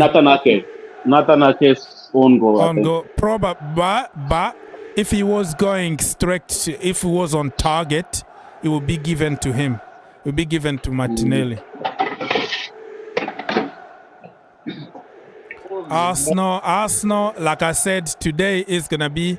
If they win, we're not gonna hear anything about the referee and the red card. But if they don't win, so complacent, and we will give it to them after the break. You understand? I don't think Arsenal is so scary that our boys cannot match them. You guys will be surprised. We'll bang in like 3 goals, and everybody will be like, "What? What?" I'm really having this feeling that we'll beat all these guys: Arsenal, Man City, Tottenham. Going to games. Do you remember how the other day we were talking about physically strong centre forwards? Did you see the donkey? We call him donkey. Our Harvard say how physically strong he was. 2 defenders tried to bully him off. He stood his ground, and that is why he was able to lay the ball off. Physically, very, very strong. Just there, you look again replay, you will see. Kai Havertz came in and did something, and I hope the Arsenal fans will appreciate Havertz. But he bullied the defenders. They tried to sort of like push him away, but he stood very, very strong there. So that is physicality there. Our City is really. But what's his best position though? Yeah, they're good option. Number 10. That's the mystery. That's the mystery player. What is his best position? I think number 10. He'll be good at number 10. You know what? Arsenal might score the second goal because now City have no other choice than to attack and try to score. Nothing to so lose, yeah? it's gonna lose. It's gonna just leave Jeremy Doku Gatan down here. It's gonna leave a lot of gaps now. Wow. The issue is when Arsenal wins, I have fans around me here. They won't just let me be at peace. They'll just shouting in my ears. I said, why don't you look for Brighton fans, Crystal Palace fans, West Ham fans? Why Chelsea fans? I don't know. And that's why I don't want Arsenal winning games. Same with Man United. I have neighbors around here, Man United fans. Like everything they win, it's Chelsea. Like why can't you just leave Chelsea alone? Like there are 20 English Premier League clubs. They are so upset with us. It's normal. Exactly. They are so upset. Gary Neville always talking something about Chelsea. He and Jamie Carragher, they are always saying something about Chelsea. Like it's so ridiculous. Carragher, when we lost Abramovich, he said this is the time for Liverpool and Manchester United to storm Chelsea and buy all their players. And we give them our players. They should enjoy it. They should enjoy our players that we sold them to them. Everybody hates Chelsea. Like, sometimes I really don't get it. I don't get it at all. But maybe it has to do with our, how do we call it? Our success over the past 20 years. Because if you look at the records, we are the only team. I can say we are the most successful club right now in England for the past 20 years. We have 2 Champions League, 2 Europa, 1 international club, and I don't know the number of league titles and FA Cup. So, I mean, people will hate on you. It's so crazy. Super Cup. Yeah, the Super Cup, yeah, the international club. We have all of them in our possession, so they will be envious about our situation. It's great. But right now they've been very happy with our situation. But now, of course, Chelsea is back to sort of we're not completely out of the woods yet, but we're sort of like finding our feet again. They're getting worried, saying, "Oh no, we thought Chelsea was finished. They're going to be relegated." Blah, blah, blah. We will never be finished. Trust me, we're back stronger. And now they're coming back. It's like, okay, we better find a new narrative. We'll find now. They'll probably start digging up some stuff about financial records or 1 billion or whatever. They'll find something negative to just to put Chelsea down because they can't accept. I even heard somewhere that some teams are raising concerns about our deal with Infinite Atlas. That's right. Just Why they have concern? I think they said the price that contract of £40 million a year is too high because we are not playing in Europe. Yeah, but what happens when we get that Riyadh area? We get Exactly. 60 million or something. It will be even more. But apparently, if Chelsea doesn't qualify for Europe, they'll get the same deal as the 40 million so it'll be 20 million less if they don't make the Europe. That's crazy. But hey, 40 million is 40 million. It's a lot of money. But the way Chelsea spends money, 40 million is nothing. Okay, guys. So, do you think that this is it? Arsenal are going to win the league now because this was like a title game, right? Because now they broke the hoodoo. It's been like for 7-8 years in the league. I'm talking about the league here because they beat them in the FA Cup and also in the Community Shield. But in the league for the last 7 or 8 years, actually Arsenal never beat Arsenal never beat City. So do you think that this is the gap? They're gonna close that gap and feel more comfortable now and then believe that they can do it? I don't think so. There is no way Arsenal can beat City, and that would be a yardstick for them to win the league. Don't forget there are so many taxes ahead of them, and you ask yourself, can Arsenal hold on tight to all the points they are accumulating? Obviously, no. A team like Wolves can go and surprise them. You can have some low team going out there to give them some upset. So if they really want to win, it has to be consistent wins every day, every weekend. They need to win all their games. But I don't know how they're going to do it. They are also playing in Europe. That is another factor. So if you play with a very good club in Europe and you come back and play in the league, that can also affect your performance. So, and we're also going to see a couple of injuries. You cannot always rely on Thomas Partey. Obviously, it's going to get. All right, so a few more seconds to go here. The game is about to end now, and Arsenal are going to celebrate this like if they won the... Oh, it's over, people. Arsenal won, Manchester City 0. The game is over. Was Haaland in this game? I never saw Haaland. Yeah, Haaland was nowhere to be seen. Holy moly. Yeah, it's over, people. Arsenal finally beat Manchester City. You guys can break record this year, Haaland. I don't think so. I think this season is not that good for him. this season, but you're gonna see him finish with 60 goals, 6-0, and then you're gonna cry again. Haaland will be exposed this season. Never mind 60 goals. He will be exposed for what he really is. Another donkey. And he's still on top of the chat there in terms of scoring goals. That guy he's a fucking tapping merchant.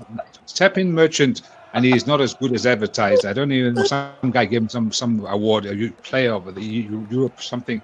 I don't know what the hell they were drinking. But we'll see this season. You'll see this season he will be exposed, and he's not as good. He has already been exposed because last season he was banging in a lot of goals. One thing about like, if you come in first, the defenders are watching how you play, how you move, and everything. So exactly. That's it for you. You can't be. You have to go hard. All right, people. So I'm gonna have to leave after 4 hours. I'm so tired and hungry. If anybody wanna say anything, it's kind of we have to deal with Arsenal fans for 2 more weeks, man. They won the Champions League today, the African Cup of Nations, the Copa America, the MLS. They won everything today. Nobody's gonna talk about anything now because they beat City. Oh my Lord, have mercy, man. All right, anybody, please let me go. People's Republic still cooking. Say goodbye to people and see you. Yeah, but I think Arsenal, we're lucky that we have 2 other good teams we're fighting for the title. We both have Liverpool and Tottenham, so it won't be a 2-horse race. So this could be Arsenal's downfall. You know, they always have a down period. So the other teams are going strong, and Arsenal has like 3 or 4 games where they are losing. There's no Africa Cup. There's no Africa Cup of Nations for Arsenal. It'll be the same old. Nearly Arsenal, hopefully. So, yeah. I'll leave it there. Bad faith from Chelsea fans here. Bad faith. I don't like Arsenal. They are going to bottle it like they did last season. You know, they had this momentum, and then at the end they did the Arsenal thing. So I think they're going to do the Arsenal thing.